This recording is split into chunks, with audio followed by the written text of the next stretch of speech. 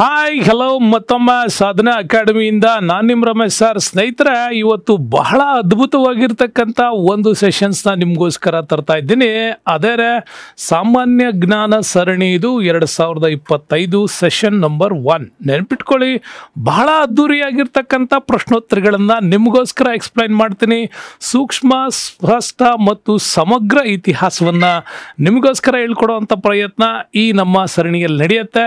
History, geography, ಪೊಲೈಟಿ, economy ಸಂಬಂಧಪಟ್ಟಂತ very deep and depth ಅಲ್ಲಿ ಅದ್ಭುತವಾಗಿ ಪ್ರತಿಯೊಂದು ಪ್ರಶ್ನೆಯ 360 ಡಿಗ್ರಿ ಅನಾಲಿಸಿಸ್ ಅಲ್ಲಿ ನಿಮಗೋಸ್ಕರ ತರ್ತಾ ಇದ್ದೀನಿ ಈ ಒಂದು ಸಾಮಾನ್ಯ ಜ್ಞಾನ ಸರಣಿ. ಸ್ನೇಹಿತರೆ, ಮರಿಬೇಡಿ, ಸೆಷನ್ ನಂಬರ್ 1 ಅಲ್ಲಿ ಅದ್ಭುತವಾಗಿರ್ತಕ್ಕಂಥ ಪ್ರಶ್ನೆಗಳನ್ನ ನಿಮಗೋಸ್ಕರ ತರೋ ಮುಖಾಂತರವಾಗಿ ಈ ನಮ್ಮ ಚಾನಲ್ಗೆ ಹೊಸದಾಗಿ ಯಾರು ನೋಡ್ತಾ ಇದ್ದೀರಾ ದಯವಿಟ್ಟು ಸಬ್ಸ್ಕ್ರೈಬ್ ಮಾಡ್ಕೊಳ್ಳಿ. ನಿಮ್ಮೆಲ್ಲ ಸ್ನೇಹಿತರಿಗೂ ಕೂಡ ಇದನ್ನ ಶೇರ್ ಮಾಡ್ತೀರಾ ಅಂತ ಅನ್ಕೊಂಡಿದ್ದೀನಿ. ಯಾಕೆಂದ್ರೆ ಬಹಳ ಅದ್ಭುತವಾಗಿರ್ತಕ್ಕಂಥ ಸರಣಿಗಳನ್ನು ನೀವು ನೋಡಿದ ಮೇಲೆ ಬೇರೆಯವ್ರಿಗೂ ಕೂಡ ಈ ಲಿಂಕ್ನ ಶೇರ್ ಮಾಡಿದ್ರೆ ಅವರು ಕೂಡ ಒಂದು ಅದ್ಭುತವಾದಂಥ ಒಂದು ವಿಚಾರವನ್ನು ತಿಳ್ಕೊಳ್ತಾರೆ ಅಂತ ಹೇಳ್ತಾ ಬನ್ನಿ ಇವತ್ತಿನ ನಮ್ಮ ಫ್ಯಾಂಟಾಸ್ಟಿಕ್ ವಿಡಿಯೋವನ್ನು ನಿಮಗೋಸ್ಕರ ಅರ್ಪಿಸ್ತಾ ಇದ್ದೀನಿ. ಸಾಮಾನ್ಯ ಜ್ಞಾನ ಸರಣಿ 2025. ಓಕೆ, ಸೆಷನ್ ನಂಬರ್ 1 ಅಲ್ಲಿ ಬಹಳ ಅದ್ಭುತವಾಗಿರ್ತಕ್ಕಂಥ ಪ್ರಶ್ನೆಗಳು ನಿಮಗೋಸ್ಕರ ಬರುತ್ತೆ. ಪ್ರಶ್ನೆ ನಂಬರ್ 1 ನಿಮ್ಮ ಮುಂದೆ ಇದೆ. ಈಗ ನೋಡಿ, ಪ್ರಶ್ನೆ ನಂಬರ್ 1 ಅಲ್ಲಿ ಬಹಳ ಅದ್ಭುತವಾದ ಪ್ರಶ್ನೆ. ಆ ಪ್ರಶ್ನೆ ಕೂಡ ನೀವು ಎಂಜಾಯ್ ಮಾಡ್ಬೋದು. ನೋಡಿ, ಪ್ರಶ್ನೆ ಹೀಗಿದೆ: ಕರ್ನಾಟಕದ ಯಾವ ಸ್ಥಳದಲ್ಲಿ AICC ಸಭೆಗೆ ಮಹಾತ್ಮ ಗಾಂಧೀಜಿಯವರು ಭಾಗವಹಿಸಿದ್ರು ಅಂತ. ನೋಡಿ, AICC ಅಂತ ಕೊಟ್ಟಿದ್ದಾರೆ, ಆಲ್ ಇಂಡಿಯಾ ಕಾಂಗ್ರೆಸ್ ಅಲ್ಲಿ. ಈಗ ಬಟ್ ಅವಾಗ ಅದನ್ನು ನೀವೇನು ಮಾಡ್ಕೋಬೇಕು ಅಂದರೆ INC ಮಾಡ್ಕೊಳ್ತೀವಿ, ಇಂಡಿಯನ್ ನ್ಯಾಷನಲ್ ಕಾಂಗ್ರೆಸ್. ಸ್ವತಂತ್ರ ಪೂರ್ವದಲ್ಲಿ ಗಾಂಧೀಜಿ ಭಾಗವಹಿಸಿದ್ದು ಏಕೈಕ ಕಾಂಗ್ರೆಸ್ ಸೆಷನ್ಸ್ನ ಅಧ್ಯಕ್ಷೀಯರಾಗಿ. ಉಳಿದೆಲ್ಲ ಸಭೆಯಲ್ಲಿದ್ದರು, ಅಧ್ಯಕ್ಷ ಸ್ಥಾನ ವಹಿಸ್ಕೊಂಡಿದ್ದು ಒಂದೇ ಒಂದು ಸ್ಥಳಕ್ಕೆ. ಅದು ಯಾವುದರಲ್ಲಿ ಅಂತ ಕೂಡ ಕೇಳ್ತಾರೆ. ನೋಡಿ, ಆಪ್ಷನ್ ಬಂದುಬಿಟ್ಟು ಧಾರವಾಡ ಇದೆ, ಬೆಳಗಾವಿ ಇದೆ, ಮೈಸೂರಿದೆ, ಬೆಂಗಳೂರಿದೆ. ನಿಮ್ಮ ಉತ್ತರ ಏನು ಅಂತೇಳಿ ಒಂದು ಬಾರಿ ನೀವು ಇದನ್ನು ನೆನಪು ಮಾಡ್ಕೊಂಡ್ರೆ ಎಕ್ಸಾಕ್ಟ್ಲಿ ಗೊತ್ತಾಗುತ್ತೆ. ಆಲ್ರೆಡಿ ನಾನು ನಿಮ್ಗೆ ಅದರ ಕ್ಲೂ ಕೊಟ್ಟಿದ್ದೀನಿ. ಗಾಂಧೀಜಿ ಭಾಗವಹಿಸಿದ ಏಕೈಕ INC ಅಧ್ಯಕ್ಷೀಯ ಸ್ಥಾನದ ಸೆಷನ್ಸ್ ಯಾವುದು ಅಂತ ಕೇಳಿದ್ದಾರೆ. ಬಹಳ ಅದ್ಭುತವಾಗಿದೆ. ಕರ್ನಾಟಕದ ಏಕೀಕರಣಕ್ಕೆ ಸಂಬಂಧಪಟ್ಟಂಗೆ ಮತ್ತು ಗಾಂಧೀಜಿ ವಿಚಾರಕ್ಕೆ ಸಂಬಂಧಪಟ್ಟಂಗೆ ಬಹಳ ಅದ್ಭುತವಾದ ಪ್ರಶ್ನೆ. ಈಗ ನೀವೆಲ್ಲ ಯೋಚನೆ ಮಾಡಿರ್ತೀರಿ ಏನಿರಬಹುದು ಅಂಥೇಳಿ. ಸೊ ಆ ಪ್ರಶ್ನೆಗೆ ಉತ್ತರ ಬಂದುಬಿಟ್ಟು ನಿಮಗೆಲ್ಲ ಗೊತ್ತಿದೆ. ಗಾಂಧೀಜಿ INCಯಲ್ಲಿ ಭಾಗವಹಿಸಿದಂತಹ ಏಕೈಕ ಒಂದು ಸಭೆ ಅಂತಂದರೆ ಅದು ಬೆಳಗಾವಿ ಅಧಿವೇಶನ. ತಮ್ಮೆಲ್ಲರಿಗೂ ಗೊತ್ತಿದೆ, 1924 ಕರ್ನಾಟಕದ ಬೆಳಗಾವಿಯಲ್ಲಿ ನಡೆದಂತಹ ಅದ್ಭುತವಾಗಿರ್ತಕ್ಕಂಥ ಕಾಂಗ್ರೆಸ್ ಸೆಷನ್ಸ್ ವಿಜಯನಗರ ಸಾಮ್ರಾಜ್ಯದ ಶತಮಾನೋತ್ಸವದ ಪರಿಕಲ್ಪನೆಯನ್ನು ಕೊಡ್ತಾ ಇದ್ದಂಥ ಬಹಳ ಅದ್ಭುತವಾಗಿರ್ತಕ್ಕಂಥದ್ದು. ಅಂತಹ ಒಂದು ಕಲ್ಪನೆಯಲ್ಲಿ ಗಾಂಧೀಜಿ ಈ ಒಂದು ಸಮಾರಂಭಕ್ಕೆ ಭಾಗವಹಿಸಿದ್ರು. ಏನು ಈ ಸಮಾರಂಭದ ಹೈಲೈಟ್ಸ್ ಅಂತ ನೀವು ನೋಡೋದಾದರೆ ಭಾಳ ಅದ್ಭುತವಾಗಿರ್ತಕ್ಕಂಥ ಹೈಲೈಟ್ಸ್ಗಳಿದೆ. ಅದನ್ನು ನಿಮಗೋಸ್ಕರ ಕೊಡುವಂಥ ಪ್ರಯತ್ನ ಕೂಡ ಇಲ್ಲಿ ನಡೀತದೆ. ಸೊ ಏನಿತ್ತು ಈ ಒಂದು ವಿಚಾರದಲ್ಲಿ ಅಂತ ನೀವು ನೋಡೋದಾದರೆ ಸ್ನೇಹಿತರೆ, ನೆನ್ಪಿಟ್ಕೊಳ್ಳಿ, ಈ ಸೆಷನ್ಸ್ನ ಇಂಪಾರ್ಟೆಂಟ್ ವಿಚಾರ ಏನು ಅಂದರೆ ಇದು ಕಾಂಗ್ರೆಸ್ನ 39ನೇ ಅಧಿವೇಶನ ಆಗಿತ್ತು, 39th ಸೆಷನ್ಸ್ ಇದು. ಸೊ ಇದು ಬೆಳಗಾವಿಯಲ್ಲಿ ಕೂಡ ನಡೆದಿತ್ತು. 1924 ಗಾಂಧೀಜಿ ಇದರ ಅಧ್ಯಕ್ಷತೆಯನ್ನು ವಹಿಸ್ಕೊಂಡಿದ್ರು. ಯಾಕೆಂದರೆ ಬಹಳ ಇಂಪಾರ್ಟೆಂಟ್ ಆಗಿರ್ತಕ್ಕಂಥ ಸಂದರ್ಭ ಅದು. ಸೊ ನಿಮಗಾಗಿ ಹೇಳ್ತೀವಿ, ಕುಡಿಯುವ ನೀರಿಗಾಗಿ ಬೆಳಗಾಂನ ಭಾಗದಲ್ಲಿ ಪಂಪ ಸರೋವರವನ್ನೇ ನಿರ್ಮಿಸಲಾಗಿತ್ತು. ಬಹಳ ಅದ್ಭುತವಾದ ಪರಿಕಲ್ಪನೆ, ನಿಮಗೆ ಗೊತ್ತಿರಲಿ. ಜೊತೆಗೆ ಹಂಪೆಯ ಪರಿಕಲ್ಪನೆ ಕೂಡ, ಅಂದರೆ ವಿಜಯನಗರ ಸಾಮ್ರಾಜ್ಯದ ಶತಮಾನೋತ್ಸವ ಅಂತ ಕೂಡ ಕರೀತಾರೆ, ಅದು ಕೂಡ ನಡೆದಿತ್ತು. ಗಾಂಧೀಜಿಯವರಿಗಾಗಿ ಖಿಮಾಜಿರಾವ್ ಗುಡ್ಸೆ ಅವರು ತಮ್ಮ ಆಸೆಯಿಂದ ನಿರ್ಮಿಸುವಾದಂಥ ಅದ್ಭುತವಾದ ಒಂದು ಗುಡಿಸಲನ್ನ ಅವ್ರಿಗಾಗಿ ಕಟ್ಟಿಕೊಟ್ಟಿದ್ರು. ಬಹಳ ಅದ್ಭುತವಾಗಿತ್ತು. ಅದರಲ್ಲಿ ಗಾಂಧೀಜಿ ನೆರೆ ಇದ್ರು.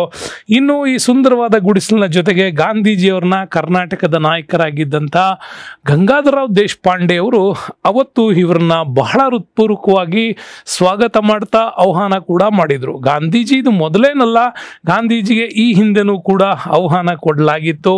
ಅವರು 1916ನಲ್ಲೇ ಈ ಗಂಗಾಧರರಾವ್ ದೇಶಪಾಂಡೆ ಅವರ ಒಂದು ಬಹಳ ಒತ್ತಾಯದ ನಂತರದಲ್ಲಿ ಇವರು ಕರ್ನಾಟಕಕ್ಕೆ ಕೂಡ ಮೊದಲ ಬಾರಿ ಭೇಟಿ ಕೂಡ ಕೊಟ್ಟಿದ್ರು. ಅದು ನಿಮಗೆ ವೆರಿ ಇಂಪಾರ್ಟೆಂಟ್ ಆಗುತ್ತೆ. ಸೊ ಬೆಳಗಾಂನ ಹುಲಿ ಅಂತಲೇ ಕರಿತೀವಿ ಗಂಗಾಧರರಾವ್ ದೇಶಪಾಂಡೆ. ಸೊ ಅವರು ಕೂಡ ಹಾಗೆ ಗಡಿನಾಡ ಹುಲಿ ಅಂತಲೂ ಕೂಡ ಉತ್ತಂಗಿ ಚೆನ್ನಪ್ಪ ಅವರ ಉಲ್ಲೇಖ ಕೂಡ ಇಲ್ಲಾಗತ್ತೆ.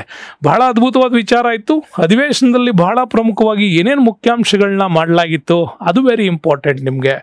ಯಾಕೆ ಅಂತಂದರೆ ಗಾಂಧೀಜಿಯವರು ಇದರ ಅಧ್ಯಕ್ಷ ಸ್ಥಾನವನ್ನು ವಹಿಸ್ಕೊಳ್ಳೋಕೆ ವೆರಿ ಇಂಪಾರ್ಟೆಂಟು. ನಿಮಗೆಲ್ಲ ಗೊತ್ತಿದೆ 1920ನಲ್ಲಿ ಅಸಹಕಾರ ಚಳುವಳಿ ನಡೆದಿತ್ತು. ಓಕೆ, ಈ ಅಸಹಕಾರ ಚಳುವಳಿ 1922ನಲ್ಲಿ ಚೌರಿ ಚೌರ ಘಟನೆಯೊಂದಿಗೆ ಈ ಒಂದು ಅಸಹಕಾರ ನಾನ್ ಕೋಆಪರೇಷನ್ಸ್ ಮೂಮೆಂಟ್ ಕ್ಲೋಸ್ ಆಗಿತ್ತು. ಇದರಿಂದ ಒಂದು ಕಡೆ ಸ್ವರಾಜ್ ಪಕ್ಷದ ಒಂದು ಸ್ಥಾಪನೆ ಕೂಡ ಆಗಿತ್ತು. ಯಾಕೆ ಅಂತಂದರೆ ಗಯಾ ಸೆಷನ್ಸಲ್ಲಿ CR ದಾಸ್ ಅವರು, ಓಕೆ, ಚಿತ್ತರಂಜನ್ ದಾಸ್ ಅವರು ಕೂಡ ಒಂದು ಹೊಸ ಪಾರ್ಟಿಯನ್ನು ಸೃಷ್ಟಿ ಮಾಡಿದ್ದು, ಸ್ವರಾಜ್ ಪಕ್ಷವನ್ನು. ಕಾಂಗ್ರೆಸ್ಸಲ್ಲೇ ಇಬ್ಬಾಗ ಆಗಿತ್ತು. ಅದು ಇಬ್ಬಾಗದಲ್ಲಿ ನೀವು ನೋಡ್ತೀರಾ ಒಂದು ಪ್ರೋ ಕಾಂಗ್ರೆಸ್ ಅಂತಲೇ ಒಂದು ಹೊಸ ಭಾಗ ಕೂಡ ಹುಟ್ಕೊಂಡಿತ್ತು. ಒಂದು ರೀತಿಯಲ್ಲಿ ಪ್ರೀ ಕಾಂಗ್ರೆಸ್ಸು ಪ್ರೋ ಕಾಂಗ್ರೆಸ್ ಅಂತಕ್ಕಂಥ ಎರಡು ಹೊಸ ವಿಭಾಗಗಳ ಕೂಡ ಆಗಿದ್ವು. ಒಂದು ಕಡೆ CR ದಾಸ್ ಅವರು ಸ್ವರಾಜ್ ಪಕ್ಷವನ್ನು ಮತ್ತು ಅದ್ರ ಜೊತೆಗೆ ಮೋತಿಲಾಲ್ ನೆಹರು ಅವರು ಅದರ ಕಾರ್ಯದರ್ಶಿಯಾಗಿ ಕೆಲಸ ಮಾಡ್ತಾ ಇದ್ರು. ಈ ರೀತಿ ಬಹಳ ವೈರುಧ್ಯಗಳ ವಿಚಾರಗಳು ಇಲ್ಲಿ ನಡೀತಾ ಇತ್ತು. ಬಟ್ ಅದೇ ಸಂದರ್ಭದಲ್ಲಿ ಗಾಂಧೀಜಿ 1924ರಲ್ಲಿ ಈ ಬೆಳಗಾಂ ಸೆಷನ್ಸ್ನ ಅಧ್ಯಕ್ಷೀಯ ಸ್ಥಾನವನ್ನು ವಹಿಸ್ಕೊಂಡಿದ್ದ ಉದ್ದೇಶ ಇದು ಒಂದು ಏಕೀಕರಣದ ಮೂಲವಾಗಿರ್ತಕ್ಕಂಥ ಅಧಿವೇಶನ ಆಯಿತು. ಭಾರತದಲ್ಲಿ ಮತ್ತು ಕರ್ನಾಟಕದಲ್ಲೂ ಕೂಡ ಒಂದು ಸಮಗ್ರವಾಗಿರ್ತಕ್ಕಂಥ ಒಂದು ಅಂಶಗಳನ್ನು ಪ್ರತಿಫಲಿಸೋದಕ್ಕಾಗಿಯೇ ಈ ಬೆಳಗಾಂ ಸೆಷನ್ಸ್ ನಡೀತು ಅಂತ ಕಾಣಿಸ್ತದೆ. ಹಾಗಾಗಿ ಈ ಬೆಳಗಾಂ ಸೆಷನ್ಸ್ನ ಇಂಪಾರ್ಟೆಂಟು ಬಹಳಷ್ಟು ಅಂಶಗಳಿವೆ, ಅದು ನಿಮಗೆ ನಾನು ಹೇಳ್ತೀನಿ. ಈ ಬೆಳಗಾಂ ಸೆಷನ್ಸ್ನ ಇಂಪಾರ್ಟೆಂಟಲ್ಲಿ ಕಾಂಗ್ರೆಸ್ ಸಿದ್ಧಾಂತ ಮತ್ತು ಸಾಂಸ್ಥಿಕ ರಚನೆಗೆ ಇಲ್ಲಿ ಬಹಳ ಮಹತ್ವದ ಕೊಡುಗೆಗಳನ್ನು ಕೂಡ ನೀಡಲಾಯಿತು. ಈ ಸಂದರ್ಭದಲ್ಲಿ ಬಹಳ ಮಹತ್ವದ ವಿಚಾರಗಳನ್ನು ಈ ಕಾಲಕ್ಕೆ ಕೊಡಲ್ಪಡ್ತಾರೆ. ನೆಕ್ಸ್ಟ್ ನಾವು ನೋಡ್ಬೋದು, ವಿಶಾಲವಾಗಿರ್ತಕ್ಕಂಥ ಗಾಂಧೀಜಿಯವರ ಸ್ವಾತಂತ್ರ್ಯ ಚಳುವಳಿಗೆ ಅಗತ್ಯವಾಗಿರ್ತಕ್ಕಂಥ ವೆರಿ ಇಂಪಾರ್ಟೆಂಟ್ ಮೂಮೆಂಟು ಅದೇ ಹಿಂದೂ ಮುಸ್ಲಿಂ ಏಕತೆಗಾಗಿ ಈ ವೇದಿಕೆಯನ್ನು ಬಳಸ್ತಾರೆ. ಈ ವೇದಿಕೆಯನ್ನು ನಿಮಗೆಲ್ಲ ಗೊತ್ತಿದೆ, 1919ನಲ್ಲಿ ಖಿಲಾಫತ್ ಮೂಮೆಂಟ್ ನಡೆದಾಗೂ ಕೂಡ ಗಾಂಧೀಜಿ ಹಿಂದೂ ಮುಸ್ಲಿಂ ಏಕತೆಗಾಗಿ ಖಿಲಾಫತ್ನಲ್ಲಿ ಕೂಡ ಮಾತಾಡ್ತಾರೆ. ಸೊ ಯಾದರೂ ಕೂಡ ಭಾರತದಲ್ಲಿ ಹಿಂದೂ ಮುಸ್ಲಿಂ ಏಕತೆಯ ಹರಿಕಾರರಾಗಿ ಒಂದು ವಿಭಿನ್ನವಾದಂಥ ಪ್ರಯತ್ನ ಮಾಡೋದಕ್ಕೆ ಗಾಂಧೀಜಿ ಕೂಡ ಪ್ರಯತ್ನ ಪಟ್ಟರು. ಆದರೆ ಅದು ಸಕ್ಸಸ್ಫುಲ್ ಆಗಿರಲಿಲ್ಲ. ಯಾಕೆಂದರೆ ಮೋಪ್ಲಾ ದಂಗೆ ಕೇರಳದಲ್ಲಿ ನಡೆದು ಅದು ಬಹಳಷ್ಟು ಗಾಂಧೀಜಿಯವರ ಮನಸ್ಸಿಗೆ ನೋವು ಕೂಡ ಮಾಡಿತ್ತು. ಮತ್ತು ಗಾಂಧೀಜಿಯವರು ಇದೇ ಸೆಷನ್ಸಲ್ಲಿ ಬಹಳ ಮುಖ್ಯವಾಗಿರ್ತಕ್ಕಂಥ ಒಂದು ನಿರ್ಣಯಕ್ಕೆ ಬರ್ತಾರೆ.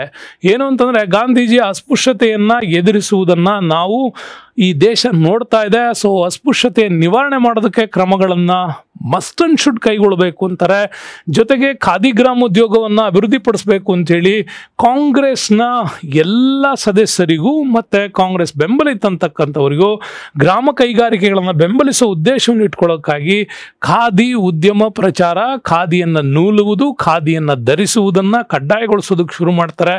ಹಾಗಾಗಿ ಕಾಂಗ್ರೆಸ್ಸನ್ನು ಒಂದು ರಾಜಕೀಯ ಸ್ವಾತಂತ್ರ್ಯ ಮತ್ತು ಸಾಮಾಜಿಕ ಸುಧಾರಣೆ ಎರಡನ್ನೂ ಒಂದು ಕಂಪ್ರೆಸಿವ್ ಆಗಿ ಬಳಸ್ಕೊಂಡದ್ದು ಈ ಒಂದು ಬೆಳಗಾಂ ಸೆಷನ್ಸ್. ನೆನಪಿರಲಿ, ಈ ಒಂದು ಪ್ರಶ್ನೆಗಳೇ ನಿಮಗೆ ಮುಂದಿನ ಬಿಗ್ಗೆಸ್ಟಲ್ಲಿ ಈ ಒಂದು ಹೇಳಿಕೆಗಳನ್ನು ಕೂಡ ಕೊಡ್ಬೋದು. ಕಾಂಗ್ರೆಸ್ 1924ರ ಸೆಷನ್ಸಲ್ಲೇ ರಾಜಕೀಯ ಸ್ವಾತಂತ್ರ್ಯ ಮತ್ತು ಸಾಮಾಜಿಕ ಸುಧಾರಣೆ ಎರಡಕ್ಕೂ ಕೂಡ ಒಂದು ಚಳುವಳಿಯನ್ನಾಗಿ ಪರಿವರ್ತಿಸುವ ಪರಿಕಲ್ಪನೆ ಯಾವ ಕಾಂಗ್ರೆಸ್ ಸೆಷನ್ಸಲ್ಲಿ ಆಯಿತು ಅಂತ ಕೇಳ್ಬೋದು. ಇದು ಕೂಡ ನಿಮಗೆ ನೆನಪುಗಳು ಇಲ್ಲೇನೆ. ಕಾಂಗ್ರೆಸ್ ಸದಸ್ಯರಿಗೆ ಖಾದಿ ನೂಲುವುದನ್ನು ಕಡ್ಡಾಯ ಮಾಡ್ತಾರೆ. ಧರಿಸೋದು ಈ ಹಿಂದೆನೇ ಆಗಿತ್ತು, ಈಗ ನೂಲುವುದನ್ನು ಕಡ್ಡಾಯ ಮಾಡ್ತಾರೆ. ನೂತನ ಕಾರ್ಯಕಾರಿ ಸಮಿತಿಯನ್ನು ರಚನೆ ಮಾಡ್ತಾರೆ. ಈ ನೂತನ ಕಾರ್ಯಕಾರಿ ಸಮಿತಿಗೆ ಜಗಜೀವನ್ ಜವೇರಿ ಮತ್ತು ಜಮ್ನಾಲಾಲ್ ಬಜಾಜ್ ಅವ್ರನ್ನ ಖಜಾಂಚಿಯಾಗಿ ನೇಮಕ ಮಾಡ್ಕೊಳ್ತಾರೆ. ನೆನಪಿರಲಿ, ಈ ಮನುಷ್ಯ ತುಂಬ ಇಂಪಾರ್ಟೆಂಟ್ ನಿಮಗೆ. ಜಮ್ನಾಲಾಲ್ ಬಜಾಜ್ ಮುಂದೆ ಗಾಂಧೀಜಿಯವರ ಬಹುದೊಡ್ಡ ಹೋರಾಟದಲ್ಲಿ ಇವರ ಒಂದು ನೇತೃತ್ವ, ಇವರ ಒಂದು ಸಹಕಾರ ಗಾಂಧೀಜಿಗೆ ತುಂಬ ಇತ್ತು. ಹಾಗಾಗಿ ಜಮ್ನಾಲಾಲ್ ಬಜಾಜ್ ಕೂಡ ಖಜಾಂಚಿಯಾಗಿ ಇಲ್ಲಿ ನೇಮಕ ಆಗ್ತಾರೆ.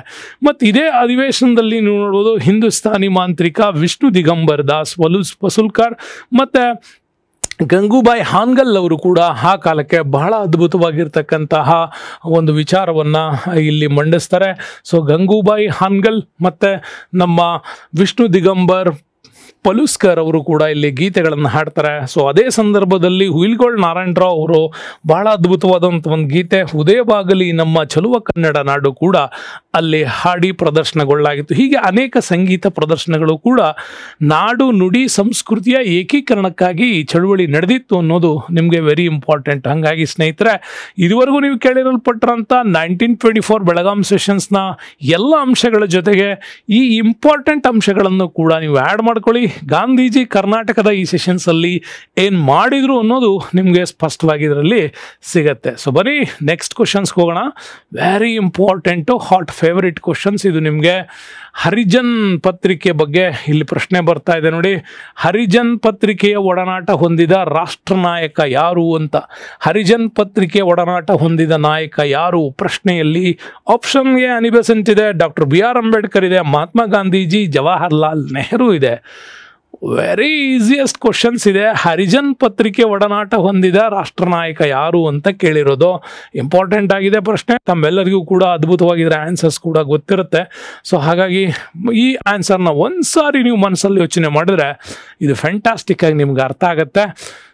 ಸೊ ಈ ಹರಿಜನ್ ಪತ್ರಿಕೆಯ ನಾಯಕತ್ವವನ್ನು ವಹಿಸ್ಕೊಂಡಿದ್ದು ಬೇರೆ ಯಾರು ಅಲ್ಲ, ಅವತ್ತಿನ ಮಹಾತ್ಮ ಗಾಂಧೀಜಿಯವರು.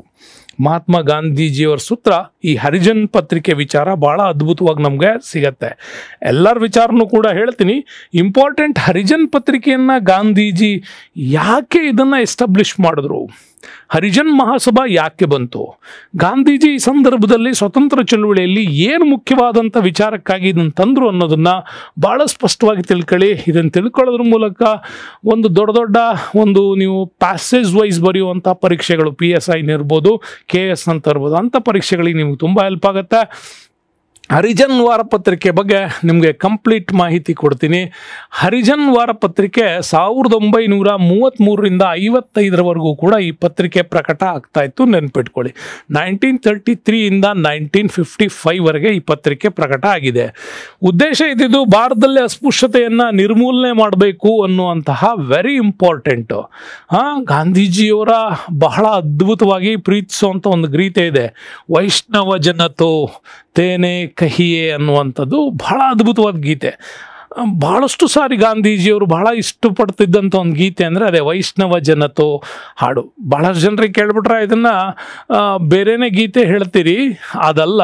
ಗಾಂಧೀಜಿ ತುಂಬಾ ಇಷ್ಟಪಡ್ತಿದ್ದದ್ದು, ಸಮಾನತೆ ದೃಷ್ಟಿಯಿಂದ ಹಾಡ್ತಿದ್ದಂಥ ಗೀತೆ ಅದೇನೇ ವೈಷ್ಣವ ಜನತೋ. ಅದರ ಒಳಗಿನ ಸಾರ ಇದ್ದಿದೆ ಅಸ್ಪೃಶ್ಯತೆ ನಿರ್ಮೂಲನೆ ಮಾಡುವಂಥ ವಿಚಾರಕ್ಕೆ ಗಾಂಧೀಜಿ ಮೋಟಿವ್ ಆಗಿದ್ದೆ ಅಲ್ಲಿಂದ. ಹಾಗಾಗಿ ಇದು ಯಾವ ಒಂದು ಸಂಘಟನೆಯಿಂದ ಈ ಪೇಪರ್ ಬರ್ತಾ ಇತ್ತು ಅಂದರೆ ಹರಿಜನ್ ಸೇವಕ್ ಸಂಘ ಅಂತೇಳಿ, ಆ ಸಂಘದ ಮೂಲಕ ಈ ಪತ್ರಿಕೆ ಬಿಡುಗಡೆ ಆಗ್ತಾ ಇತ್ತು. ಏನಿದು ಹರಿಜನ್ ಸೇವಕ್ ಸಂಘ ಅಂದರೆ ಅಸ್ಪೃಶ್ಯತ ಸೇವಕರ ಸಮಾಜ ಅಂತ ಗಾಂಧೀಜಿ 1933ರಲ್ಲಿ ಪೂನಾದಲ್ಲಿ ಇದನ್ನು ಸ್ಥಾಪನೆ ಮಾಡ್ತಾರೆ. ಪೂನಾದಲ್ಲಿ ಇದನ್ನು ಸ್ಥಾಪನೆ ಮಾಡಿ ಇದರ ಅಭಿಯಾನವನ್ನು ಬಹಳ ಅದ್ಭುತವಾಗಿ ಎಲ್ಲ ಕಡೆ ಪ್ರಚಾರ ಮಾಡ್ತಾರೆ. ಏನಪ್ಪ ಅಂತಂದರೆ ಪತ್ರಿಕೆಯನ್ನು ಬಹಳ ಅದ್ಭುತವಾಗಿ ಅಸ್ಪೃಶ್ಯತೆ ನಿರ್ಮೂಲನೆ ಮಾಡ್ತಕ್ಕಂತಹ ವಿಚಾರಗಳನ್ನು ಇಲ್ಲಿ ಪ್ರಚಾರ ಮಾಡಿದ್ರು. ಹರಿಜನ್ ಸಂಚಿಕೆಗಳನ್ನು ಸಾಮಾನ್ಯವಾಗಿ ಪ್ರತಿ ಶನಿವಾರ ಇದು ಬಿಡುಗಡೆ ಆಗ್ತಾ ಇದ್ದಂಥ ಒಂದು ವಾರಪತ್ರಿಕೆ ಆಗಿತ್ತು. ಸೊ ಪೂನಾ ಒಪ್ಪಂದದ ಸಹಿಯ ನಂತರ ಗಾಂಧೀಜಿ ಇದನ್ನು ಭಾಳ ಸೀರಿಯಸ್ ಆಗಿ ತಗೊಂಡಿದ್ರು. ನಿಮಗೆಲ್ಲ ಗೊತ್ತಿದೆ, 1932 ಪೂನಾ ಪ್ಯಾಕ್ಟ್ ಇದೆಯಲ್ಲ, ಈ ಪೂನಾ ಒಪ್ಪಂದ ವೆರಿ ಇಂಪಾರ್ಟೆಂಟ್. ಒಂದು ಕಡೆ ಅಂಬೇಡ್ಕರ್ ಅವರಿದ್ದರು ಮತ್ತು ಇನ್ನೊಂದು ಕಡೆ ಗಾಂಧೀಜಿಯವರು ಕೂಡ ಇದ್ದರು. ಸೊ ಇವರಿಬ್ಬರ ನಡುವೆ ಈ 1932ನ ಪೂನಾ ಪ್ಯಾಕ್ಟ್ ಕೂಡ ನಡೀತು. ಭಾಳ ಅದ್ಭುತವಾಗಿತ್ತು. ಅದರ ಭಾಳಷ್ಟು ವಿಚಾರಗಳು ಚರ್ಚೆ ಆಯಿತು. ಇಡೀ ರಾಷ್ಟ್ರ ಒಂದು ಕಡೆ ಹೇಳ್ಬೇಕು ನಾವು, ಈ ಸಂದರ್ಭದಲ್ಲಿ ಅಂಬೇಡ್ಕರ್ ಅವರಿಗೆ ಎಷ್ಟು ಒಂದು ಗಡಸುತನ ಇತ್ತು, ಎಷ್ಟೊಂದು ಧೈರ್ಯ ಇತ್ತು ಅಂಥೇಳಿ ನಮಗೆ ಈ ಪೂನಾ ಪ್ಯಾಕ್ಟ್ ಹಿಂದಿನ ವಿಚಾರ ಓದುವಾಗ ಗೊತ್ತಾಗುತ್ತೆ. ಇಡೀ ರಾಷ್ಟ್ರವೇ ಗಾಂಧೀಜಿಯವ್ರ ಪರವಾಗಿ ಅಂಬೇಡ್ಕರ್ ವಿರುದ್ಧವಾಗಿ ಮಾತಾಡ್ತಾ ಇತ್ತು. ಏನು ಗಾಂಧೀಜಿಯವರು ಉಪವಾಸ ಸತ್ಯಾಗ್ರಹ ಮಾಡ್ತಾ ಇದ್ದಾರೆ, ಈ ಸಂದರ್ಭದಲ್ಲಿ ನೀನು ಅವರ ಹತ್ರ ಹೋಗ್ತಾ ಇಲ್ಲ ಅಂತಂದಾಗ ಅವತ್ತು ಕೂಡ ಅಷ್ಟೇ, ನಾನು ಇದ್ದರೆ ಅಥವಾ ಹೋದ್ರೂ ಕೂಡ ನನ್ನ ಹಿಂದಲಿನ ಬೆಂಬಲಿತ ಜನಾಂಗ ಏನಿದೆ ಅದರ ಉದ್ಧಾರ ಆಗಬೇಕಾದಷ್ಟೇ ನನ್ನ ಉದ್ದೇಶ ಅಂತ ಗಾಂಧೀಜಿ ಒಂದು ಕಡೆ, ಇನ್ನೊಂದು ಕಡೆ ಅಂಬೇಡ್ಕರ್. ಸೊ ಇವರಿಬ್ಬರನ್ನ ಒಟ್ಟುಗೂಡಿಸಿದ್ದು ಅವತ್ತು ಕೂಡ ಅಷ್ಟೇ. ಪ್ರತಿ ಬಾರಿ ರಾಷ್ಟ್ರೀಯ ನಾಯಕರ ವಿಭಜನೆ ಆಗೋ ಸಂದರ್ಭದಲ್ಲೆಲ್ಲ ಈ ದೇಶವನ್ನು ಒಟ್ಟುಗೂಡಿಸಿದಂತಹ ಮಹಾತ್ಮ ಅವರೇ ನಮ್ಮ ಮದನ್ ಮೋಹನ್ ಮಾಳ್ವೀಯ ಅವರು. ಈ ಪೂನಾ ಪ್ಯಾಕ್ಟ್ನ ಹಿಂದಿನ ಒಂದು ಸಂಧಾನದ ರೂವಾರಿ ಒಂದು ಕಡೆ ಫಕ್ರುದ್ದೀನ್ ಅಲಿ ಅಹಮದ್ ಅವರು, ಮತ್ತೊಂದು ಕಡೆ ಇವರು ಮದನ್ ಮೋಹನ್ ಮಾಲ್ವಿಯಾ ಅವರು. ಇವ್ರಿಗಿಬ್ಬರ ಒಂದು ನೇತೃತ್ವ ಆ ಕಾಲಕ್ಕೆ ತುಂಬಾ ಸ್ಟ್ರಾಂಗ್ ಆಗಿತ್ತು. ಹಾಗಾಗಿ ಗಾಂಧೀಜಿ ಮತ್ತು ಅಂಬೇಡ್ಕರ್ ಈ ಪೂನಾ ಪ್ಯಾಕ್ಟ್ಗೆ ಒಪ್ಕೋತಾರೆ.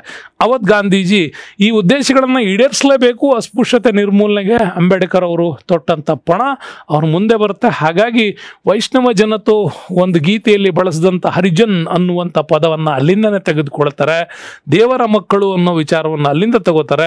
ಹಾಗಾಗಿ ಅಸ್ಪೃಶ್ಯತೆ ನಿರ್ಮೂಲನೆಗಾಗಿ ಇದು ವೆರಿ ಇಂಪಾರ್ಟೆಂಟ್ ಆಗಿರ್ತಕ್ಕಂಥ ಟಾಪಿಕ್ಸ್ ಅವತ್ತಾಗಿತ್ತು. ಹೀಗೆ ಪೂನಾ ಪ್ಯಾಕ್ಟ್ನ ನಂತರ ಈ ಒಂದು ಪತ್ರಿಕೆಗಳು ಬಿಡುಗಡೆಯಾಗ್ತಾ ಬಂತು. ಈ ಹರಿಜನ್ ವಾರ ಪತ್ರಿಕೆ 1932ರಲ್ಲಿ ಗಾಂಧೀಜಿಯವರ ಒಂದು ಕಡೆ ಬಂಧನ ಆಗಿತ್ತು. ಹಾಗಾಗಿ ಯಂಗ್ ಇಂಡಿಯಾದ ಪ್ರಕಟಣೆ ಅವತ್ತು ಸ್ಥಗಿತಗೊಂಡಿತ್ತು. ಗಾಂಧೀಜಿಯವರು ಹೊರಡಿಸ್ತಾ ಇದ್ದಂಥ ಯಂಗ್ ಇಂಡಿಯಾ ಪತ್ರಿಕೆ, ಸೊ ಇದು ಅನಿ ಬೆಸೆಂಟ್ ಅವರ ಜೊತೆಗೆ ಸೇರ್ಕೊಂಡು ಮಾಡ್ತಿದ್ದಂಥದ್ದು. ಹಾಗಾಗಿ ಪ್ರಕಟಣೆ ಸ್ಥಗಿತಗೊಂಡಿದ್ದರಿಂದಾಗಿ ಅದರ ಬದಲಿಗೆ ಗಾಂಧೀಜಿ ಹರಿಜನ್ ಪತ್ರಿಕೆಯನ್ನು ಸ್ಥಾಪನೆ ಮಾಡ್ತಾರೆ. ಹಾಗಾಗಿ RV ಶಾಸ್ತ್ರಿ ಅವರು ಅದರ ಒಂದು ಸಂಪಾದಕೀಯ ಮತ್ತು ಸಂಪಾದಿಸಿದ ಉದ್ಘಾಟನಾ ಸಂಚಿಕೆಯನ್ನು 10,000 ಪ್ರತಿಗಳನ್ನು ಪೂನಾದಿಂದ ಫೆಬ್ರವರಿ 11, 1933ಗೆ ಈ ಪತ್ರಿಕೆ ಬಿಡುಗಡೆ ಆಗಿತ್ತು. ಹಾಗಾಗಿ ಅಂದು ಪ್ರಕಟವಾಗಿರೋ ಪತ್ರಿಕೆಯಲ್ಲಿ ಗಾಂಧೀಜಿಯವರು ಬಹಳ ಮುಖ್ಯವಾಗಿ ಅಸ್ಪೃಶ್ಯತೆಯನ್ನು ಕುರಿತು ಗಾಂಧೀಜಿಯವರ ಹಲವಾರು ಲೇಖನಗಳು ಇದರಲ್ಲಿ ಪ್ರಕಟ ಆಗ್ತಾ ಇತ್ತು. ಬಟ್ ಅಲ್ಲೂ ವೆರಿ ಇಂಪಾರ್ಟೆಂಟು, ಮೊದಲ ಬಾರಿಗೆ ಅಂಬೇಡ್ಕರ್ ಕೂಡ ಇದಕ್ಕೆ ಲೇಖನಗಳನ್ನು ಬರೀತಾರೆ. ಆನಂತರ ಅಂಬೇಡ್ಕರ್ ಕೂಡ ಈ ಲೇಖನವನ್ನು ಬರೆಯಲ್ಲ.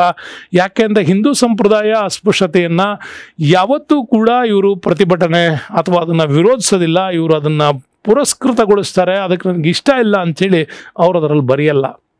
ಆದರೂ ಗಾಂಧೀಜಿಯವರು ಬರೆದಂಥ ವೆರಿ ಇಂಪಾರ್ಟೆಂಟ್ ಪತ್ರಿಕೆಗಳನ್ನು ಒಮ್ಮೆ ಸರಿಯಾಗಿ ನೋಡ್ಕೊಳ್ಳಿ. ಗಾಂಧೀಜಿಯವರು ಆಫ್ರಿಕಾದಲ್ಲಿದ್ದಾಗಲೇ ಇಂಡಿಯನ್ ಒಪಿನಿಯನ್ ಕೂಡ ಬರೀತಾ ಇದ್ರು. ನ್ಯೂ ಇಂಡಿಯಾ 1915ಗೆ ಬಂತು. ಇದು ಅನಿ ಬೆಸೆಂಟ್ ಅವರ ಜೊತೆಯಾಗಿ ಮಾಡಿದಂತಹ ಒಂದು ಇಂಪಾರ್ಟೆಂಟು. ಆಗ ಅನಿ ಬೆಸೆಂಟ್ ಅವರು ಕೂಡ ಇನ್ನೊಂದು ಪತ್ರಿಕೆ ಕಾಮನ್ವೆಲ್ತ್ ಕೂಡ ಅವರು ನಡೆಸ್ತಾ ಇದ್ರು. ಈ ಪತ್ರಿಕೆ ಜೊತೆಗೆ ಇದು ಕೂಡ ಬರ್ತದೆ. ಇನ್ನು ಯಂಗ್ ಇಂಡಿಯಾ ಕೂಡ ಬಂತು 1919ನಲ್ಲಿ. ನವಜೀವನ ಬರೀತಾರೆ 1919ನಲ್ಲಿ. ಇದು ಗಾಂಧೀಜಿಯವರು ಹೊರಡಿಸಿರ್ತಕ್ಕಂಥ ಇನ್ನೂ ಅದ್ಭುತವಾದಂಥ ಪತ್ರಿಕೆಗಳಿದೆ. ಇದ್ರ ಜೊತೆಗೆ ಇನ್ಯಾವುದು ಪತ್ರಿಕೆ ಬಿಟ್ಟಿದ್ದೀನಿ ಅಂತೇಳಿ ನೀವು ಕಮೆಂಟಲ್ಲಿ ನನಗೆ ತಿಳಿಸ್ಬೇಕಾಗತ್ತೆ. ಓಕೆ, ಇದು ವೆರಿ ಅದ್ಭುತವಾಗಿ ಗಾಂಧೀಜಿಯವರು ವಿಚಾರವನ್ನು ಕುರಿತಂತೆ ನಮಗೆ ಹರಿಜನ್ ಪತ್ರಿಕೆಯನ್ನು ಎಕ್ಸ್ಪ್ಲೈನ್ ಮಾಡ್ತವೆ. ನೆಕ್ಸ್ಟ್ ನೋಡಿ, ವೆರಿ ಇಂಪಾರ್ಟೆಂಟ್ ಪ್ರಶ್ನೆ ಇದು. 1946ನೇ ಇಸ್ವಿಯ ಜವಾಹರ್ಲಾಲ್ ನೆಹರು ನೇತೃತ್ವದಲ್ಲಿ ಒಂದು ಇಂಟರ್ಮ್ ಗೌರ್ಮೆಂಟ್ ಅಂತ ಕರಿತೀವಿ, ಮಧ್ಯಂತರ ಸರ್ಕಾರ. ಅದರಲ್ಲಿ ಅವ್ರು ಕೇಳಿದ್ದಾರೆ ಗೃಹ ಸಚಿವರಾಗಿದ್ದವರು ಯಾರು ಅಂತ. ಮೊರಾರ್ಜಿ ದೇಸಾಯಿ, ಬಲದೇವ್ ಸಿಂಗ್, ಲಿಯಾಖತ್ ಅಲಿ ಖಾನ್, ಸರ್ದಾರ್ ವಲ್ಲಭಾಯ್ ಪಟೇಲ್. 4 ಆಪ್ಷನ್ಸ್ ಕೊಟ್ಬಿಟ್ರೆ ವೆರಿ ಇಂಟ್ರೆಸ್ಟಿಂಗ್ ಆಗಿರ್ತಕ್ಕಂಥದ್ದು ಇದು. ಸೊ ಯಾರು ಈ ಪ್ರಶ್ನೆಗೆ ಸ್ವಲ್ಪ ಯೋಚನೆ ಮಾಡಿದ್ರೆ ಉತ್ತರ ಬರೀತೀರಾ? ಯಾಕೆಂದರೆ 1946ಅಲ್ಲಿ ಭಾರತದಲ್ಲಿ ಒಂದು ತಾತ್ಕಾಲಿಕ ಸರ್ಕಾರ ಒಂದು ರಚನೆ ಆಗುತ್ತೆ. ಯಾರು ಅದರದ್ದು ಅಂತಕ್ಕಂದ್ರೆ ಉತ್ತರ ವೆರಿ ಸಿಂಪಲ್ ಆಗಿ ಇದ್ರ ಉತ್ತರ ನಿಮಗೆ ಗೊತ್ತು, ಅವರೇನೆ ಸರ್ದಾರ್ ವಲ್ಲಭಾಯ್ ಪಟೇಲ್. ಸರ್ದಾರ್ ವಲ್ಲಭಾಯ್ ಪಟೇಲ್ ಅವರು ಇದರ ಗೃಹ ಸಚಿವರಾಗಿ ಇಲ್ಲಿ ಕಾರ್ಯವನ್ನು ನಿರ್ವಹಿಸಿದ್ರು. ಹಂಗಾರೆ ಏನಿದು ಅಂತ ನಾವು ನೋಡೋದಾದರೆ 1946 ನೆನ್ಪಿಟ್ಕೊಳ್ಳಿ. ಇದು ಮಧ್ಯಂತರ ಸರ್ಕಾರ. ಆಗಸ್ಟ್ 1946ಅಲ್ಲಿ ಇದು ಆಯ್ಕೆ ಆಗಿತ್ತು. ಯಾಕೆಂದರೆ ವಿಧಾನಸಭೆಗೆ ಈ ಸಂದರ್ಭದಲ್ಲಿ ಚುನಾವಣೆ ನೇರ ಆಗಿರಲಿಲ್ಲ. ಇದು ಕೂಡ ನಿಮಗೆ ನೆನ್ಪಿಟ್ಕೊಳ್ಳಿ. ಪ್ರತಿನಿಧಿಗಳನ್ನು ಪ್ರಾಂತೀಯ ಸಭೆಗಳಿಂದ ಆಯ್ಕೆ ಮಾಡಲಾಗಿತ್ತು. ಈ ಚುನಾವಣೆಗಳಲ್ಲಿ ಭಾರತ ರಾಷ್ಟ್ರೀಯ ಕಾಂಗ್ರೆಸ್ ಏನಾಗಿತ್ತು ಅಂದರೆ ಸುಮಾರು 69% ಸ್ಥಾನಗಳನ್ನು ಗೆದ್ದಿತ್ತು.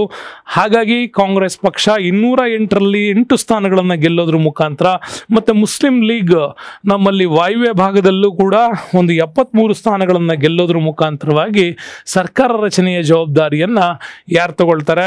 ಆವಾಗ ಜವಾಹರ್ಲಾಲ್ ನೆಹರು ಅವರು ತಗೋತಾರೆ. ಬಟ್ ಆ ನಿರ್ಧಾರದಲ್ಲಿ ಮುಸ್ಲಿಂ ಲೀಗ್ ಕೂಡ ಸಪೋರ್ಟ್ ಮಾಡಿರಲಿಲ್ಲ. ಹಾಗಾಗಿ 2 ಮಧ್ಯಂತರ ಸರ್ಕಾರಗಳು ಕೂಡ ಆ ಕಾಲಕ್ಕೆ ರಚನೆ ಆಗಿತ್ತು. ಹಾಗೆ ಭಾರತದ ತಾತ್ಕಾಲಿಕ ಸರ್ಕಾರ ಅಂತ ಹೇಳಿ ಕರೆಯಲ್ಪಡ್ತಕ್ಕಂಥ ಈ ಒಂದು ಮಧ್ಯಂತರ ಸರ್ಕಾರದಲ್ಲಿ ಆಯ್ಕೆಯಾಗಿ ಅದು ಸಂವಿಧಾನ ಸಭೆಯಿಂದ ಸೆಪ್ಟೆಂಬರ್ 2, 1946ಅಲ್ಲಿ ಇದು ರಚನೆ ಆಗಿತ್ತು. ಬ್ರಿಟಿಷ್ ಭಾರತವನ್ನು ಸ್ವತಂತ್ರಕ್ಕೆ ಪರಿವರ್ತಿಸಲೇಬೇಕು ಅನ್ನುವಂಥ ಉದ್ದೇಶವನ್ನು ಹೊಂದೇ ಈ ಒಂದು, ಯಾಕೆಂದರೆ ಬ್ರಿಟಿಷರ ಅಧೀನದಲ್ಲಿದ್ದಂಥ ಈ ಬ್ರಿಟಿಷ್ ಭಾರತವನ್ನು ಸ್ವತಂತ್ರ ಭಾರತವನ್ನಾಗಿ ಪರಿವರ್ತನೆ ಮಾಡಬೇಕು ಅನ್ನೋ ಕಾರಣಕ್ಕಾಗಿ 1946ನ ಈ ಮಧ್ಯಂತರ ಸರ್ಕಾರ ಜಾರಿಗೆ ಬಂದಿತ್ತು. ಹಾಗಾಗಿ ಆಗಸ್ಟ್ 15, 1947ವರೆಗೂ ಈ ಒಂದು ಸರ್ಕಾರ ತನ್ನ ಒಂದು ಆಡಳಿತವನ್ನು ನಡೆಸಿತು. ಹೀಗೆ ಅಲ್ಲಿಯವರೆಗೂ ನಡೆಸಿದ ನಂತರ ಭಾರತ ಪಾಕಿಸ್ತಾನ್ ವಿಭಜನೆ ಆಯಿತು. ಆವಾಗ ಈ ಸರ್ಕಾರ ಅವನತಿಗೆ ಹೋಗಿತ್ತು. ಬಟ್ ಈ ಸರ್ಕಾರದಲ್ಲಿ ರಾಜಗೋಪಾಲ್ಚಾರಿ ನಿಮಗೆ ಗೊತ್ತು, ಇವರು ಮದ್ರಾಸಿನ ಮೂಲದಿಂದ ಶಿಕ್ಷಣ ಮತ್ತು ಕಲಾ ಇಲಾಖೆಯನ್ನು ಅವರೇ ಇಟ್ಕೊಂಡಿದ್ರು, ರಾಜಗೋಪಾಲ್ಚಾರಿ ಅವರು. ಇನ್ನು ಬಲ್ದೇವ್ ಸಿಂಗ್ ಇದ್ದಾರೆ, ಅವರು ರಕ್ಷಣಾ ಖಾತೆ ಇಟ್ಕೊಂಡಿದ್ರು. ಜಗಜೀವನ್ ರಾಮ್ ಅವರು ಕಾರ್ಮಿಕ ಇಲಾಖೆಯನ್ನು ಇಟ್ಕೊಂಡಿದ್ರು. ಇಲ್ಲೇ very important, Sardar Vallabhbhai Patel so ಆ ಕಾಲಕ್ಕೆ ಗೃಹ ಖಾತೆ ವಹಿಸ್ಕೊಂಡಿದ್ರು. ಮಾಹಿತಿ ಮತ್ತು ಪ್ರಸಾರವನ್ನು ಇವರೇ ವಹಿಸ್ಕೊಂಡಿದ್ರು. ಸ್ವತಂತ್ರ ಭಾರತದ ನಂತರನೂ ಕೂಡ ಸರ್ದಾರ್ ವಲ್ಲಭಾಯ್ ಪಟೇಲ್ ಅವರಿಗೆ ಅದೇ ಗೃಹ ಖಾತೆಯನ್ನು ಕಂಟಿನ್ಯೂ ಮಾಡ್ತಾರೆ ಜವಾಹರ್ಲಾಲ್ ನೆಹರು. ಜೊತೆಗೆ ಉಪ ಪ್ರಧಾನಿ ಹುದ್ದೆಯನ್ನು ಕೂಡ ಅವತ್ತು ಅವರಿಗೆ ಕೊಟ್ಟಿದ್ರು. ಸೊ ನೆಕ್ಸ್ಟ್ ಬಂದರೆ ಅಸಫ್ ಅಲಿ ಅವರು ರೈಲ್ವೆ ಮತ್ತು ಸಾರಿಗೆ ವಹಿಸ್ಕೋತಾರೆ. ರಾಜೇಂದ್ರ ಪ್ರಸಾದ್ ಅವರು ಆಹಾರ ಮತ್ತು ಕೃಷಿ, ಹಾಗೆಯೇ ಜಾನ್ ಮತಾಯ್ ಅವರು ಕೈಗಾರಿಕೆಗಳು ಮತ್ತು ಸರಬರಾಜು. ಮುಂದೆ ಸ್ವತಂತ್ರ ನಂತರ ಈ ಒಂದು ಇವರೇ ಸಚಿವರು ಹೆಚ್ಚು ಕಡಿಮೆ ತಮ್ಮ ಖಾತೆಗಳು ಚೇಂಜ್ ಮಾಡ್ಕೊಂಡಿರ್ತಾರೆ. ಬಿಟ್ಟರೆ ಈ ಒಂದು ಮಧ್ಯಂತರ ಸರ್ಕಾರ ಆ ಕಾಲಕ್ಕೆ ರಚನೆ ಇತ್ತು. ಆದರೆ ಮತ್ತೊಂದು ಕಡೆ ಮುಸ್ಲಿಂ ಲೀಗ್ ಕೂಡ ಏನು 72 ಸ್ಥಾನಗಳನ್ನು ಗೆದ್ಕೊಂಡಿತ್ತು. ಅವರು ಕೂಡ ತಮ್ಮದೇ ಆಗಿರ್ತಕ್ಕಂತಹ ಒಂದು ಮಧ್ಯಂತರ ಸರ್ಕಾರವನ್ನು ವಾಯುವ್ಯ ಭಾರತದ ಕಡೆ ಅವರು ನೇಮಕ ಮಾಡ್ಕೊಂಡಿದ್ರು. ಅಲ್ಲಿ ಲಿಯಾಕತ್ ಅಲಿ ಖಾನ್ ಅವರು ಮುಸ್ಲಿಂ ಲೀಗ್ ಶ್ರೇಣಿಯಲ್ಲಿ ಅತ್ಯುನ್ನತವಾದಂಥ ಅಧಿಕಾರಿ. ಅವರು ಕೂಡ ಆವಾಗ ಅವರು ಹಣಕಾಸು ಇಲಾಖೆ ಮುಖ್ಯಸ್ಥರಾಗ್ತಾರೆ. ಅಬ್ದುಲ್ ರಬ್ ನಿಸ್ಟಾರ್ ಅವರು ಅಂಚೆ ಮತ್ತು ವಾಯು ಇಲಾಖೆಗಳ ಸಂಬಂಧ ಮುಖ್ಯಸ್ಥರು ಅವರೇ ಆಗಿದ್ರು ಅವತ್ತು. ಇನ್ನು ಇಬ್ರಾಹಿಂ ಇಸ್ಮಾಯಿಲ್ ಬರ್ತಾರೆ, ಇವರು ಚಂಡೀಗಢ ವಾಣಿಜ್ಯ ಇಲಾಖೆಯ ಮುಖ್ಯಸ್ಥರವರು ಅಂತ. ಬಟ್ ಈ ಚಂಡೀಗಢ ಅನ್ನುವಂತಹ ಪ್ರಾಂತ್ಯ ಏನಿತ್ತು ಅದು ಮುಸ್ಲಿಂ ಲೀಗ್ ಆಯ್ಕೆ ಮಾಡಿಕೊಂಡಂತಹ ವಾಯುವ್ಯ ಪಾಕಿಸ್ತಾನದ ಭಾಗ ಇತ್ತು. ಹಾಗಾಗಿ ಅದನ್ನು ಹಾಗೆ ಹೇಳ್ತಾರೆ. ಕಾನೂನು ಇಲಾಖೆ ನೇತೃತ್ವ ವಹಿಸಲಿಕ್ಕೆ ಲೀಗ್ನ ಪರಿಶಿಷ್ಟ ಜಾತಿಯ ಹಿಂದೂ ರಾಜಕಾರಣಿ ಮೊಟ್ಟ ಮೊದಲ ಬಾರಿಗೆ ಈ ಒಂದು ಸ್ಥಾನದಲ್ಲಿದ್ದರು. ಅವರೇನೆ ಜೋಗೇಂದ್ರನಾಥ್ ಮಂಡಲ್ ಅವರು. ಇದು ಕೂಡ ನಿಮ್ಗೆ ಇಂಪಾರ್ಟೆಂಟ್ ಆಗ್ಬೋದು. ಮುಸ್ಲಿಂ ಲೀಗ್ ರಚನೆ ಮಾಡಿದಂಥ ಮಧ್ಯಂತರ ಸರ್ಕಾರದಲ್ಲಿದ್ದಂಥ ಏಕೈಕ ಹಿಂದೂ ಮಂತ್ರಿ ಯಾರು ಅಂತಂದರೆ ಇವರೇ ಜೋಗೇಂದ್ರನಾಥ್ ಮಂಡಲ್. ಇವರನ್ನು ಕೂಡ ನಾಮನಿರ್ದೇಶನ ಮಾಡಲಾಗಿತ್ತು ಅವತ್ತು. ಹಾಗಾಗಿ ಇದು ಮಧ್ಯಂತರ ಸರ್ಕಾರದ ಕಂಪ್ಲೀಟ್ ಹಿಸ್ಟ್ರಿ ನಿಮಗೋಸ್ಕರ ಇದನ್ನು ಕೊಟ್ಟಿದ್ದೀನಿ. ಸೊ ನೆಕ್ಸ್ಟ್ ಪ್ರಶ್ನೆ ಬರೋಣ. ವೆರಿ ಇಂಪಾರ್ಟೆಂಟ್ ಕ್ವಶನ್ಸ್ ಇದೆ ನೋಡಿ. ಏನಿದೆ, ಈ ಕೆಳಕಂಡವುಗಳಲ್ಲಿ ಯಾವುದನ್ನು ಸರಿಯಾಗಿ ಹೊಂದಿಸಲಾಗಿದೆ ಅಂತ ಇದೆ ಪ್ರಶ್ನೆ ನೋಡಿ. ಸ್ವರಾಜ್ಯ ನನ್ನ ಜನ್ಮಸಿದ್ಧ ಹಕ್ಕು, ಅದನ್ನು ನಾನು ಹೊಂದುವೆ, ಬಾಲಗಂಗಾಧರ್ ತಿಲಕ್, BG ತಿಲಕ್ ಅಂತ ಕೊಟ್ಟಿದ್ದಾರೆ. ನೆಕ್ಸ್ಟು ರಕ್ತ ಕೊಡಿ ನಾನು ನಿಮಗೆ ಸ್ವಾತಂತ್ರ್ಯ ನೀಡುವೆ, ಜವಾಹರ್ಲಾಲ್ ನೆಹರು ಕೊಟ್ಟಿದ್ದಾರೆ. ಮಾಡು ಇಲ್ಲವೇ ಮಡಿ ಕೊಟ್ಟಿದ್ದಾರೆ ಸುಭಾಷ್ ಚಂದ್ರ ಬೋಸ್. SC ಬೋಸ್ ಅಂದರೆ ಸುಭಾಷ್ ಚಂದ್ರ ಬೋಸ್ ಅಂತ. ಹೊಸ ನಕ್ಷತ್ರ ಒಂದು ಉದಯಿಸುವುದು, ಪೂರ್ವದ ಸ್ವಾತಂತ್ರ್ಯದ ನಕ್ಷತ್ರ, ಮಹಾತ್ಮ ಗಾಂಧೀಜಿ. ನೋಡಿ, ಇಂತಹ ಒಂದು ಟ್ರಾನ್ಸ್ಲೇಟ್ ಇದೆಯಲ್ಲ, ಎಕ್ಸಾಮ್ಸಲ್ಲಿ ಗೂಗಲ್ ಟ್ರಾನ್ಸ್ಲೇಷನ್ಸ್ಗಳು ನಿಮಗೆ ತುಂಬಾ ಎಫೆಕ್ಟ್ ಮಾಡ್ತಾವೆ. ಅದ್ರ ಒರಿಜಿನಲ್ ಲ್ಯಾಂಗ್ವೇಜೇ ಇಂಗ್ಲೀಷಲ್ಲಿ ತುಂಬ ಅದ್ಭುತವಾಗಿದೆ. ಇವ್ರು ಇದನ್ನು ಕನ್ನಡಕ್ಕೆ ತಂದಾಗ ಹಿಂಗಾಗಿರುತ್ತೆ. ಆದರೂ ಹೇಳ್ಕೊಡ್ತೀನಿ ಅದು ಯಾಕೆ ಅಂಥೇಳಿ. ಸೊ ಯಾಕೆಂದ್ರೆ ನಾನು ನಿಮ್ಗೆ ಹೇಳಿದ್ದೀನಿ, ಸ್ಪಷ್ಟ, ಸೂಕ್ಷ್ಮ ಮತ್ತು ಸಮಗ್ರ ಇತಿಹಾಸ ನಿಮಗೋಸ್ಕರ ಕೊಡೋದಕ್ಕೋಸ್ಕರ ಈ ಸರಣಿ ಮಾಡ್ತಾ ಇರೋದು ಅಂಥೇಳಿ. ಹಾಗಾಗಿ ಸ್ವರಾಜ್ಯ ನನ್ನ ಜನ್ಮಸಿದ್ಧ ಹಕ್ಕು, ನಾನು ಅದನ್ನು ಹೊಂದುವೆ ಅನ್ನೋದು ಯಾರು ಹೇಳಿದ್ರು ಅಂದರೆ ನಿಮಗೆ ಗೊತ್ತು, ಅದನ್ನು ಹೇಳಿದಂಥ ಸಂದರ್ಭದಲ್ಲಿಯೂ ಕೂಡ. ಹಾಗಾಗಿ ಇಲ್ಲಿ ಬಾಲಗಂಗಾಧರ್ ತಿಲಕ್ ಅವ್ರದ್ದು ಸ್ಟೇಟ್ಮೆಂಟ್ ಏನಿದೆ ಇದು ಒಂದು ಸರಿಯಾದ ಸ್ಟೇಟ್ಮೆಂಟ್. ಓಕೆ, ಇನ್ನು ಉಳಿದವು ರಕ್ತ ಕೊಡಿ ನಾನು ನಿಮಗೆ ಸ್ವತಂತ್ರ ಕೊಡುವೆ, ಇದು ಸುಭಾಷ್ ಚಂದ್ರ ಬೋಸ್ ಅವರ ಹೇಳಿಕೆ ಆಗಿತ್ತು. ಮಾಡು ಇಲ್ಲವೇ ಮಡಿ, ಇದು ಗಾಂಧೀಜಿ ಅವರ ಹೇಳಿಕೆ ಆಗಿತ್ತು. ಇದು ಹೊಸ ನಕ್ಷತ್ರ ಒಂದು ಉದಯಿಸುವುದು, ಇದು ಜವಾಹರ್ಲಾಲ್ ನೆಹರು ಅವರ ಹೇಳಿಕೆ ಆಗಿತ್ತು. ಓಕೆ, ಆದರೆ ಇಂಪಾರ್ಟೆಂಟ್, ಸ್ವರಾಜ್ಯ ನನ್ನ ಅಜನ್ಮಸಿದ್ಧ ಹಕ್ಕು, ನಾನು ಅದನ್ನು ಪಡೆದೇ ತೀರುವೆ, ಇದು ಬಾಲಗಂಗಾಧರ್ ತಿಲಕ್ ಅವ್ರು ಕೊಟ್ಟಂತಹ ಸ್ಟೇಟ್ಮೆಂಟ್ ಆಗಿತ್ತು. ಹಾಗಾಗಿ ಈ ಸ್ಟೇಟ್ಮೆಂಟನ್ನು ತುಂಬ ಚೆನ್ನಾಗಿ ತಿಳ್ಕೋಬೇಕು ನಾವು. ನನಗೆ ರಕ್ತ ಕೊಡಿ ನಾನು ನಿಮಗೆ ಸ್ವತಂತ್ರ ಕೊಡುವೆ, ಇದು ಸುಭಾಷ್ ಚಂದ್ರ ಬೋಸ್ ಅವ್ರದ್ದು. ಮಾಡು ಇಲ್ಲವೇ ಮಡಿ ಗಾಂಧೀಜಿ. ಕ್ವಿಟ್ ಇಂಡಿಯಾ ಮೂವ್ಮೆಂಟ್ನ ಸಂದರ್ಭ ಅದು. ಈ ಕ್ವಿಟ್ ಇಂಡಿಯಾ ಚಳುವಳಿ ಸಂದರ್ಭದಲ್ಲಿ ಯಾವುದೇ ಕಾರಣಕ್ಕೂ ಕೂಡ ಬ್ರಿಟಿಷ್ ಸರ್ಕಾರ ಭಾರತದ ಜೊತೆಗಿನ 1934-35ರಲ್ಲಿ ಬಂದಂಥ ಮಾತುಕತೆ, ಒಂದು ಕಡೆ ಸ್ಟ್ರಾಫರ್ಡ್ ಕ್ರಿಪ್ಸ್ ಅವರ ವಿಚಾರಧಾರೆಗಳು, ಇವು ಯಾವುದನ್ನು ಬ್ರಿಟಿಷ್ ಗೌರ್ನಮೆಂಟ್ ಪೂರೈಸೋ ಒಂದು ಹಂತದಲ್ಲಿರಲಿಲ್ಲ. ವಿನ್ಸೆಂಟ್ ಚರ್ಚಿಲ್ ಅಂತ ಘಮಂಡ ಇಂಗ್ಲೆಂಡ್ನ ರಾಜಕಾರಣಿಗಳು ಗಾಂಧೀಜಿಯವರು ವಿರೋಧವಾಗಿ ಮಾತಾಡುವಂಥ ಸಂದರ್ಭ ಇದು. ಈಗ ಗಾಂಧೀಜಿಯವರಿಗೆ ಎಲ್ಲ ರೀತಿಯ ಥ್ರೆಟ್ ಹೋಗ್ಬಿಟ್ಟಿತ್ತು. ಏನಾದರಾಗಲಿ ಈಗ ನಾವು ಸ್ವತಂತ್ರ ಪಡಿಲೇಬೇಕು, ಅಲ್ಲಿಯವರೆಗೂ ಯಾಕೆ ಗಾಂಧೀಜಿಗೆ ನೊಬೆಲ್ ಸಿಕ್ಕಿಲ್ಲ ಅಂತ ಭಾಳಷ್ಟು ಜನ ಪ್ರಶ್ನೆ ಮಾಡ್ತಾರಲ್ಲ, ಅದು ಇದೇ ಸ್ಟೇಟ್ಮೆಂಟಿಗೋಸ್ಕರ. ಅಲ್ಲಿಯವರೆಗೂ ಅಹಿಂಸಾತ್ಮಕ ಹೋರಾಟ, ಅಹಿಂಸಾ ಚಳುವಳಿ ಎಲ್ಲದರಲ್ಲೂ ಗಾಂಧೀಜಿ ಅದನ್ನು ಫಾಲೋ ಮಾಡ್ಕೊಂಡು ಬಂದರು. ಬಟ್ ಈಗ ಅನಿವಾರ್ಯ ಆಗಿತ್ತು ಗಾಂಧೀಜಿಗೆ, ಇಲ್ಲ ಈಗ ಸ್ವತಂತ್ರ ಬೇಕೇ ಬೇಕು. ಯಾಕೆ ಅಂತಂದರೆ ಎರಡನೇ ಮಹಾಯುದ್ಧ ಮುಗಿಯುವಂಥ ಸಂದರ್ಭ. ಈಗ ನಾವು ಬ್ರಿಟನ್ ಸರ್ಕಾರ ನಮ್ಮ ಅನುಮತಿ ಇಲ್ಲದೇನೆ ಭಾರತವನ್ನು ಇಂಗ್ಲೆಂಡ್ ಪರವಾಗಿ ಯುದ್ಧಕ್ಕೆ ಇಲ್ಲಿ ಕಾಂಪಿಟೇಟಿವ್ ಆಗಿ ಬಳಸ್ಕೊಂಡ್ಬಿಟ್ಟಿದೆ. ಇದು ಭಾರತಕ್ಕೆ ಇಂಗ್ಲೆಂಡ್ ಮಾಡ್ತಾ ಇರೋಂಥ ಅನ್ಯಾಯ ಅಂತ ಅವ್ರಿಗೂ ಗೊತ್ತಾಯಿತು. ಹಾಗಾಗಿ ಮಾಡು ಇಲ್ಲವೇ ಮಡಿ ಅನ್ನೋ ಸ್ಟೇಟ್ಮೆಂಟ್ ಕೊಟ್ಬಿಡ್ತಾರೆ. ಈಗ ನೀವು ಸ್ವತಂತ್ರಕ್ಕಾಗಿ ಹೋರಾಡಲೇಬೇಕು, ಹೋರಾಡಿ ಅಂತ. ಇದು ಬಹಳ ಅಗ್ರೆಸಿವ್ ಮೂಮೆಂಟ್ ಆಗಿತ್ತು ಅನ್ನೋ ಕಾರಣಕ್ಕಾಗಿಯೇ ಗಾಂಧೀಜಿಯವರನ್ನ ಅಹಿಂಸಾತ್ಮಕ ನಾಯಕ ಅಂತ ಕರೆಯೋದ್ರಲ್ಲಿ ನೊಬೆಲ್ ಪುರಸ್ಕೃತರು ಒಂದು ಇದನ್ನು ಅವರು ಪಾಯಿಂಟ್ ಔಟ್ ಮಾಡ್ತಾರೆ. ಅದೇನೇ ಇರಲಿ, ನಮಗದು ಬೇಡ. ಗಾಂಧೀಜಿಗೆ ಅಷ್ಟು ಸಣ್ಣ ಪ್ರಶಸ್ತಿ ಅವಶ್ಯಕತೆ ಇಲ್ಲ. ಗಾಂಧೀಜಿ ಎಲ್ಲರ ಮನಸ್ಸಿನ ಹೃದಯದಲ್ಲಿ ಇವತ್ತವರೆಗೂ ಕೂಡ ದೇಶದ ಮಹಾನ್ ನಾಯಕನಾಗಿ ಉಳ್ಕೊಂಡಿದ್ದಾರೆ. ಅದಕ್ಕಿಂತ ದೊಡ್ಡ ಪ್ರಶಸ್ತಿ ಏನೋ ಅವಶ್ಯಕತೆ ಇಲ್ಲ. ನೋಡಿ, ಹೊಸ ನಕ್ಷತ್ರ ಒಂದು ಉದಯಿಸುವುದು ಪೂರ್ವದ ಸ್ವಾತಂತ್ರ್ಯದ ನಕ್ಷತ್ರ ಅಂತ ಜವಾಹರ್ಲಾಲ್ ನೆಹರು ಅವರು ಕೊಟ್ಟಿದ್ದ ಸ್ಟೇಟ್ಮೆಂಟು. ಆದರೆ ಒರಿಜಿನಲಿ ಆ ಸ್ಟೇಟ್ಮೆಂಟ್ ಇಂಗ್ಲೀಷಲ್ಲಿರೋದದು. ಆ ಇಂಗ್ಲೀಷಲ್ಲಿರೋ ಸ್ಟೇಟ್ಮೆಂಟನ್ನು ಇವ್ರು ಈ ಥರ ಕನ್ವರ್ಟ್ ಮಾಡಬಾರ್ದು.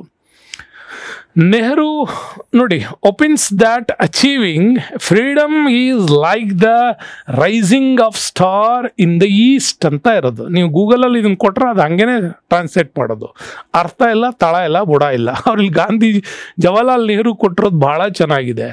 Nehru opines that achieving freedom is like the rising of the star in the east ಅಂತ. ಪೂರ್ವದಲ್ಲಿ ಅಂದ್ರೆ ಬ್ರಿಟಿಷರು, ಇಂಗ್ಲೆಂಡ್ ದೇಶ ಪಶ್ಚಿಮ, ನಮಗದು ಪಶ್ಚಿಮ, ಇಂಗ್ಲೆಂಡ್ಗೆ ನಾವು ಪೂರ್ವ ಆಗ್ತೀವಿ. ಅವ್ರು ಹೇಳ್ತಾರೆ ಪೂರ್ವದಲ್ಲಿ ಒಂದು ಅದ್ಭುತವಾಗಿರ್ತಕ್ಕಂಥ ರಾಷ್ಟ್ರ ಒಂದು ಉದಯೋನ್ಮುಖ ರಾಷ್ಟ್ರ ಉಗಮಿಸುತ್ತದೆ ಅಂತ, ಸ್ವತಂತ್ರ ರಾಷ್ಟ್ರ ಉಗಮಿಸುವ ಸಂದರ್ಭ ಬಂದಿದೆ ಅಂತ ಹೇಳ್ತಾರೆ.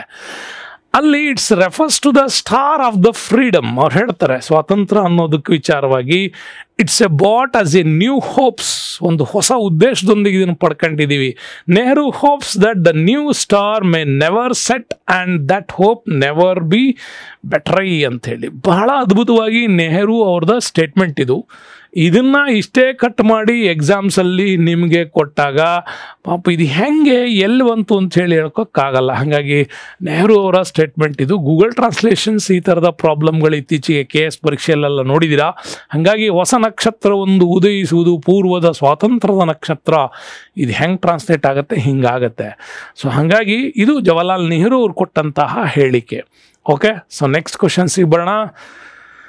ಮಹಾವೀರ ಮತ್ತು ಗೌತಮ ಬುದ್ಧ ಯಾವ ಮೂಲದಿಂದ ತಮ್ಮ ಮೂಲ ತತ್ವಗಳನ್ನು ಅಳವಡಿಸಿಕೊಂಡರು ಅಂತಿದೆ. ನಮ್ಮಲ್ಲಿ ಬಹಳ ಸಾರಿ ನಾನು ಹೇಳ್ತಾ ಇರ್ತೀನಿ, ಅದು ಯಾಕೆ ಇತಿಹಾಸದಲ್ಲಿ ಹೊಸ ಧರ್ಮಗಳ ಉದಯ ಅಂತ ಬರೆದ್ರೋ ಗೊತ್ತಿಲ್ಲ. ಜೈನ ಧರ್ಮ ತೆಗೆದುಕೊಳ್ಳಿ, ಬೌದ್ಧ ಧರ್ಮ ತೆಗೆದುಕೊಳ್ಳಿ, ಅದು ಯಾವುದೂ ಕೂಡ ಹೊಸ ವಿಚಾರವನ್ನು ಎಲ್ಲೂ ಹೇಳಿಲ್ಲ.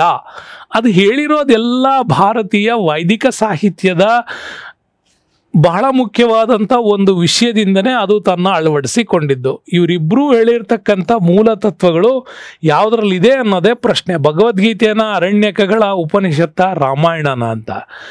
ಇದು ಭಾರತೀಯ ವೈದಿಕ ಸಾಹಿತ್ಯ. ಇದರಲ್ಲಿರುವಂಥ ಬಹುಮುಖ್ಯವಾದಂಥ ಸರಳ ವಿಚಾರಗಳನ್ನು ಏನು ಎಕ್ಸ್ಪ್ಲೈನ್ ಮಾಡಿದ್ರು, ಅಂಥ ಸರಳ ವಿಚಾರಗಳನ್ನು ಇವರಿಬ್ಬರು ಹೇಳಿದಾಗ ಮೋಕ್ಷದ ದಾರಿಗೆ, ಸತ್ಯದ ದಾರಿಗೆ, ಅಹಿಂಸೆಯ ದಾರಿಗೆ ಬೇಕಾಗಿರ್ತಕ್ಕಂಥ ಆದರ್ಶಗಳನ್ನು ಇವ್ರು ಹೇಳಿದಾಗ ನಾವು ಇವ್ರನ್ನ ದೇವ್ರು ಮಾಡಿಬಿಟ್ವಿ.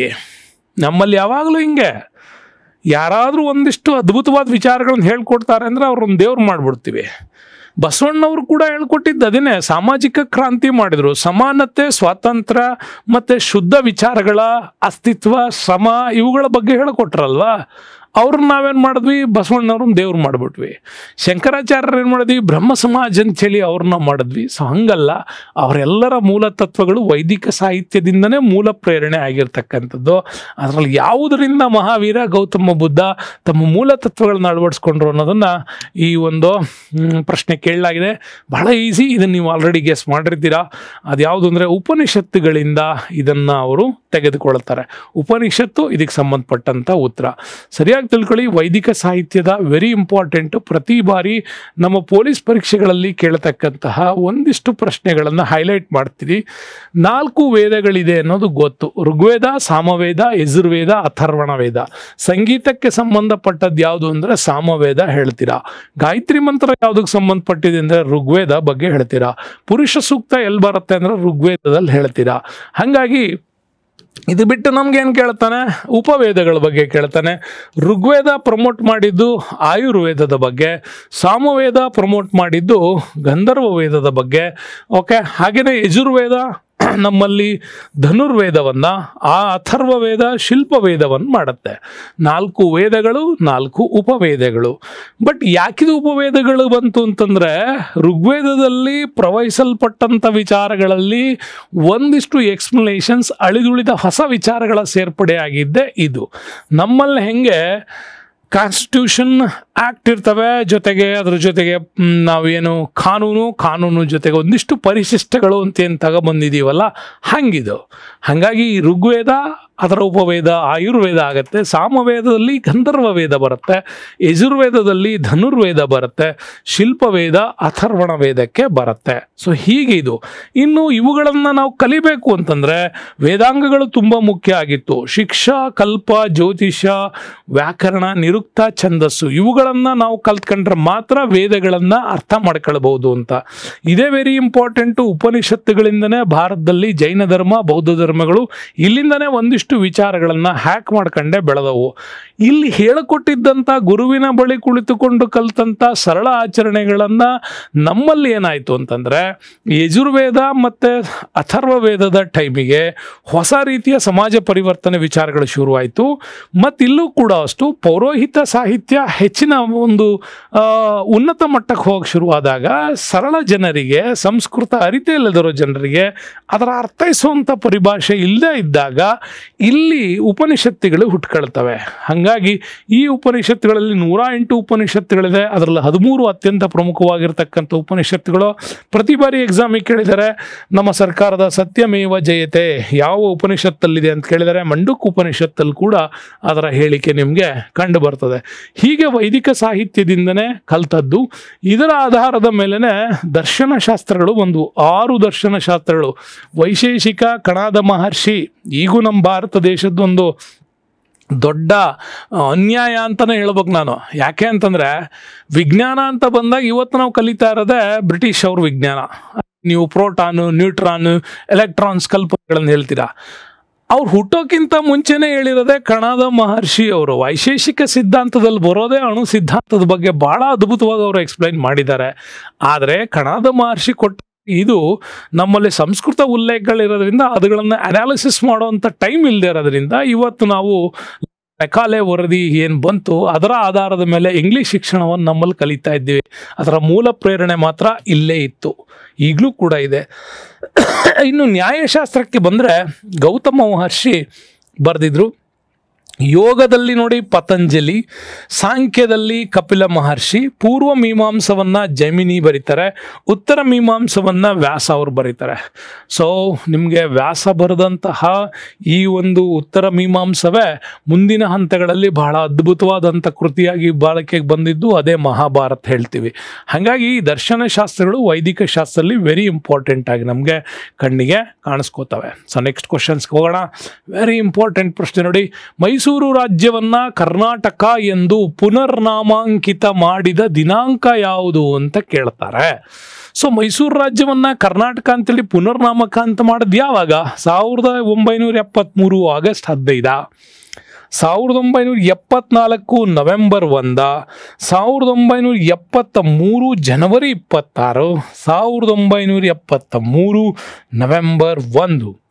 ನಿಮಗೆ ಮೈಸೂರು ರಾಜ್ಯವನ್ನು ಕರ್ನಾಟಕ ಅಂದ ತಕ್ಷಣ ಈ 73ಗಳು ನೆನಪಾಗ್ತಾವೆ. 73, 73, 73 ಇದೆ. ಹಂಗಾರೆ ಅದು ಆಗಸ್ಟ್, ಜನವರಿನ, ನವೆಂಬರ್ ಅಂದ ತಕ್ಷಣ ನಿಮ್ಮ ಕರ್ನಾಟಕ ಕನ್ನಡ ರಾಜ್ಯೋತ್ಸವ ಇವೆಲ್ಲ ನೆನಪಾಗ್ತಾವೆ ನವೆಂಬರ್. ಹಾಗಾಗಿ ನವೆಂಬರ್ 1 ಇದಕ್ಕೆ ನಿಮಗೆ ಸರಿಯಾದ ಉತ್ತರ ಆಗಿರುತ್ತೆ. 1973 ನವೆಂಬರ್ 1 ಇದಕ್ಕೆ ಬಂತು. ಇದಕ್ಕೆ ಸಂಬಂಧಪಟ್ಟಂಗೆ ಒಂದಿಷ್ಟು ವಿಚಾರನ ನಿಮಗೆ ನಾನು ಹೇಳಬೇಕು. ಬಹಳ ಇಂಪಾರ್ಟೆಂಟ್ ವಿಚಾರ ಅದು. ಏನು ಇಂಪಾರ್ಟೆಂಟ್ ವಿಚಾರ ಅಂತಂದರೆ ನೋಡಿ, ಇಲ್ಲಿದೆ ರಾಜ್ಯಗಳ ಪುನರ್ರಚನಾ ವಿಚಾರ ಬಂತು ಭಾರತದಲ್ಲಿ. ಭಾರತ ಸ್ವತಂತ್ರ ಆಗುವಂಥ ಟೈಮ್ ಅವಾಗ ರಾಜ್ಯ ಪುನರ್ರಚನೆ ಮಾಡಬೇಕು ಅನ್ನೋ ಸಂದರ್ಭದಲ್ಲಿ ಮೊದಲ ಬಾರಿಗೆ ರಚನೆ ಆಗಿದ್ದು ಈ ಧಾರ್ ಸಮಿತಿ.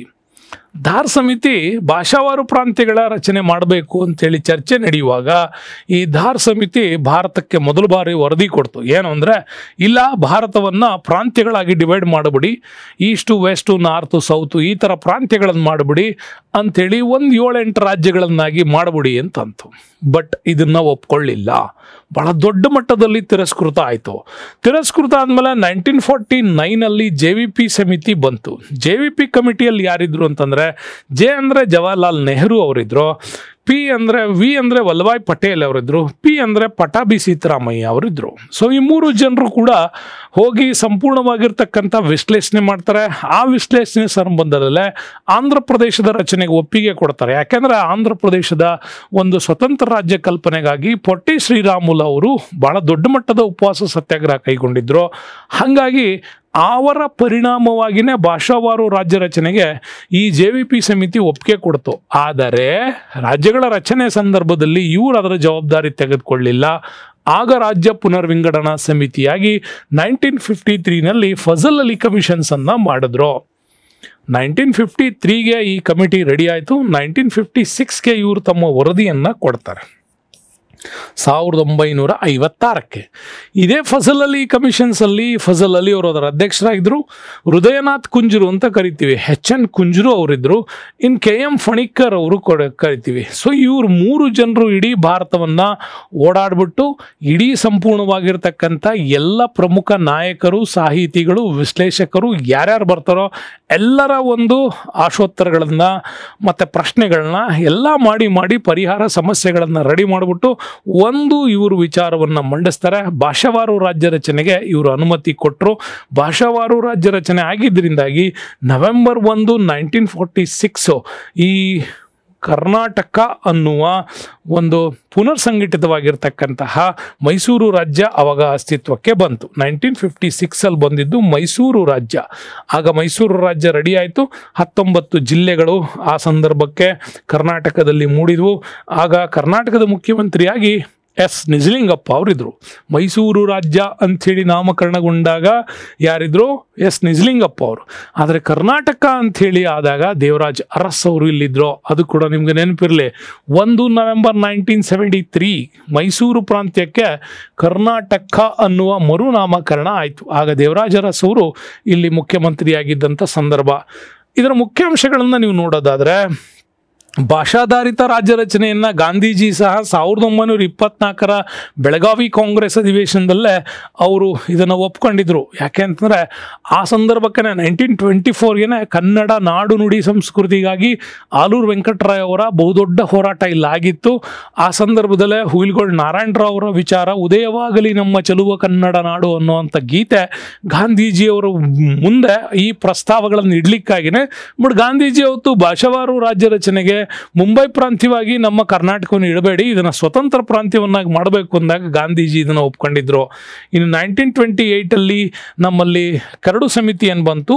ಆ ಮೋತಿಲಾಲ್ ನೆಹರು ಅವರ ಕರಡು ಸಮಿತಿ ವರದಿಯಲ್ಲೂ ಕೂಡ ಕರ್ನಾಟಕ ಏಕೀಕರಣಕ್ಕೆ ಅವತ್ತೇ ಶಿಫಾರಸ್ ಕೂಡ ಆಗಿತ್ತು. ಇವು ಈ ಪ್ರಶ್ನೆಗೆ ಸಂಬಂಧಪಟ್ಟಂಥ ವೆರಿ ಇಂಪಾರ್ಟೆಂಟ್ ವಿಚಾರಗಳು ಇವು. ಕರ್ನಾಟಕ ಅನ್ನುವಂತಹ ನಾಮಕರಣ ದಿಢೀರಂತ ಬಂದದ್ದಲ್ಲ, ಅದು ಬಹಳ ಹಿಂದಿಂದನೇ 1907 ಸೂರತ್ ಸೆಷನ್ಸಿಂದ INC ಒಳಗಡೆ ಚರ್ಚೆ ಆಗ್ತಾನೆ ಇತ್ತು ಕರ್ನಾಟಕ ಅನ್ನುವ ಪ್ರಾಂತ್ಯದ ರಾಜ್ಯ ರಚನೆಗಾಗಿ. ಇದು ನಿಮಗೆ ವೆರಿ ಇಂಪಾರ್ಟೆಂಟ್ ಆಗಿ ಇದು ನೆನಪಿರಬೇಕು. ಓಕೆ, ಸೊ ಮುಂದಿನ ಪ್ರಶ್ನೆಗೆ ಹೋಗೋಣ.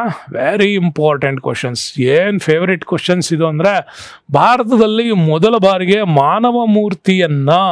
ಮಾನವನನ್ನು ದೇವರ ಮೂರ್ತಿ ಅಂಥೇಳಿ ಪೂಜಿಸಿದ್ದು ಯಾರನ್ನ ಅಂತ. ಬ್ರಹ್ಮನ, ವಿಷ್ಣುನ, ಬುದ್ಧನ, ಶಿವನ ಅಂತ. ಇಲ್ಲಿ ನಿಮಗೆ ಪ್ರಶ್ನೆ ಇದಕ್ಕೇನು ಭಾಳ ಯೋಚನೆ ಮಾಡೋದೇನಿಲ್ಲ.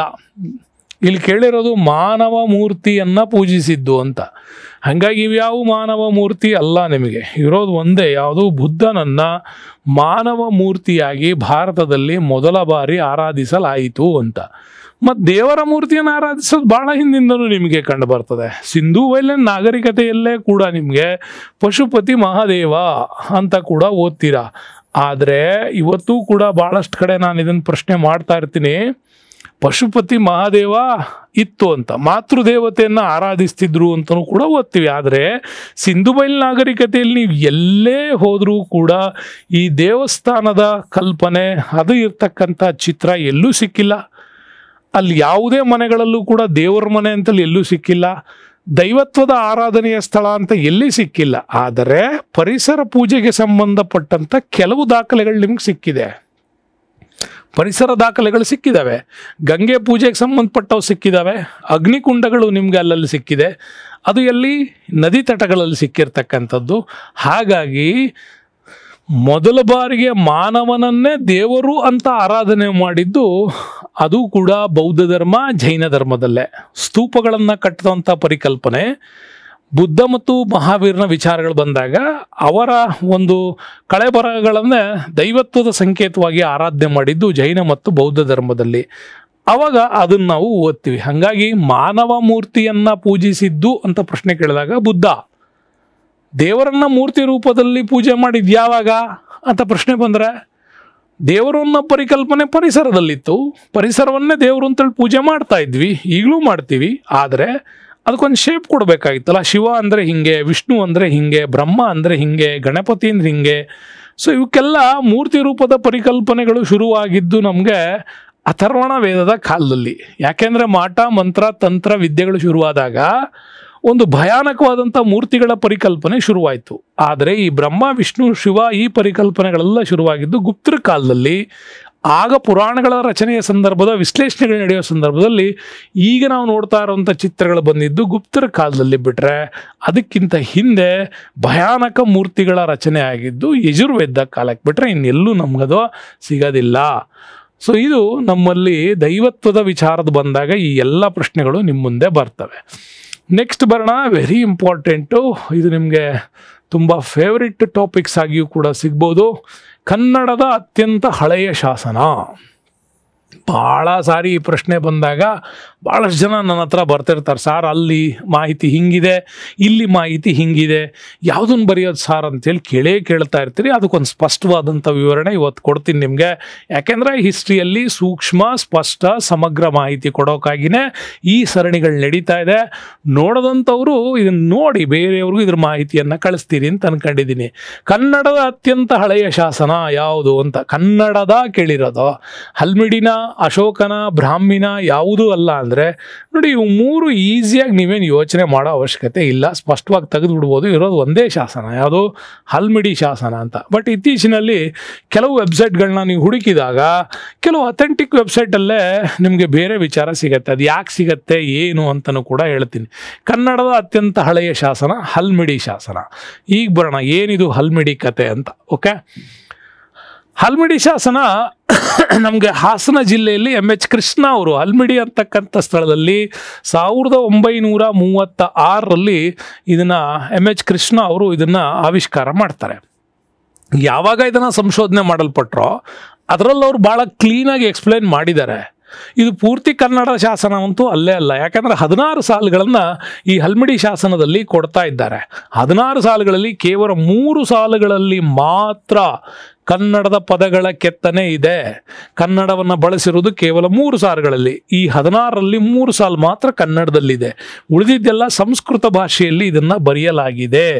ಓಕೆ, ಬಟ್ ಇಲ್ಲೂ ಇಂಪಾರ್ಟೆಂಟ್ ನಿಮಗೆ ಹಳೆಗನ್ನಡವನ್ನು ಬಳಸಿದ್ದಾರೆ ಮತ್ತು ಬ್ರಾಹ್ಮಿ ಲಿಪಿಗಳನ್ನು ಕೂಡ ಹೋಲುವಂತಹ ಕನ್ನಡ ಲಿಪಿ ಇದರಲ್ಲಿ ಕಂಡುಬರುತ್ತೆ. ಇದೇ ಹಲ್ಮಿಡಿ ಶಾಸನ ಕದಂಬರ ಶ್ರೇಷ್ಠ ದೊರೆ ಕಾಕುಸ್ಥವರ್ಮ ಬರೆಸಿದಂಥ ಒಂದು ದತ್ತಿ ಶಾಸನ ಅಂತ ಕೂಡ ಇದನ್ನು ಹೇಳಲ್ಪಡ್ತಾರೆ.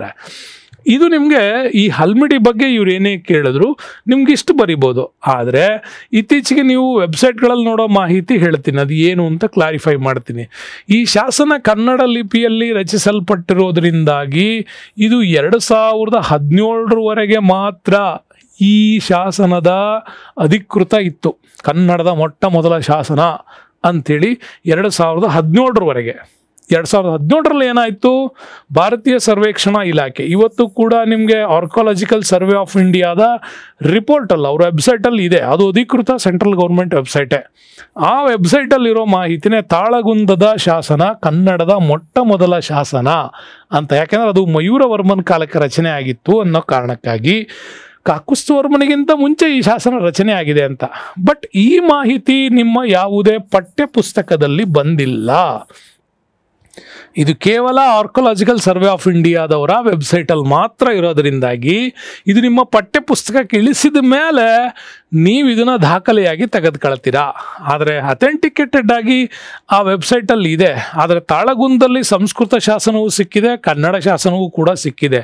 ಹಾಗಾಗಿ ಇದು ಕನ್ಫ್ಯೂಸ್ ಆಗುತ್ತೆ ಅನ್ನೋ ಕಾರಣಕ್ಕಾಗಿಯೇ ತಾಳಗುಂದದ ಶಾಸನವನ್ನು ಸಂಸ್ಕೃತ ಶಾಸನದ ಪಟ್ಟಿಗೆ ಇಟ್ಕೊಂಡಿದ್ದಾರೆ. ಆದರೆ ನಿಮ್ಮ ಒಂದು ASI ಮಾಹಿತಿಯಿಂದ ಅದು ನಮ್ಮ ಪಠ್ಯ ಪುಸ್ತಕ ಬರೋವರೆಗೂ ನೀವು ಯಾವುದನ್ನು ಬರಿಬೇಕು ಅಂದರೆ ಹಲ್ಮಿಡಿ ಶಾಸನವನ್ನೇ ಬರಿಬೇಕು.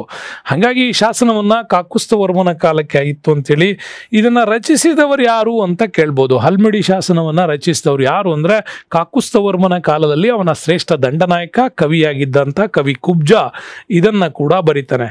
ಇನ್ನು ಕನ್ನಡದಲ್ಲಿ ನಿಮಗೆ ಯಾವಾಗಲೂ ಕೇಳ್ತಾರೆ ಒಡ್ಡಾರಾಧನೆ ಬಗ್ಗೆ. ಒಡ್ಡಾರಾಧನೆ ಶಿವಕೊಟ್ಯಾಚಾರ್ಯರು ಬರೆದಂಥ ಕೃತಿ. ಇದು ಮೊಟ್ಟ ಮೊದಲ ಗದ್ಯ ಕೃತಿ. ಆದರೆ ಕವಿರಾಜ ಮಾರ್ಗ ಬರ್ತದೆ, ಇದು ನಿಮ್ಮ ಅಮೋಘ ವರ್ಷನ್ ನೃಪತುಂಗನ ಆಸ್ಥಾನ ಕವಿ ಶ್ರೀ ವಿಜಯ ಬರೆದದ್ದು. ಇದು ಮೊದಲ ಕಾವ್ಯ ಅಂತಲೂ ಕೂಡ ಇದನ್ನು ಕರೀತಾರೆ. ಆವಾಗವಾಗ ಈ ಪ್ರಶ್ನೆಗಳು ನಿಮ್ಮನ್ನು ಒಂದು ಸ್ವಲ್ಪ ಕನ್ಫ್ಯೂಸ್ ಮಾಡ್ತಾ ಇರ್ತವೆ. ಇದನ್ನು ಕ್ಲಿಯರಾಗಿ ತಗೊಳ್ಳಿ. ಇನ್ನು ಅಶೋಕನ ಶಾಸನಗಳ ಬಗ್ಗೆ ಬಂದರೆ, ಅಶೋಕ ಶಿಲಾಶಾಸನಗಳನ್ನು ಹೊರಡಿಸಿದಂಥ ಭಾರತದ ಮೊಟ್ಟ ಮೊದಲ ದೊರೆ. ಹಾಗಾಗಿ ಶಿಲಾಶಾಸನಗಳ ಪಿತಾಮಹ ಯಾರು ಅಂತಂದರೆ ಅದು ನಾವು ಅಶೋಕನ ಹೇಳ್ತೀವಿ. ಭಾರತದಲ್ಲಿ ಶಾಸನಗಳನ್ನು ಹೊರಡಿಸುವಂತಹ ಪರಿಕಲ್ಪನೆ ಯಾರಿಂದ ಬಂತು ಅಂತ ಕೂಡ ನಿಮಗೆ ಕೇಳ್ಬೋದು. ಅದು ಬಂದದ್ದು ಪರ್ಷಿಯನ್ನರಿಂದ. ನೆನಪಿಟ್ಕೊಳ್ಳಿ, ಭಾರತದಲ್ಲಿ ಶಾಸನಗಳನ್ನು ಬರೆಸುವುದು ಹೊರಡಿಸುವುದು ಈ ಪರಿಕಲ್ಪನೆ ಯಾರಿಂದ ಬಂತು? ಪರ್ಷಿಯನ್ರಿಂದ. ಪರ್ಷಿಯನ್ರು ಭಾರತದ ಗಡಿ ಭಾಗದ ಗ್ರೀಕ್ ಪ್ರಾಂತ್ಯಗಳಲ್ಲಿ ಇವ್ರ ಬಗ್ಗೆ ಬಂದು, ಗ್ರೀಕರಿಂದ ಚಂದ್ರಗುಪ್ತ ಮೌರ್ಯನ ಕಾಲಕ್ಕೆ ಬಂತು. ಅಲ್ಲಿಂದ ಅಶೋಕ ಇದನ್ನು ಸಾಮ್ರಾಜ್ಯದ ಎಲ್ಲ ಭಾಗಗಳಲ್ಲಿ ಹೊರಡಿಸೋದಕ್ಕೆ ಶುರು ಮಾಡ್ದ. ಹಾಗಾಗಿ ಇದು ನಮಗೆ ಮೂಲತಃ ಪರ್ಷಿಯನ್ರ ಕಲೆ. ಇದು ಇನ್ನು ಸಾಮ್ರಾಟನ ಶಿಲಾಶಾಸನಗಳಲ್ಲಿ ನೆನ್ಪಿಟ್ಕೊಳ್ಳಿ, ಭಾಷೆ ಬಂದ್ಬಿಟ್ಟು ಪ್ರಾಕೃತ, ಪಾಳಿ ಮತ್ತು ಗ್ರೀಕ್ ಇದೆ. ಯಾವ್ಯಾವ ಇದಾವೆ? ಪ್ರಾಕೃತ, ಪಾಳಿ, ಗ್ರೀಕ್ ಇವು ಭಾಷೆಗಳು. ಆದರೆ ಅದನ್ನು ಬರೆಯೋದಕ್ಕೆ ಬಳಸಿದ ಲಿಪಿಗಳು ಯಾವುದು ಅಂತ ಕೇಳಿದ್ರೆ ಬ್ರಾಹ್ಮಿ ಮತ್ತು ಕರೋಸ್ಟಿ. ಇನ್ನೊಂದು ಲಿಪಿ ಕೂಡ ಇದೆ, ಅರಾಮಿಕನ್ ಕೂಡ ಬಳಸಲಾಗಿತ್ತು. ವಾಯುವ್ಯ ಭಾರತ ಅಂತ ಕರಿತೀವಿ, ಇವತ್ತಿನ ಪಂಜಾಬ್ ಪಾಕಿಸ್ತಾನ್ ಭಾಗ ಏನಿದೆ ಆ ಭಾಗಕ್ಕೆ ಅರಾಮಿಕ್ ಲಿಪಿಯನ್ನು ಕೂಡ ಬಳಸಿದ್ರು ಅನ್ನೋದಿದೆ. ಹಾಗಾಗಿ ದೀರ್ಘಾವಧಿವರೆಗೆ ಒಗಟಾಗಿದ್ದಂಥ ಬ್ರಾಹ್ಮಿ ಲಿಪಿಯನ್ನು 1831ರಲ್ಲಿ ಜೇಮ್ಸ್ ಪ್ರಿನ್ಸೆಪ್ ಅವರು ಅದನ್ನು ಕೋಡಿಂಗ್ ಡಿಕೋಡಿಂಗ್ ಮಾಡಿಬಿಟ್ಟು 1835ಕ್ಕೆ ಇದನ್ನು ಸ್ಪಷ್ಟವಾಗಿ ಅಶೋಕನ ಶಾಸನಗಳಲ್ಲಿ ಎಲ್ಲದನ್ನ ವಿವರಣೆ ಮಾಡ್ತಾರೆ. ಹಾಗಾಗಿ ಇದನ್ನ ದೇವನಾಂಪ್ರಿಯ ಪ್ರಿಯದಸಿ ಅಶೋಕ ಅನ್ನುವ ಪರಿಕಲ್ಪನೆ ಕರ್ನಾಟಕದ ಮಸ್ಕಿ ಶಾಸನದಿಂದ ನಮಗೆ ಬಂತು ಅಂತ ಕೂಡ ಹೇಳ್ತೀವಿ. ಸ್ನೇಹಿತರೆ, ಕರ್ನಾಟಕದಲ್ಲಿ ಅಶೋಕ ಚಕ್ರವರ್ತಿಯ ಅನೇಕ ಶಾಸನಗಳು ನಮ್ಮಲ್ಲಿ ಸಿಗ್ತವೆ. ಕರ್ನಾಟಕದಲ್ಲಿ ಶಿಲಾಶಾಸನಗಳನ್ನು, ಅಶೋಕನ ಶಾಸನಗಳನ್ನು ಬರೆಸಿದವ್ರು ಯಾರು ಅಂತ ಬಂದರೆ ಅದು ಚಪಡನ ವಿಚಾರ ನಮ್ಗಲ್ಲಿ ಸಿಗತ್ತೆ. ಇವನು ಬರೆಸಿದ್ದ ಅಂತ. ಅಶೋಕನ ಎಲ್ಲ ಶಾಸನಗಳಲ್ಲೂ ಕೂಡ ಧರ್ಮಸಾರದ ಅನೇಕ ಅಂಶಗಳು ಕಂಡು ಬರ್ತಾವೆ. ಧಮ್ಮ ವಿಜಯ ಅಂತ ಕರೆಯೋದು ಅದಕ್ಕೋಸ್ಕರನೇ. ಅದ್ರ ಬಗ್ಗೆ ಬಹಳ ಅದ್ಭುತವಾಗಿ ಶಿಲಾಶಾಸನಗಳಲ್ಲಿ ಸಾರಗಳು ಯಾರಿಂದ ಬರ್ತಾ ಇತ್ತು ಅಂತಂದರೆ ಅದು ಉಪಗುಪ್ತನಿಂದ ಬರ್ತಾ ಇತ್ತು. ಯಾಕೆಂದರೆ ಅಶೋಕನನ್ನು ಬೌದ್ಧ ಧರ್ಮಕ್ಕೆ ಮತಾಂತರ ಮಾಡಿದಂಥ ಒಬ್ಬ ಬಾಲಸನ್ಯಾಸಿ ಅಂತಲೂ ಕೂಡ ಹೇಳ್ತಾರೆ ಇವ್ರನ್ನ. ಹಾಗಾಗಿ ಉಪಗುಪ್ತನ ಒಂದು ಪ್ರಭಾವ ಕಳಿಂಗ ಯುದ್ಧದ ನಂತರ ಅಶೋಕ ಧಮ್ಮ ವಿಜಯದ ಕಡೆಗೆ ಮುಖ ಮಾಡಿದ್ದ ಅಂತ. ಸೊ ಅವನ ಸಾರಗಳಿತ್ತು ಅಂತ. ಹಾಗಾಗಿ ರಾಯಚೂರು ಜಿಲ್ಲೆ ಮಸ್ಕಿ ಶಾಸನ ವೆರಿ ಇಂಪಾರ್ಟೆಂಟು. ದೇವನಾಂಪ್ರಿಯ ಪ್ರಿಯದಸಿ ಅಶೋಕ ಅನ್ನುವ ಸಂಪೂರ್ಣವಾದಂಥ ಅಶೋಕನ ಹೆಸರನ್ನು ಎಕ್ಸ್ಪ್ಲೈನ್ ಮಾಡಿದಂಥ ಶಾಸನ. ಇನ್ನು ಕೊಪ್ಪಳ ಜಿಲ್ಲೆಯಲ್ಲಿ ಗವಿಮಠ, ಪಾಲ್ಕಿಗುಂಡ, ಚಿತ್ರದುರ್ಗ ಜಿಲ್ಲೆಯಲ್ಲಿ ಬ್ರಹ್ಮಗಿರಿ, ಸಿದ್ದಾಪುರ, ಜಟಿಂಗರಾಮೇಶ್ವರ, ಬಳ್ಳಾರಿ ಜಿಲ್ಲೆಯ ನಿಟ್ಟೂರು, ಉದಯಗೊಳ್ಳಂ ಮತ್ತು ಕಲಬುರಗಿಯ ಸನ್ನತಿ ಶಾಸನ ಬಹಳ ಇಂಪಾರ್ಟೆಂಟ್ ಆಗಿರ್ತಕ್ಕಂಥ ಶಾಸನಗಳು. ನಿಮ್ಗೊಂದು ಪ್ರಶ್ನೆ ಹೇಳ್ತಾ ಇದ್ನಲ್ವಾ, ಒಂದು ಕಮೆಂಟ್ ಮಾಡಿ. ಕರ್ನಾಟಕದಲ್ಲಿ ದೊರೆತ ಶಾಸನಗಳಲ್ಲಿ ಅಶೋಕನ ಯಾವ ಶಾಸನ ಬಹಳ ದೊಡ್ಡ ಶಾಸನ? ದೊಡ್ಡ ಅಂತ ಕೇಳಿದ್ದೀನಿ. ಹೆಚ್ಚು ಭಾಷೆಗಳನ್ನ ಒಳಗೊಂಡಿರೋದು ಯಾವುದು ಅಂತ. ನೆಕ್ಸ್ಟ್ ಬರೋಣ. Very interesting. ನಮ್ಮೂರ ಮಂದಾರ ಹೂವೆ ಇಂಥ ಮುಂಚೆ ನಮಗೆ ಭಾಳ ಅದ್ಭುತವಾಗಿ ಸಿಕ್ಕಂಥದ್ದಿದು. ಏನು ಪ್ರಶ್ನೆ ಇದೆ ನೋಡಿ, ಕ್ವೆಶ್ಚನ್ ನಂಬರ್ 9. ಐತಿಹಾಸಿಕ ಸ್ಥಳ ಐಹೊಳೆ ವಿಚಾರ ಯಾವ ಜಿಲ್ಲೆಯಲ್ಲಿದೆ ಅಂತಿದೆ. ಐಹೊಳೆ ಅಂದ ತಕ್ಷಣ ನಿಮಗೆ ಬಹಳ ಇಂಪಾರ್ಟೆಂಟಾಗಿ ಸಿಗ್ಬೋದು. ಪ್ರಸ್ತುತ ನಾನು ಈಗ ಮಾಡ್ತಾ ಇದ್ದೀನಲ್ಲ, ಈಗ ನಾನು ನಿಮಗೆ ಇದನ್ನು ಕೇಳ್ತಾ ಇದ್ದೀನಿ. 2024-25 ಏನು ವಿಡಿಯೋ ಮಾಡ್ತಾ ಇದ್ದೀನಿ. ಈ ಇಯರ್ಗೆ ನಾನು ಈ ಒಂದು ಐಹೊಳೆ ಪ್ರದೇಶ ಯಾವ ಒಂದು ಜಿಲ್ಲೆಯಲ್ಲಿದೆ ಅಂತ. ಯಾಕೆಂದರೆ ಸರ್ಕಾರಗಳು ಚೇಂಜ್ ಆಗ್ತಾ ಇರ್ತವೆ, ಹೊಸ ಜಿಲ್ಲೆಗಳು ಹೊಸ ತಾಲೂಕುಗಳು ಬರ್ತಾ ಇರ್ತವೆ. ಅವಾಗವು ಎಲ್ಲೆಲ್ಲೋ ಹೋಗ್ಬೋದು ನೀವು ಮುಂದೆ ವಿಡಿಯೋ ನೋಡಿದಾಗ. ಪ್ರೆಸೆಂಟಿಗೆ ಇದು ಎಲ್ಲಿದೆ ಅಂತ ಕೂಡ ಹೇಳಬೇಕು. ಕೊಪ್ಪಳ, ಬಾಗಲಕೋಟೆ, ಮೈಸೂರು, ಹಾವೇರಿ 4 ಆಪ್ಷನ್ಸ್ ಕೊಟ್ಟಿದ್ದಾರೆ. ಬಹಳ ಈಸಿಯಾಗಿ ಇದನ್ನು ನೀವು ಗೆಸ್ ಮಾಡ್ತೀರಾ. ಐಹೊಳೆ ಅಂದ ತಕ್ಷಣ ನೆನಪಾಗ್ತದೆ ಬಾದಾಮಿ ಚಾಲುಕ್ಯರ ವಿಚಾರ. ಸೊ ಬಾದಾಮಿ ಚಾಲುಕ್ಯರ ವಿಚಾರಗಳು ನೆನಪಾದಾಗ ಇದನ್ನು ಬಹಳ ಈಸಿಯಾಗಿ ಹೇಳ್ತೀರಿ. ಐಹೊಳೆ ಎಲ್ಲಿ ಬರುತ್ತೆ ಅಂತಂದರೆ ಬಾಗಲಕೋಟೆನಲ್ಲಿ ಬರುತ್ತೆ. ಯಾಕೆ ಇಂಪಾರ್ಟೆಂಟಾಗಿ ಐಹೊಳೆ ಇಲ್ಲಿ ನಮಗೆ ಪ್ರಮೋಟ್ ಆಗಿದೆ ಅಂದರೆ ಅದು ಮೇಗುತಿ ದೇವಾಲಯದ ಕಡೆಯಿಂದ. ನೋಡಿ, ಈ ಮೇಗುತಿ ದೇವಾಲಯದಿಂದನೇ ಈ ಪ್ರಶ್ನೆಗೊಂದು ಫೋಕಸ್ ಇದೆ. ಐಹೊಳೆ ಅಂದ ತಕ್ಷಣ ಬಾಗಲಕೋಟೆ, ಮೇಗುತಿ ದೇವಾಲಯ, ಇದರ ಗೋಡೆಯಲ್ಲೇ ನಮಗೆ ಸಿಕ್ಕಂಥದ್ದು ಐಹೊಳೆ ಶಾಸನ ಕೂಡ ಹೌದು. ಇದನ್ನು ಕಟ್ಟಿಸಿದವನು ಆ ಕಾಲಕ್ಕೆ ರವಿಕೀರ್ತಿ, ಇಮ್ಮಡಿ ಪುಲಕೇಶಿಯ ಆಸ್ಥಾನದ ಶ್ರೇಷ್ಠ ದಂಡನಾಯಕ ರವಿಕೀರ್ತಿ ಇದನ್ನು ಬರೆಸಿದ್ದು. ಐಹೊಳೆ ಶಾಸನ ಬಾದಾಮಿ ಚಾಲುಕ್ಯರ ಮೊದಲ ರಾಜಧಾನಿಯಾಗಿದ್ದಂಥ ಐಹೊಳೆಯಲ್ಲಿ ಇದರ ಮೂಲ ಹೆಸರು ಬಂದ್ಬಿಟ್ಟು ಆರ್ಯಪುರ ಅಂತ ಇತ್ತು. ಐಹೊಳೆಗೆ ಮೊದಲು ಏನಂತ ಕರಿತಾ ಇದ್ರು? ಆರ್ಯಪುರ ಅಂತ ಕರಿತಾ ಇದ್ರು. ಐಹೊಳೆಗೆ ಭಾರತೀಯ ಇತಿಹಾಸದಲ್ಲಿ ಬಹಳ ಇಂಪಾರ್ಟೆಂಟು ದೇವಾಲಯದ ವಾಸ್ತು ನಿರ್ಮಾಣದ ತೊಟ್ಟಿಲು.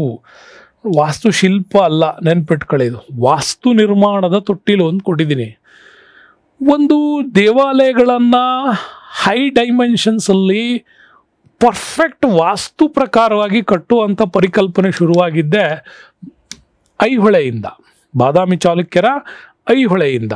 ಆ ದೇವಾಲಯಗಳು ಇಲ್ಲಿ ಅದ್ಭುತವಾಗಿ ಕಟ್ಟಲಾಗ್ತಾ ಇತ್ತು. ಯಾಕೆ ಅಂತ ಹೇಳ್ತೀನಿ. ಕರ್ನಾಟಕದಲ್ಲಿ ಐಹೊಳೆ ದೇವಾಲಯಗಳಲ್ಲಿ ದುರ್ಗಾ ದೇವಾಲಯ ಬರುತ್ತೆ, ಲಡಾಖಾನ್, ಮೇಗುತಿ, ಕೊಂತಿಗುಡಿ, ಉಚ್ಚಮಲ್ಲಿಗುಡಿ, ಗುಹಾಂತರ, ಉಚ್ಚಪ್ಪಯ್ಯ ಮಠ, ಗಳಗನಾಥ, ಈ ಥರದ ಅನೇಕ ದೇವಾಲಯಗಳಿದೆ. ನಿಮಗೆ ಗೊತ್ತಿದೆ ಉತ್ತರದಲ್ಲಿ ನಾಗರ ಶೈಲಿ ಇತ್ತು, ಹೌದಲ್ವಾ? ಉತ್ತರ ಭಾರತದಲ್ಲಿ ಅವಾಗ ನಾಗರ ಶೈಲಿ ಇತ್ತು. ದಕ್ಷಿಣ ಭಾರತದಲ್ಲಿ ಯಾವುದಿತ್ತು ಅವಾಗ? ದ್ರಾವಿಡ ಶೈಲಿ ಇತ್ತು. ಈ ಎರಡೂ ಶೈಲಿಗಳನ್ನು ಮಿಶ್ರಣ ಮಾಡಿನೇ ಚಾಲುಕ್ಯರು ತಂದಿದ್ದು ವೇಸರ ಶೈಲಿಯನ್ನು. ಯಾವ ಶೈಲಿಯನ್ನು? ವೇಸರ ಶೈಲಿಯನ್ನು ತರ್ತಾರೆ. ಈ ಶೈಲಿಯೇ ಇಲ್ಲಿ ವಾಸ್ತು ನಿರ್ಮಾಣದ ಹೊಸ ಕಾನ್ಸೆಪ್ಟ್ ಇದು. ಇಲ್ಲಿಂದನೇ ದಕ್ಷಿಣ ಭಾರತದಲ್ಲಿ ಪಲ್ಲವರು ಬಹಳ ದೊಡ್ಡ ಮಟ್ಟದಲ್ಲಿ ದೇವಾಲಯಗಳ ವಾಸ್ತುದಲ್ಲಿ ಪರಿವರ್ತನೆಗಳನ್ನು ತಗೊಂಡ್ಬಂದರು. ಹಾಗಾಗಿ ನರಸಿಂಹ ಶೈಲಿ, ಮಹೇಂದ್ರ ಶೈಲಿ, ರಾಜಸಿಂಹ ಶೈಲಿ ಏನು ನಾವು ಹೇಳ್ತೀವಿ ಪಲ್ಲವರ ವಾಸ್ತುಶಿಲ್ಪದಲ್ಲಿ, ಆ ಶೈಲಿಗಳಿಗೆ ಬ್ಲೂ ಪ್ರಿಂಟೇ ಈ ವೇಸರ ಶೈಲಿ. ಹಾಗಾಗಿ ಇದನ್ನು ವಾಸ್ತು ನಿರ್ಮಾಣದ ತೊಟ್ಟಿಲು ಅಂದ ತಕ್ಷಣ ಐಹೊಳೆ ಹೇಳೋದು ನಾವು. ಆ ರೀತಿ ನಾಗರ ಶೈಲಿ, ದ್ರಾವಿಡ ಶೈಲಿಯನ್ನು ಮಿಶ್ರಣ ಮಾಡಿದ ಪರಿಕಲ್ಪನೆ ವೇಸರ ಶೈಲಿಯಲ್ಲಿ ಇದು ಬಾದಾಮಿ ಚಾಲುಕ್ಯನಿಂದ ನಮ್ಮಲ್ಲಿ ಸಿಗಲ್ಪಡ್ತು. ಇದೇ ನಮ್ಮಲ್ಲಿ ಮೇಗುತಿ ದೇವಾಲಯ, ಐಹೊಳೆ ಶಾಸನ ರವಿಕೀರ್ತಿಯ ಕಾಲಕ್ಕೆ ನಿರ್ಮಾಣ ಆಯ್ತಿದು. ಹಾಗಾಗಿ ಉತ್ತರ ಭಾರತ, ದಕ್ಷಿಣ ಭಾರತ, ಪಲ್ಲವರ ವಿಚಾರ ಮತ್ತು ಇಮ್ಮಡಿ ಪುಲಕೇಶಿಯ ಸಮಕಾಲೀನ ಅಷ್ಟು ಇತಿಹಾಸವನ್ನು ಭಾಳ ಕ್ಲೀನಾಗಿ ಎಕ್ಸ್ಪ್ಲೈನ್ ಮಾಡೋದೆ ನಮಗೆ ಈ ಐಹೊಳೆ ಶಾಸನ. ನೆಕ್ಸ್ಟ್ ಬರೋಣ. ಆಗಲೇ ಫೋಕಸ್ ಮಾಡಿದೆ ನಮ್ಮೂರ ಮಂದಾರ ಹೂವೆ ಅಂದ ತಕ್ಷಣ ಶಿವರಾಜ್ ಕುಮಾರು, ಪ್ರೇಮು, ರಮೇಶು, ಈ ಕಾಂಬಿನೇಷನಲ್ ಲವ್ ಸ್ಟೋರಿ ಯಾಣ ನೋಡಿದ ತಕ್ಷಣ ನೆನಪಾಗ್ಬಿಡುತ್ತೆ ಅಲ್ವಾ? ಈ ಯಾಣ ಪ್ರವಾಸಿ ತಾಣ, ಈ ಪ್ರವಾಸಿ ತಾಣ ಯಾವ ಜಿಲ್ಲೆಯಲ್ಲಿದೆ ಅಂತ ಕೇಳ್ತಾರೆ. ಉತ್ತರ ಕನ್ನಡ, ಚಿಕ್ಕಮಂಗ್ಳೂರು, ದಕ್ಷಿಣ ಕನ್ನಡ, ಮೈಸೂರು ಅಂದ ತಕ್ಷಣ ವೆರಿ ಈಸಿ ಪ್ರಶ್ನೆ ಇದು. ತುಂಬ ಜನ ಇದಕ್ಕೆ ಉತ್ತರ ಮಾಡ್ತೀರಿ. ಉತ್ತರ ಕನ್ನಡದಲ್ಲಿ ಇದಿದೆ ಅಂತ. ಬಟ್ ಉತ್ತರ ಕನ್ನಡದಲ್ಲಿ ಇದೆ ಅನ್ನೋದು ನಮಗೆ ಗೊತ್ತಾಗಿದ್ದು ಆ ಫಿಲ್ಮಿಂದ. ಭಾಳ ದೊಡ್ಡ ಮಟ್ಟಕ್ಕೆ ಪ್ರಚಾರ ಆಗಿತ್ತಿದು. ಬಟ್ ಅಲ್ಲಿಯವರಿಗೆ ಅದಕ್ಕೆ ಮುಂಚೆ ಗೊತ್ತಿತ್ತೋ ಏನೋ ಉತ್ತರ ಕನ್ನಡದವರಿಗೆ. ನಮಗೆಲ್ಲ ಗೊತ್ತಾಗಿದ್ದು ಹಿಂಗೆ. ಬಟ್ ಉತ್ತರ ಕನ್ನಡದವ್ರಿಗೆ ಗೊತ್ತಾಗಿದ್ದು ಹೆಂಗೆ ಅಂತ ಬೇಕಲ್ಲ. ಅದಕ್ಕೆ ವೆರಿ ಇಂಪಾರ್ಟೆಂಟ್ ಮಾಹಿತಿ ಹೇಳ್ತೀನಿ ನಿಮಗೆ. ಐತಿಹಾಸಿಕವಾಗಿ ಈ ತಾಣ ಜನರ ಸಂಪರ್ಕಕ್ಕೆ ಬಂದದ್ದೇ ಬಹಳ ಅದ್ಭುತ ಇದು. ಅಲ್ಲಿಯವರೆಗೂ ಇತ್ತದು. ಬಟ್ ಅದನ್ನೊಂದು ದೆವ್ವ, ಭೂತ, ಈ ಥರದ ಅನೇಕ ಪರಿಕಲ್ಪನೆಗಳನ್ನು ಕೊಟ್ಟಿದ್ರು. ಆ ಭಾಗ ಹೋಗಿ ತುಂಬ ಜನ ಹೆದರ್ತಾ ಇದ್ರು. ಆ ಕಾಲಕ್ಕೆ ಇದನ್ನೊಂದು ಪ್ರೇಕ್ಷಣೀಯ ಸ್ಥಳವಾಗಿ ಪಶ್ಚಿಮ ಘಟ್ಟಗಳಲ್ಲಿ, ಸಹ್ಯಾದ್ರಿ ಶ್ರೇಣಿಗಳಲ್ಲಿ ಇಂಥದ್ದೊಂದು ಅದ್ಭುತವಾದ ಸ್ಥಳ ಇದೆ ಅಂತ ತಿಳಿಸ್ಕೊಟ್ಟವನೇ ಬ್ರಿಟಿಷ್ ಸರ್ಕಾರದ ಈಸ್ಟ್ ಇಂಡಿಯಾ ಕಂಪನಿ ಅಧಿಕೃತ ಅಧಿಕಾರಿ ಫ್ರಾನ್ಸಿಸ್ ಬುಚಮನ್ ಹ್ಯಾಮಿಲ್ಟನ್ ಅಂತ. ಈ ಫ್ರಾನ್ಸಿಸ್ ಬುಚಮನ್ ಹ್ಯಾಮಿಲ್ಟನ್ 1801 ಈ ಜಾಗವನ್ನು ಸಂಪೂರ್ಣವಾಗಿ ಸಮೀಕ್ಷೆ ನಡೆಸ್ತಾರೆ. ಹಾಗೆ ಸಮೀಕ್ಷೆ ನಡೆಸಿಬಿಟ್ಟು ಈ ಪ್ರದೇಶವನ್ನು ಅವತ್ತು ಪರಿಚಯ ಮಾಡ್ತಾರೆ. ಹೀಗೆ ಪರಿಚಯಿಸ್ಬಿಟ್ಟು ನಮಗಿದನ್ನು ಆವತ್ತಿನ ಕಾಲಕ್ಕೆ ಉತ್ತರ ಕರ್ನಾಟಕ ಪರಿಚಯ ಆಯಿತು. ಈಗ ನಮಗಿದು ಪರಿಚಯ ಆಗಿದೆ. ಬಹಳ ಅದ್ಭುತವಾಗಿರ್ತಕ್ಕಂತಹ ಶಿಲಾಪದರಗಳ ಅಧ್ಯಯನಕ್ಕಾಗಿ ಯಾಣವನ್ನು ಭಾಳಷ್ಟು ನಮ್ಮಲ್ಲಿ ಭೂಶಾಸ್ತ್ರಜ್ಞರು ಇದನ್ನು ಬಳಸ್ತಾರೆ. ನೆಕ್ಸ್ಟ್ ಬರೋಣ. ಮುಂದಿನ ಪ್ರಶ್ನೆ ಭಾರಿ ಇಂಪಾರ್ಟೆಂಟ್ ಕ್ವಶನ್ಸ್ ಇದು. ಏನ್ಷಿಯಂಟ್ ಹಿಸ್ಟ್ರಿಯಲ್ಲಿ ಗ್ರೀಕ್ ಆಕ್ರಮಣದ ಬಗ್ಗೆ ಓದುವಾಗ ಅಲೆಕ್ಸಾಂಡರ್ ಓದ್ತೀವಿ. ಅಲೆಕ್ಸಾಂಡರ್ ಭಾರತದ ಮೇಲೆ ಆಕ್ರಮಣ ಮಾಡಿದ್ದು ಯಾವಾಗ? ಶಕಪೂರ್ವ 298, ಶಕಪೂರ್ವ 303, ಶಕ 327, ಕ್ರಿಸ್ತಪೂರ್ವ 327. ಯಾವುದು ಅಂದ ತಕ್ಷಣ ಬಹಳ ಈಸಿಯಾಗಿ ಇದನ್ನು ಗೆಸ್ ಮಾಡ್ತೀರಿ. 327 ಅಂತ ಗೊತ್ತಿದ್ರೆ ಅದು ಶಕಪೂರ್ವದಲ್ಲೇ ಅಂತ ಕೂಡ ನಿಮಗೆ ಗೊತ್ತಾಗಬೇಕು. ಅದನ್ನು ಕೂಡ ನೀವು ನೋಡ್ಬೋದು. ಕ್ರಿಸ್ತಪೂರ್ವ 327 ಆವಾಗಲೇ ಅಲೆಕ್ಸಾಂಡರ್ ಭಾರತದ ಮೇಲೆ ದಾಳಿ ಮಾಡ್ದ. ಏನು ಸರ್ ಅಲೆಕ್ಸಾಂಡರ್ ಫೋಟೋ ಹಾಕ್ಬಿಟ್ಟಿದ್ದೀರಾ, ಭಾಳ ಅದ್ಭುತವಾಗಿದೆ ಅಂತ ಫೋಟೋ ನೋಡೋಕ್ಕಲ್ಲ ಹಾಕಿದ್ದು, ಫೋಟೋದ ಹಿಂದಿನ ಸತ್ಯವನ್ನು ತಿಳ್ಕೊಳಕ್ಕೆ ಇಲ್ಲಿ ಹಾಕಿದ್ದೀನಿ. ಸಾಮಾನ್ಯವಾಗಿ ಅಲೆಕ್ಸಾಂಡರ್ನ ಫೋಟೋ ಅಂದ ತಕ್ಷಣ ಇದನ್ನು ತೋರಿಸ್ತಾ ಇರ್ತಾರೆ. ಬಹಳ ಅದ್ಭುತವಾಗಿದೆ ಫೋಟೋ. ಯಾಕೆ ಅಂತೀರಾ? ಈ ಮೂರ್ತಿ ಶಿಲ್ಪವನ್ನು ಗ್ರೀಕ್ ವಾಸ್ತುಶೈಲಿಯಲ್ಲಿ ಕೆತ್ತಲಾಗಿತ್ತು. ಬಟ್ ಇದನ್ನು ನಾವು ಯಾಕೆ ಓದಬೇಕು ಅಂತಂದರೆ ಭಾರತಕ್ಕೆ ಗಾಂಧಾರ ಶೈಲಿ ಪರಿಚಯವಾಗಿದ್ದೇ ಇದರಿಂದ. ಎಜಿಸೆಲಸ್ ಅಂತ ಬರ್ತಾನೆ. ಈ ಎಜಿಸೆಲಸ್ನಿಂದಾಗಿದೆ ಇವತ್ತಿನ ಅಫ್ಘಾನಿಸ್ತಾನದ ಗಾಂಧಾರ್ ಅಂತ ಏನು ಕರಿತೀವಲ್ಲ, ಖಾಂಧಾರ. ಸೊ ಆ ಪ್ರದೇಶದಲ್ಲಿ ಈ ಚಿತ್ರಕಲೆ ಭಾರತಕ್ಕೆ ಪರಿಚಯ ಆಯಿತು. ಭಾರತ ಮತ್ತು ಗ್ರೀಕ್ ಚಿತ್ರಕಲೆಯ ಮಿಶ್ರಣವೇ ಈ ಗಾಂಧಾರ ವಾಸ್ತುಶೈಲಿ. ಇದು ನಮಗೆ ಆಗಿಂದ ಪ್ರಚಾರಕ್ಕೆ ಬಂದದ್ದು. ಭಾರತದಲ್ಲಿ ಬುದ್ಧನ ಮೂರ್ತಿಗಳನ್ನು ಬಹಳ ಅದ್ಭುತವಾಗಿ ಅವ್ರ ಕಾಲದಲ್ಲಿ ಅಪೋಲೋ ದೇವತೆಯ ಮೂರ್ತಿಯನ್ನೇನು ಕೆತ್ತುತ್ತಾ ಇದ್ರು ಅದರ ಪರಿಕಲ್ಪನೆಯಲ್ಲಿ ಕೆತ್ತುತ್ತಾ ಇದ್ರು. ಕೇವಲ ಚಿತ್ರ ಅಷ್ಟೇ ಅಲ್ಲ, ಮನುಷ್ಯನ ಭಾವನೆಗಳನ್ನು ವ್ಯಕ್ತಪಡಿಸುವಂತಹ ವಾಸ್ತುಶಿಲ್ಪ ಇದು. ಓಕೆ, ಭಾವನೆಗಳನ್ನು ವ್ಯಕ್ತಪಡಿಸೋದು. ಅದಕ್ಕಿಂತ ಮುಂಚೆ ನಮ್ಮ ಭಾರತದಲ್ಲಿ ಮೂರ್ತಿ ಶಿಲ್ಪ ಇರಲಿಲ್ಲ ಅಂತಲ್ಲ, ನಮ್ಮಲ್ಲಿ ಮಥುರಾ ಜಾನಪದ ಶೈಲಿ ಇತ್ತು. ಆದರೆ ಆ ಶೈಲಿಯಲ್ಲಿ ಹ್ಯೂಮನ್ ರಿಯಾಕ್ಷನ್ಸ್ ಇರಲಿಲ್ಲ, ಭಾವನೆಗಳು ಕಾಣ್ತಾ ಇರಲಿಲ್ಲ. ಮನುಷ್ಯನ ಭಾವನೆಗಳನ್ನು ದೈವತ್ವದ ಪರಿಕಲ್ಪನೆಯಲ್ಲಿ ಪರಿಚಯಿಸಿದ್ದೇ ಈ ಗಾಂಧಾರ ಶೈಲಿ. ಹಾಗಾಗಿ 327ರ ಈ ಒಂದು ಅದ್ಭುತವಾದ ಕಥೆಯ ಹಿಂದ್ಗಡೆ, ಈ ಫೋಟೋದ ಹಿಂದ್ಗಡೆ ನೀವಿಷ್ಟನ್ನ ಅರ್ಥ ಮಾಡ್ಕೊತೀರಾ. ಮತ್ತೆ ನಮಗೆ ವೆರಿ ಇಂಪಾರ್ಟೆಂಟ್ ಆಗಿ ಸಿಗ್ತಕ್ಕಂಥದ್ದು ಏನಪ್ಪ ಅಂತಂದರೆ ಈ ಅರಿಸ್ಟಾಟಲ್ ಬಗ್ಗೆ ಮಾತಾಡ್ತೀವಿ. ಏನು ಅರಿಸ್ಟಾಟಲ್ ಬಗ್ಗೆ ಮಾತಾಡ್ತೀವಿ? ಅರಿಸ್ಟಾಟಲ್ 356ರಿಂದ 323 ಕ್ರಿಸ್ತಪೂರ್ವದ ಕಾಲ. ಅವ್ರ ಗುರುನೇ ಅರಿಸ್ಟಾಟಲ್. ಈ ಅರಿಸ್ಟಾಟಲ್ ಅಂದ ತಕ್ಷಣ ನಿಮಗೆ ನೆನಪಾಗಬೇಕು, ಇದ್ರ ಹಿಂದೆ ಗುರು ಶಿಷ್ಯರ ಬಹುದೊಡ್ಡ ಪರಂಪರೆ ಇದೆ ಅಂತ. ನೋಡಿ, ಅರಿಸ್ಟಾಟಲ್ನ ಗುರುವಾಗಿದ್ದವರು ಪ್ಲೇಟೋ. ಹೌದಾ? ಪ್ಲೇಟೋನ ಗುರುವಾಗಿದ್ದ್ಯಾರು? ಸಾಕ್ರಟೀಸ್. ನೋಡಿ, ಸಾಕ್ರಟೀಸ್ ಅಂತ ಮಹಾನ್ ಗುರುವಿಗೆ ಶಿಷ್ಯನಾಗಿದ್ದವನು ಪ್ಲೇಟೋ. ಪ್ಲೇಟೋ ಮಹಾನ್ ಗುರುವಾದಾಗ ಅವನಿಗೆ ಸಿಕ್ಕಿದ್ದು ಅರಿಸ್ಟಾಟಲ್. ಅರಿಸ್ಟಾಟಲ್ಗೆ ದೊಡ್ಡ ಗುರುವಾಗಿ ಸಿಕ್ಕಿದ್ದು ಅಲೆಕ್ಸಾಂಡರ್. ಶಿವರಾಮ್ ಕಾರಂತರದ್ದು ಒಂದು ನುಡಿ ಯಾವಾಗೂ ನನಗೆ ಓದ್ತಾ ಇರ್ತೀನಿ. ಶಿವರಾಮ್ ಕಾರಂತರು ಹೇಳ್ತಾರಂತೆ ಒಂದು ಕಡೆ, ಹಿಂದಿನ ಸಾಲಿನ ಹುಡುಗರೆಂದರೆ ನನಗದೋ ಬಲು ಪ್ರೀತಿ ಅಂತ. ಹಿಂದೆ ಶಿವರಾಮ್ ಕಾರಂತರು ಹೇಳಿದ ಸ್ವಲ್ಪ ವಿಚಾರ ಮಿಸ್ಟೇಕ್ ಇರ್ಬೋದು, ಆದರೆ ಹೇಳ್ತೀನಿ, ಹೆಸರು ಯಾರ್ದೋ ಇರ್ಬೋದು, ಯಾಕೆ ಹೇಳೋ ಸಂದರ್ಭದಲ್ಲಿ ಕನ್ಫ್ಯೂಷನ್ಸ್. ಅದ್ರ ವಿಚಾರ ತಿಳ್ಕೊಳ್ಳಿ. ಹಿಂದಿನ ಸಾಲಿನ ಹುಡುಗರೆಂದರೆ ನನಗದೇಕೋ ಪ್ರೀತಿ. ಹಿಂದಿನ ಸಾಲು ಅಂದರೆ ಲಾಸ್ಟ್ ಬೆಂಚ್ ಹುಡುಗರ ಬಗ್ಗೆ ಹೇಳ್ತಾ ಇಲ್ಲ ಅವರು. ಹಿಂದಿನ ಸಾಲು ಅಂದರೆ ಹಿಂದಿನ ಹಳೆಯ ವಿದ್ಯಾರ್ಥಿಗಳ ಬಗ್ಗೆ ಹೇಳ್ತಾರೆ. ಹಿಂದಿನ ಸಾಲಿನ ಹುಡುಗರೆಂದರೆ ನನಗದೇಕೋ ಪ್ರೀತಿ, ಮುಂದೆ ಗುರುವಿದ್ದ, ಅಲ್ಲ ಮುಂದೆ ಗುರಿ ಇತ್ತು ಹಿಂದೆ ಗುರುವಿದ್ದ, ಮುಂದೆ ಗುರಿ ಇತ್ತು ಹಿಂದೆ ಗುರುವಿದ್ದ, ನಡುವೆ ಸಾಗುತ್ತಿತ್ತು ರಣಧೀರರ ಹಿಂಡು ಅಂತ, ರಣಧೀರರು ಅಂತ. ಬಟ್ ಈಗಿನ ಸಾಲಿನ ಹುಡುಗರೆಂದರೆ ಮುಂದೆ ಗುರಿಯೂ ಇಲ್ಲ ಹಿಂದೆ ಗುರುವೂ ಇಲ್ಲ, ನಡುವೆ ಸಾಗುತ್ತಿದೆ ರಣಹೇಡಿಗಳ ದಂಡು ಅಂತ.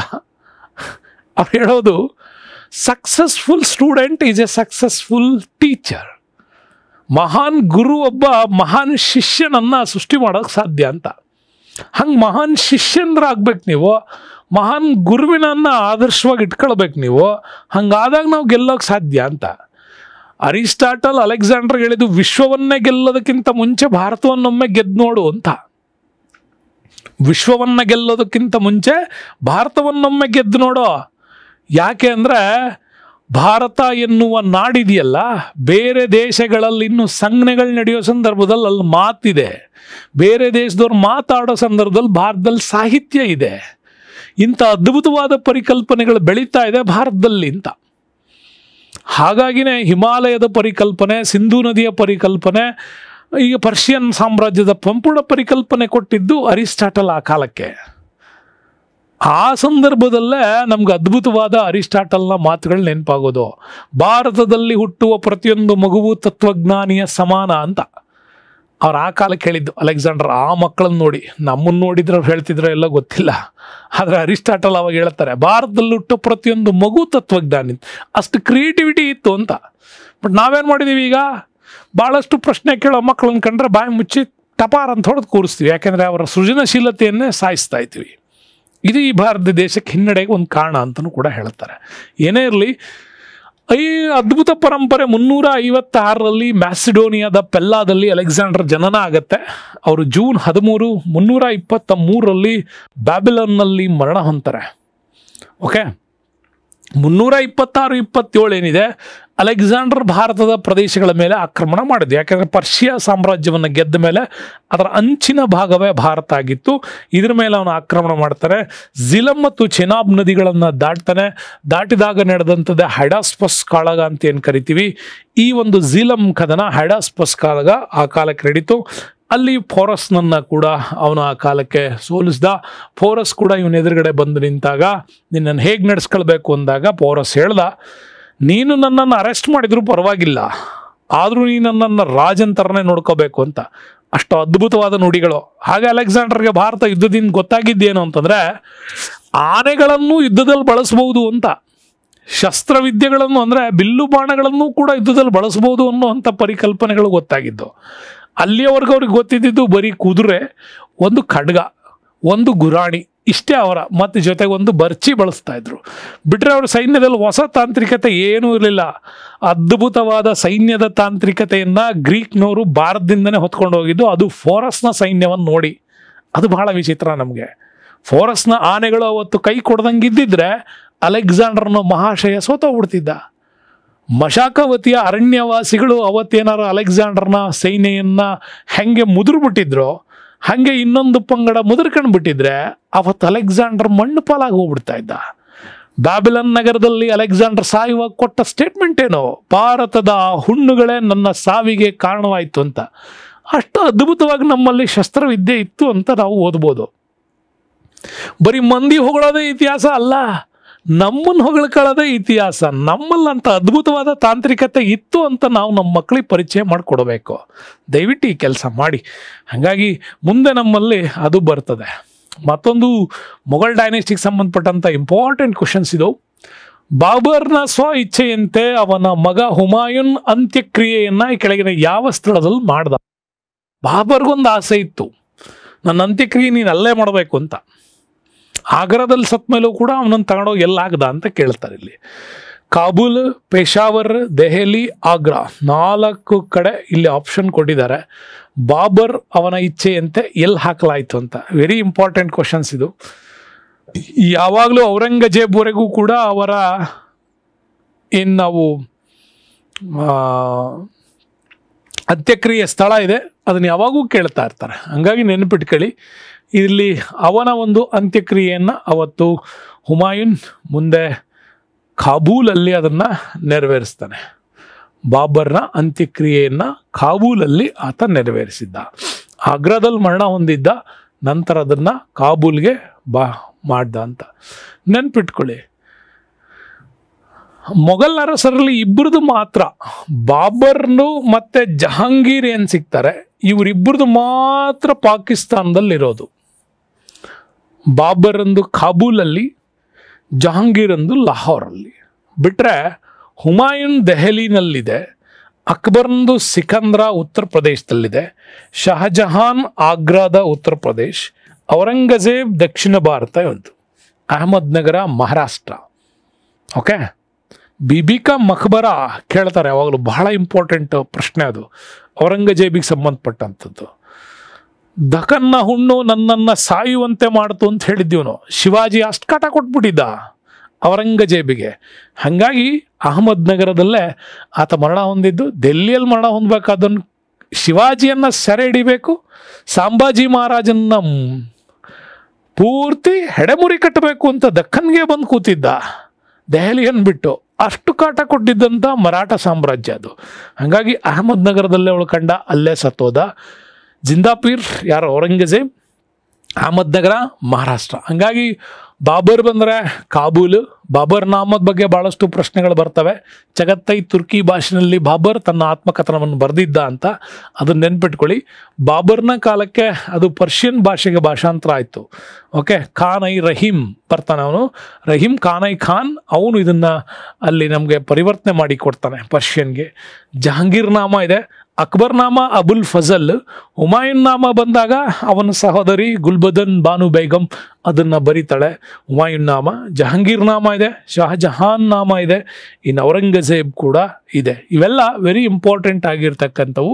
ಆವಾಗವಾಗ ಸಾಮಾನ್ಯ ಪ್ರಶ್ನೋತ್ತರಗಳಲ್ಲಿ ಇದು ನಿಮಗೆ ಸಿಗತ್ತೆ. ನೆಕ್ಸ್ಟ್ ಬರೋಣ, ಇಂಪಾರ್ಟೆಂಟ್ ಕ್ವಶನ್ಸು. 16ನೇ ಶತಮಾನದಲ್ಲಿ ಭಕ್ತಿ ಚಳುವಳಿ ನಾಯಕ ಯಾರು ಅಂತ ಕೇಳಿದ್ದಾರೆ. ಎಷ್ಟನೇ ಶತಮಾನ? 16. 16ನೇ ಶತಮಾನದಲ್ಲಿ ಭಕ್ತಿ ಚಳುವಳಿಯ ನಾಯಕ.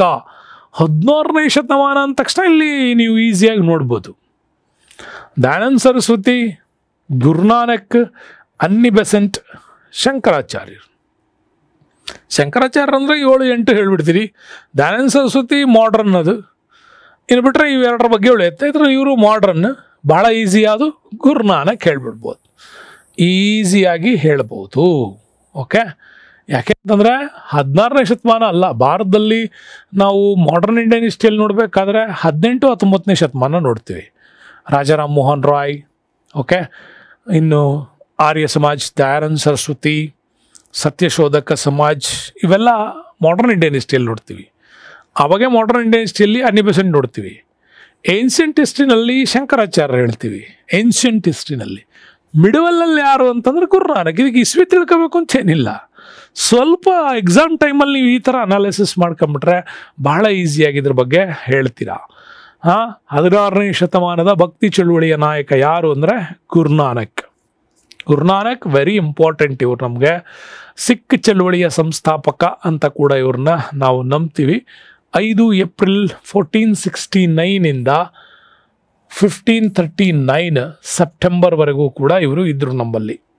ಗುರುನಾನಕ್ ಕಾಲ್ನಡಿಗೆಯಲ್ಲೇ ಬೃಹತ್ತಾಗಿ ಧರ್ಮ ಸಂಸ್ಥಾಪನೆಯ ವಿಚಾರವಾಗಿ ಎಲ್ಲ ಕಡೆ ಹೋಗಿ ಬಂದವರು ಯಾರು? ಕಾಲ್ನಡಿಗೆಯಲ್ಲೇ ಅಂದರೆ ಗುರುನಾನಕ್.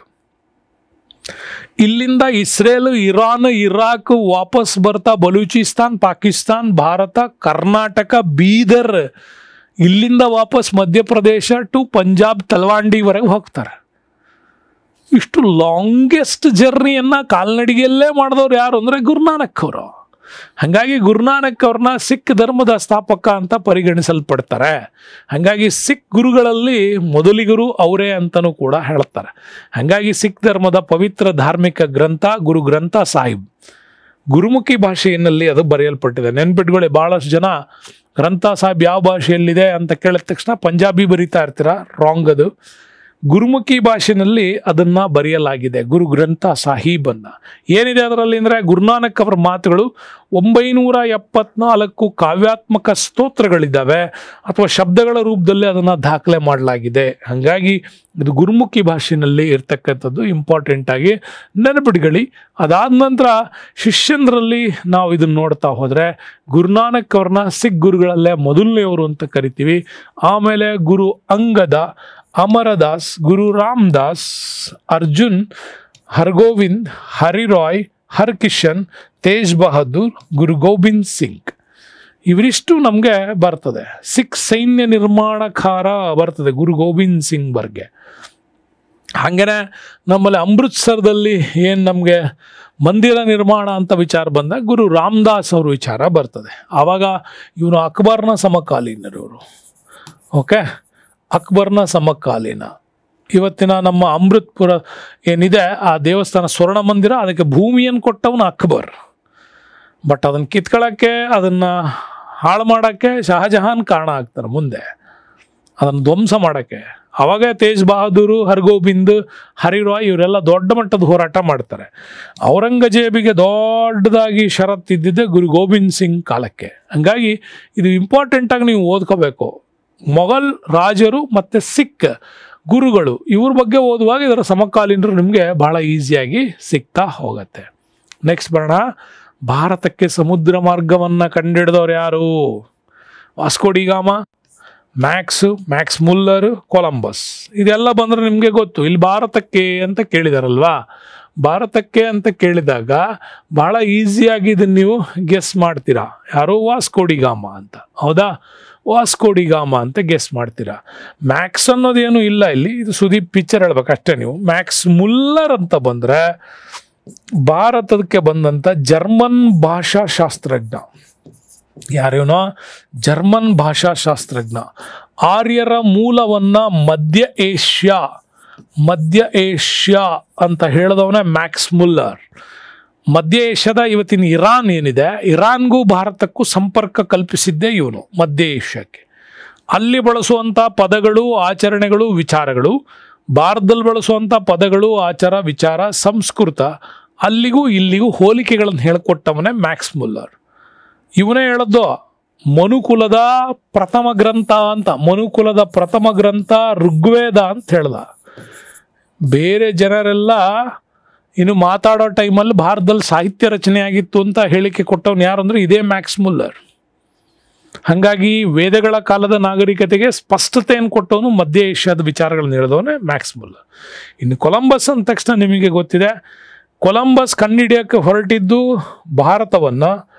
ಆದರೆ ಅವನು ಕಂಡುಹಿಡಿದಿದ್ದು ಮಾತ್ರ ಉತ್ತರ ಅಮೇರಿಕಾ, ದಕ್ಷಿಣ ಅಮೇರಿಕಾದ ಮಧ್ಯದಲ್ಲಿ ಬರತಕ್ಕಂತಹ ಈ ಐಲ್ಯಾಂಡ್ಗಳ ದೇಶ, ಬಹಾಮಾ ಐಲ್ಯಾಂಡ್ ಅಂತ ಕರಿತೀವಿ. ಈ ಬಹಾಮಾ ಐಲ್ಯಾಂಡ್ ಅಂದರೆ ಇವತ್ತಿನ 8 ಐಲ್ಯಾಂಡ್ಗಳ ಸ್ವರೂಪ ಇದೆಯಲ್ಲ, ವೆಸ್ಟ್ ಇಂಡೀಸ್ ಅಂತ ಕರಿತೀರಲ್ಲ. ವೆಸ್ಟ್ ಇಂಡೀಸ್ ಅನ್ನೋದು ಒಂದು ರಾಷ್ಟ್ರ ಅಲ್ಲ, ಅದು ರಾಷ್ಟ್ರಗಳ ಗುಂಪು. ಅದು ಕ್ರಿಕೆಟಲ್ಲಿ ನೀವು ನೋಡ್ತೀರಾ, ಎಲ್ಲ ದೇಶಗಳು ಟಾಸ್ ಗೆದ್ದಾಗ ಅವ್ರವ್ರ ದೇಶದ ರಾಷ್ಟ್ರಗೀತೆ ಹಾಕ್ತಾರೆ. ಆದರೆ ವೆಸ್ಟ್ ಇಂಡೀಸ್ದು ರಾಷ್ಟ್ರಗೀತೆ ಹಾಕಲ್ಲ, ಅವ್ರದ್ದೊಂದು ಸಾಂಗ್ ಹಾಕ್ತಾರೆ ಅಷ್ಟೇ. ಕ್ರಿಕೆಟ್ ಸಾಂಗ್ ಅಂತ ಹಾಕ್ತಾರೆ ಅವ್ರದ್ದು. ಯಾಕೆಂದರೆ ಅಲ್ಲಿ 8 ದ್ವೀಪಗಳ ಜನರು ಸೇರ್ಕೊಂಡು ಮಾಡ್ಕೊಂಡಿರೋ ಟೀಮ್ ಅದು. ಜಮೈಕಾ, ಹೈಟಿ ಬರ್ತದೆ, ನೆಕ್ಸ್ಟು ಟ್ರಿನಿಡಾಡ್ ಅಂಡ್ ಟೊಬ್ಯಾಗೋ, ಜಮೈಕಾ ಇವೆಲ್ಲ ಸೇರ್ಕತ್ತಾವಲ್ಲಿ. ಅಂತ ಒಂದು 8 ದ್ವೀಪಗಳು ಸೇರ್ಕೊಂಡು ಮಾಡಿರೋವಂಥ ದೇಶ ಅದು ವೆಸ್ಟ್ ಇಂಡೀಸ್ ಅಂತ. ಯಾಕೆ ಇದಕ್ಕೆ ವೆಸ್ಟ್ ಇಂಡೀಸ್ ಅಂತಂತಂದರೆ ಭಾರತದ ವೆಸ್ಟ್ಗೆ ಈ ದೇಶ ಇದೆ ಅಂತ. ಅಮೇರಿಕಾ ಈ ಒಂದು ಪ್ರದೇಶಗಳನ್ನು ಕೊಲಂಬಸ್ ಕಂಡುಹಿಡಿದಿದ್ದರಿಂದನೇ ಇಂಡಿಯಾ ಅಂತ ಕೂಗಿದ್ದ. ಹಾಗಾಗಿ ಇಲ್ಲಿ ರೆಡ್ ಇಂಡಿಯನ್ಸ್ ಅಂತ ಕರೆದ್ರು ಅವರಿಗೆ. ಹಾಗಾಗಿ ವೆಸ್ಟ್ ಇಂಡೀಸ್ ಅಂತ ಕರೆದ್ರು. ಮುಂದೆ ನಾವು ನೋಡೋದಾದ್ರೆ ಅಮೇರಿಗೋ ವೆಸ್ಪುಸಿ, ಆಫ್ರಿಕಾ ಯಾವುದು ಪೋರ್ಚುಗಲ್ಲಿಂದ ಅಮೇರಿಗೋ ವೆಸ್ಪುಸಿ ಅಮೇರಿಕವನ್ನು ಕಂಡಿಡ್ದ ಅನ್ನೋ ಕಾರಣಕ್ಕಾಗಿ ಆ ದೇಶಕ್ಕೆ ಅಮೇರಿಕಾ ಅಂತ ಹೆಸರಿಟ್ಟರು. ಮುಂದೆ ಇಲ್ಲಿ ದಕ್ಷಿಣಕ್ಕೆ ಬರ್ತಾರೆ ಇದೇ ಹಿಡ್ಕೊಂಡು. ಆವಾಗಿಲ್ಲಿ ನಮಗೆ ಸಿಕ್ಕಿದ್ದು ಬ್ರೆಜಿಲ್, ಅರ್ಜೆಂಟೈನಾ ಸಿಕ್ಕಿದ್ದು. ಬ್ರೆಜಿಲಿಯಾ, ಅರ್ಜೆಂಟೈನಾ, ಬ್ಯೂನಸ್ ಐರಿಸ್ ಪ್ರದೇಶಗಳೇನಿದ್ದಾವೆ ಅದು ಅಲ್ಲಿ ನಮಗೆ ಸಿಕ್ತು. ಅತಿ ಉದ್ದನೆಯ ರಾಷ್ಟ್ರ ಬರುತ್ತಲ್ಲ ಇಲ್ಲಿ ಚಿಲಿ. ಓಕೆ, ಈಗ ಉದ್ದ ಮೆಣಸಿನಕಾಯಿ ಇರೋದ್ರಿಂದಾಗಿ ಇದನ್ನು ಚಿಲಿ ಅಂತ ಕರೀತಾರೆ. ಸ್ಯಾಂಟಿಯಾಗೋ ಇದರ ರಾಜಧಾನಿ. ಇಲ್ಲೇ ಉರುಗ್ವೆ, ಪರಾಗ್ವೆ ಬರ್ತಾವೆ. ಇಲ್ಲೇ ನಾಸಾನವರ ಒಂದು ಉಡಾವಣಾ ಫ್ರೆಂಚ್ ಗಯಾನ ಅಂತ ಕರಿತೀವಲ್ಲ, ಅದು ಬರೋದು ನಮ್ಗೆ ಅಲ್ಲೇ. ಹಾಗಾಗಿ ಭಾಳ ಇಂಪಾರ್ಟೆಂಟಾಗಿ ಜಿಯೋಗ್ರಫಿಯನ್ನು ಕೂಡ ನೀವು ವರ್ಲ್ಡ್ ಜಿಯೋಗ್ರಫಿ ಭಾಳ ಕ್ಲೀನಾಗಿ ನೋಡ್ಕೊಳ್ಳಿ. ನಿಮಗೆ ಭಾಳಷ್ಟು ಕಡೆ ಇದನ್ನು ನಾನು ಎಕ್ಸ್ಪ್ಲೈನ್ ಕೂಡ ಮಾಡಿದ್ದೀನಿ. ಹಾಗಾಗಿ ಇದು ನಿಮಗೆ ಇಂಪಾರ್ಟೆಂಟಾಗಿ ಬಹಳ ಅದ್ಭುತವಾಗಿ ಜಿಯೋಗ್ರಫಿಯನ್ನು ಈ ಥರ ಕಲ್ತ್ರೆ ನಿಮಗೆ ಗೊತ್ತಾಗುತ್ತೆ. ದಕ್ಷಿಣ ಅಮೆರಿಕಾದಲ್ಲೇ ಅತ್ಯಂತ ದೊಡ್ಡ ರಾಷ್ಟ್ರ ಬರೋದು ಇದೆ ಬ್ರೆಜಿಲ್. ಇಲ್ಲೇ ಹರಿಯೋದು ನಮಗೆ ಅಮೆಜಾನ್ ರಿವರ್ ಅಂತ. ಓಕೆ, ಅಮೆಜಾನ್ ಬರೋದೆ ಅಲ್ಲಿ. ಅಮೆಜಾನ್ ಕಂಪ್ನಿ ಅಂತ ತಕ್ಷಣ ಎಲ್ಲರಿಗೂ ಗೊತ್ತು ನಿಮಗೆ. ಬಟ್ ಇದು ನಮ್ಗೆ ಅಲ್ಲಿ ಬರ್ತದೆ. ಮ್ಯಾಕ್ಸ್ ಮುಲ್ಲರ್ ಕಲ್ಪನೆ ಇದು. ಕೊಲಂಬಸ್ ಕಂಡುಹಿಡಿದಿದ್ದು ಇದು ಬಹಾಮನ್ ಐಲ್ಯಾಂಡ್ಸ್ಗಳನ್ನು ಕಂಡುಹಿಡಿದಿದ್ದು. ಅಲ್ಲಿಗೆ ವಾಸ್ಕೋ ಡಿ ಗಾಮ 1498ರಲ್ಲಿ ಭಾರತಕ್ಕೆ ಆತ ಬಂದ. ಅದು ನಿಮಗೆ ಚೆನ್ನಾಗಿ ಗೊತ್ತಾಗಿದೆ. ಅವನ ಬಗ್ಗೆ ಒಂದು ಮ್ಯಾಪ್ ಕೂಡ ಇದೆ, ನೋಡ್ಕೊಳ್ಳಿ. ವಾಸ್ಕೋ ಡಿ ಗಾಮ ಭಾರತಕ್ಕೆ 3 ಬಾರಿ ಬಂದಿದ್ದ. 5 ಬಾರಿನೂ ಹೇಳ್ತಾರೆ, ಅದು ಬೇರೆ ಕಲ್ಪನೆ. ನಾನು ನಿಮಗೆ 3 ಬಾರಿ ಕರೆಕ್ಟಾಗಿ ಹೇಳ್ಕೊಡ್ತೀನಿ, ನೆನಪಿಟ್ಕೊಳ್ಳಿ. 1498 ಆತ ಯುರೋಪ್ ಖಂಡದಿಂದ ಇದೇ ಮೂಲಕವಾಗಿ ಇಲ್ಲಿಗೆ ಬರ್ತಾನೆ. ಇಲ್ಲಿಗೆ ಬಂದಾಗ ನಾವು ನೆನ್ಪಿಟ್ಕೋಬೇಕು, ವಾಸ್ಕೋ ಡಿ ಗಾಮ ಇಲ್ಲಿಗೆ ಬಂದಿದ್ದ. ಓಕೆ, ವಾಸ್ಕೋ ಡಿ ಗಾಮನ ಈ ಪ್ರದೇಶಕ್ಕೆ ಹೆಸರಿಟ್ಟಿದ್ದು. ಗುಡ್ ಹೋಪ್ ಅಂತ. ಓಕೆ, ಅವನು ಹೇಳಿದ್ದು ಹಿಂಗೆ, ಗುಡ್ ಹೋಪ್ ಅಂತ. ಕೇಪ್ ಆಫ್ ಗುಡ್ ಹೋಪ್ ಅಂದವನು ಅವನೇನೆ. ಹಿಂದೆ ಬಂದವನು ಬಿರುಗಾಳಿಗಳ ಸಮುದ್ರ ನೆಲೆ ಅಂತ ಹೇಳಿದ್ದವನು. ಕೇಪ್ ಆಫ್ ಸ್ಟಾಮ್ಸ್ ಅಂತ ಹೇಳಿದವನು Bartholomew Dias. Cape of good hope ಅಂದವನು ವಾಸ್ಕೋ ಡಿ ಗಾಮ. ಇಲ್ಲಿಗೆ ಬಂದ, ಇಲ್ಲಿಂದ ಇದು ಮಡಗಾಸ್ಕರ್ ಐಲ್ಯಾಂಡ್, ಇದು ಮಡಗಾಸ್ಕರ್ ಐಲ್ಯಾಂಡ್. ಇಲ್ಲಿಂದ ಆತ ಸೊಮಾಲಿಯನ್ ಲ್ಯಾಂಡಿಗೆ ಬರ್ತಾನೆ. ಸೊಮಾಲಿಯನ್ ಲ್ಯಾಂಡಿಂದ ಮುಂದೆ ಆತ ಇದೇ ಸೊಮಾಲಿಯನ್, ಇದು ಈ ಲ್ಯಾಂಡಿಗೆ ಬರ್ತಾನೆ. ಇಲ್ಲಿಂದ ಆತ ಯುರೋಪಿಯನ್ ವ್ಯಾಪಾರಗಾರರ ಒಂದು ಸಹಾಯದಿಂದ ಭಾರತದ ಕಲ್ಲಿಕೋಟೆ, ಕ್ಯಾಲಿಕಟ್ ಅಂತ ಏನು ಕರಿತೀವಿ, ಕಪ್ಪಡ್ ಅಂತ ಏನು ಕರಿತೀವಿ, ಆ ಪ್ರದೇಶಕ್ಕೆ ಅವನು ಭೇಟಿ ಕೊಟ್ಟ. ಹೀಗೆ ಭೇಟಿ ಕೊಟ್ಟಾಗಲೇ ಶುರುವಾಗಿದ್ದು ಭಾರತಕ್ಕೆ ಹೊಸ ಜಲಮಾರ್ಗದ ಕಲ್ಪನೆ. ಅಲ್ಲಿಯವರೆಗೂ ಇರಲಿಲ್ವಾ? ಇತ್ತು. ಭಾರತದ ಮತ್ತು ಬ್ರಿಟಿಷ್ ನಡುವೆ ಭೂಮಾರ್ಗ ನಡೀತಾ ಇತ್ತು. ಆದರೆ 1453 ಕಾನ್ಸ್ಟಾಂಟಿನೋಪಲ್ ಪತನ ಅಂತ ಕರಿತೀವಿ. ಓಕೆ, ಕಾನ್ಸ್ಟಾಂಟಿನೋಪಲ್ ಪತನ. ಯಾರು? ಆ ಕಾಲಕ್ಕೆ ಅಫ್ಘನ್ನ ಮತ್ತು ಆ ಭಾಗದ ಮುಸ್ಲಿಂ ಸಂಘಟನೆಗಳು ಈ ಕಾನ್ಸ್ಟಾಂಟಿನೋಪಲ್ ಒಂದು ಆಟೋಮನ್ ಟರ್ಕರ್ ಗುಂಪೇನಿದೆ ಅದು ಕಂಪ್ಲೀಟಾಗಿ ವಶಪಡಿಸಿಕೊಳ್ತದು. ಓಕೆ, ಯಾರು? ಆಟೋಮನ್ ಟರ್ಕ್. ಯಾರು ಅಂತಲೂ ಕೇಳಿದ್ರೆ 4ನೇ ಮೊಹಮ್ಮದ್ ಅಂತ ಹೇಳ್ಬಿಡಿ. ಅಟೋಮನ್ ಟರ್ಕರ 4ನೇ ಮೊಹಮ್ಮದ್ ಕಿಂಗ್ ಅವನು. ಆ ಕಾಲಕ್ಕೆ ಈ ಪ್ರದೇಶವನ್ನು ವಶಪಡಿಸ್ಕೊಂಡ. ಯಾವಾಗ ಕಾನ್ಸ್ಟಾಂಟಿನೋಪಲ್ ಹೋಯ್ತೋ ಹಾಗಾಗಿ ಈ ಕಡೆ ಇಂಗ್ಲೆಂಡು, ಮಧ್ಯ ಭಾರತ, ಇದ್ರ ಮಧ್ಯನ ವ್ಯಾಪಾರದ ಸಂಪರ್ಕ ಕ್ಲೋಸ್ ಆಯಿತು. ಆವಾಗ ಯುರೋಪ್ ಹೊಸ ಭೂಮಾರ್ಗವನ್ನು, ಜಲಮಾರ್ಗವನ್ನು ವಿಶ್ಲೇಷಣೆ ಮಾಡ್ತು. ಆಗ ಸಿಕ್ಕಿದ್ದೆ ವಾಸ್ಕೋ ಡಿ ಗಾಮನ ಕಲ್ಪನೆ. ಅದರಂತ 1502ಕ್ಕೆ ಬಂದ, 1521ಕ್ಕೆ ಬಂದ, ಭಾರತದಲ್ಲೇ ಸತ್ತ. ಭಾರತದಲ್ಲೇ ಅವನನ್ನು ಇಡ್ಲಾಯ್ತು, ಅವನ ಕಳೆ ಬರಗಳನ್ನು ಇಲ್ಲೇ ಹಾಕಿದ್ರು ಅಂತ. ನೆಕ್ಸ್ಟ್ ಇಂಪಾರ್ಟೆಂಟ್ ಕ್ವಶನ್ಸ್ ಇದು. ಭಾಳಷ್ಟು ಸಾರಿ ಈ ಪ್ರಶ್ನೆ ಭಾಳಷ್ಟು ಜನರಿಗೆ ಕನ್ಫ್ಯೂಸ್ ಕೂಡ ಆಗಿದೆ. ಏನು ಅಂತ ನೋಡೋಣ. ಪ್ರಸಿದ್ಧ ರಾಷ್ಟ್ರೀಯ ಹಾಡು, ಇದನ್ನು ನಾವು ಇಂಗ್ಲೀಷಲ್ಲೇ ಓದ್ಕೋಬೇಕದು. ನ್ಯಾಷನಲ್ ಸಾಂಗ್ ಅಂತ. ನ್ಯಾಷನಲ್ ಆ್ಯಂಥಮ್ ಅಲ್ಲ, ನ್ಯಾಷನಲ್ ಆ್ಯಂಥಮ್ ಅಲ್ಲ, ನ್ಯಾಷನಲ್ ಸಾಂಗ್. ಇದು ಪ್ರಸಿದ್ಧ ನ್ಯಾಷನಲ್ ಸಾಂಗ್, ರಾಷ್ಟ್ರೀಯ ಹಾಡು. ವಂದೇ ಮಾತರಮ್ಮನ್ನು ರಚಿಸಿದವರು ಯಾರು ಅಂತ. ಹಾಗಾಗಿ ವಂದೇ ಮಾತರಮ್ಮನ್ನು ನ್ಯಾಷನಲ್ ಸಾಂಗ್ ಅಂತೀವಿ. ಜನಗಣ ಮನವನ್ನು ನ್ಯಾಷನಲ್ ಆ್ಯಂಥಮ್ ಅಂತೀವಿ. ಅದನ್ನು ಇಂಗ್ಲೀಷಲ್ಲೇ ನೆನ್ಪಿಟ್ಕೊಳ್ಳಿ, ಕನ್ನಡದಲ್ಲಿ ನಿಮ್ಗೆ ಕನ್ಫ್ಯೂಸ್ ಇದೆ ಅದು. ಯಾರು ಇದನ್ನು ರಚಿಸಿದವರು? ಬಿಪಿನ್ ಚಂದ್ರ ಪಾಲ್, ಅರವಿಂದ ಘೋಷ್, ರವೀಂದ್ರನಾಥ್ ಟ್ಯಾಗೋರ್, ಬಂಕಿಮಚಂದ್ರ ಚಟರ್ಜಿ. ಇವೆರಡನ್ನು ತೆಗೆದಾಕ್ಬಿಡ್ಬೋದು. ಆ್ಯಕ್ಚುಲಿ ಅವ್ರ ಪೂರ್ಣ ಹೆಸರು ಚಟರ್ಜಿ ಅಲ್ಲ, ಚಟ್ಟೋಪಾಧ್ಯಾಯ. ಅದು ನಮ್ಮಲ್ಲಿ ಚಟರ್ಜಿ ಅಂತ ಬಂದ್ಬಿಟ್ಟಿದೆ. ಅದು ಅವ್ರ ಪೂರ್ಣ ಹೆಸರು ಚಟ್ಟೋಪಾಧ್ಯಾಯ. ಅದು ಯಾರು ಅಂತಂದಾಗ ಈಸಿಯಾಗಿ ಹೇಳ್ತಿರೋದನ್ನು, ಬಂಕಿಮಚಂದ್ರ ಚಟ್ಟೋಪಾಧ್ಯಾಯ ಅವರು ತಮ್ಮ ಆನಂದಮಠ ಕೃತಿಯಲ್ಲಿ, ಕಾದಂಬರಿಯಲ್ಲಿ ಅದನ್ನು ರಚನೆ ಮಾಡಿದರು, ವಂದೇ ಮಾತರಂ. ಅದರ ಹಿಂದಿನ ವಿಚಾರಗಳನ್ನು ನೀವು ಒಂದು ಸಾರಿ ನೋಡ್ಕೊಳ್ಳಿ, ಗೊತ್ತಾಗುತ್ತೆ. ಈ ವಂದೇ ಮಾತರಮ್ಮನ್ನು ಬಂಕಿಮಚಂದ್ರ ಚಟರ್ಜಿ ಅಥವಾ ಚಟ್ಟೋಪಾಧ್ಯಾಯ ಅವರು ತಮ್ಮ ಕಾದಂಬರಿಯನ್ನು 1882ರಲ್ಲಿ ಇದನ್ನು ಪ್ರಕಟ ಮಾಡ್ತಾರೆ. ಆವಾಗ ಇದು ವಂದೇ ಮಾತರಂ ಬಂತು. ವಂದೇ ಮಾತರಂ ವೆರಿ ಇಂಪಾರ್ಟೆಂಟ್ ಆಗಿ ನ್ಯಾಷನಲ್ ಸಾಂಗ್ ಆಗಿ ಅದು ಬಂತು. 1950ರಲ್ಲಿ ಭಾರತ ಸರ್ಕಾರ ಇದನ್ನು ಒಂದು ನ್ಯಾಷನಲ್ ಸಾಂಗ್ ಅಂತ ಘೋಷಣೆ ಮಾಡಿದ್ರು. ನ್ಯಾಷನಲ್ ಆ್ಯಂಥಮ್ ಅಲ್ಲ, ನ್ಯಾಷನಲ್ ಸಾಂಗ್ ಅಂತ. 1896ರ ಅಧಿವೇಶನದಲ್ಲಿ ಕಾಂಗ್ರೆಸ್ನ ಐ.ಎನ್.ಸಿ.ನಲ್ಲಿ ಮೊದಲ ಬಾರಿಗೆ ಇದನ್ನು ಹಾಡಿದರು. ಆವಾಗ ರಹಿಮತುಲ್ಲಾ ಸಯ್ಯಾನಿಯವರು ಅದರ ಅಧ್ಯಕ್ಷರಾಗಿದ್ದರು. ಆವಾಗ ವಂದೇ ಮಾತರಮ್ಮನ್ನು ಹಾಡಿದವರು ರವೀಂದ್ರನಾಥ್ ಟ್ಯಾಗೋರ್ ಅವರು. ವಂದೇ ಮಾತರಂ ಸುಜಲಾಂ ಸುಫಲಾಂ, ಬಹಳ ಅದ್ಭುತವಾದಂಥ ಗೀತೆ. ಅದನ್ನು ಹೇಳಿದಾಗ ಇದೇ ಕಾಂಗ್ರೆಸ್ ಅಧಿವೇಶನದಲ್ಲಿ ರಹಿಮತುಲ್ಲಾ ಸಯ್ಯಾನಿ ತಮ್ಮ ಅಧ್ಯಕ್ಷೀಯ ಭಾಷಣದಲ್ಲಿ ಹೇಳ್ತಾರೆ, ಇದು ಒಂದು ರಾಷ್ಟ್ರೀಯ ಗೀತೆ ಆಗೋದಕ್ಕೆ ಸಾಧ್ಯ ಇಲ್ಲ. ಯಾಕೆ ಸಾಧ್ಯ ಇಲ್ಲ ಅಂತ ಕೇಳಿದಾಗ, ಇದರಲ್ಲಿ ಬರುವ ಒಂದಿಷ್ಟು ಪ್ಯಾರಾಗಳಲ್ಲಿ ದೈವತ್ವದ ಕಲ್ಪನೆಯನ್ನು ಮೂರ್ತಿ ರೂಪಕ್ಕೆ ಹೋಲಿಸಿ ಹೇಳಲಾಗಿದೆ. ಅದು ನನ್ನ ಧರ್ಮಕ್ಕೆ ವಿರೋಧ ಆಗಿದೆ. ಹಾಗಾಗಿ ಇದನ್ನು ನ್ಯಾಷನಲ್ ಸಾಂಗ್ ಮಾಡುವಂತಿಲ್ಲ ಅಂತ ಹೇಳ್ತಾರೆ. ಅಲ್ಲಿಗೆ ವಂದೇ ಮಾತರಂ ಈ ದೇಶದ ರಾಷ್ಟ್ರಗೀತೆಯಾಗುವ ಪರಿಕಲ್ಪನೆಯನ್ನು 1896ರಲ್ಲೇ ಕಳ್ಕತ್ತದು. ಆಮೇಲೆ 1911 ರವೀಂದ್ರನಾಥ್ ಟ್ಯಾಗೋರ್ ಅವರು ಬರೆದದ್ದು ಜನಗಣ ಮನ. ಬಟ್ ರವೀಂದ್ರನಾಥ್ ಟ್ಯಾಗೋರ್ ಅವರ ಈ ಹಾಡನ್ನು ರಾಷ್ಟ್ರಗೀತೆ ಮಾಡಬಹುದಾ ಅನ್ನೋ ವಿಚಾರ ಬಂದಾಗ ಅವ್ರ ಮನಸ್ಸಲ್ಲೇ ದ್ವಂದ್ವ ಇತ್ತು ಅಂತ ಕೆಲವು ಕಡೆ ಸಾಹಿತ್ಯಗಳಿದೆ. ಯಾಕೆ ಅಂದರೆ ಭಾರತಕ್ಕೆ 5ನೇ ಜಾರ್ಜ್ ಭೇಟಿ ಕೊಡ್ತಾ ಇದ್ದ ಅವಾಗ, 5ನೇ ಜಾರ್ಜ್. ಆಗ ಅವನಿಗ ಒಂದು ಸ್ವಾಗತ ಗೀತೆಯಾಗಿ ಇದನ್ನು ಬರೀತಾರೆ ಅವರು. ಇದು 1912ರಲ್ಲಿ ತತ್ವಬೋಧಿನಿ ಪತ್ರಿಕೆ ಇತ್ತು. ಯಾಕೆಂದರೆ ರವೀಂದ್ರನಾಥ್ ಟ್ಯಾಗೋರ್ ಅವರ ಅಪ್ಪ ದೇವೇಂದ್ರನಾಥ್ ಟ್ಯಾಗೋರ್ ಅವರಿದ್ರಲ್ಲ, ಅವರು ಈ ಪತ್ರಿಕೆಯನ್ನು ನಡೆಸ್ತಾ ಇದ್ರು.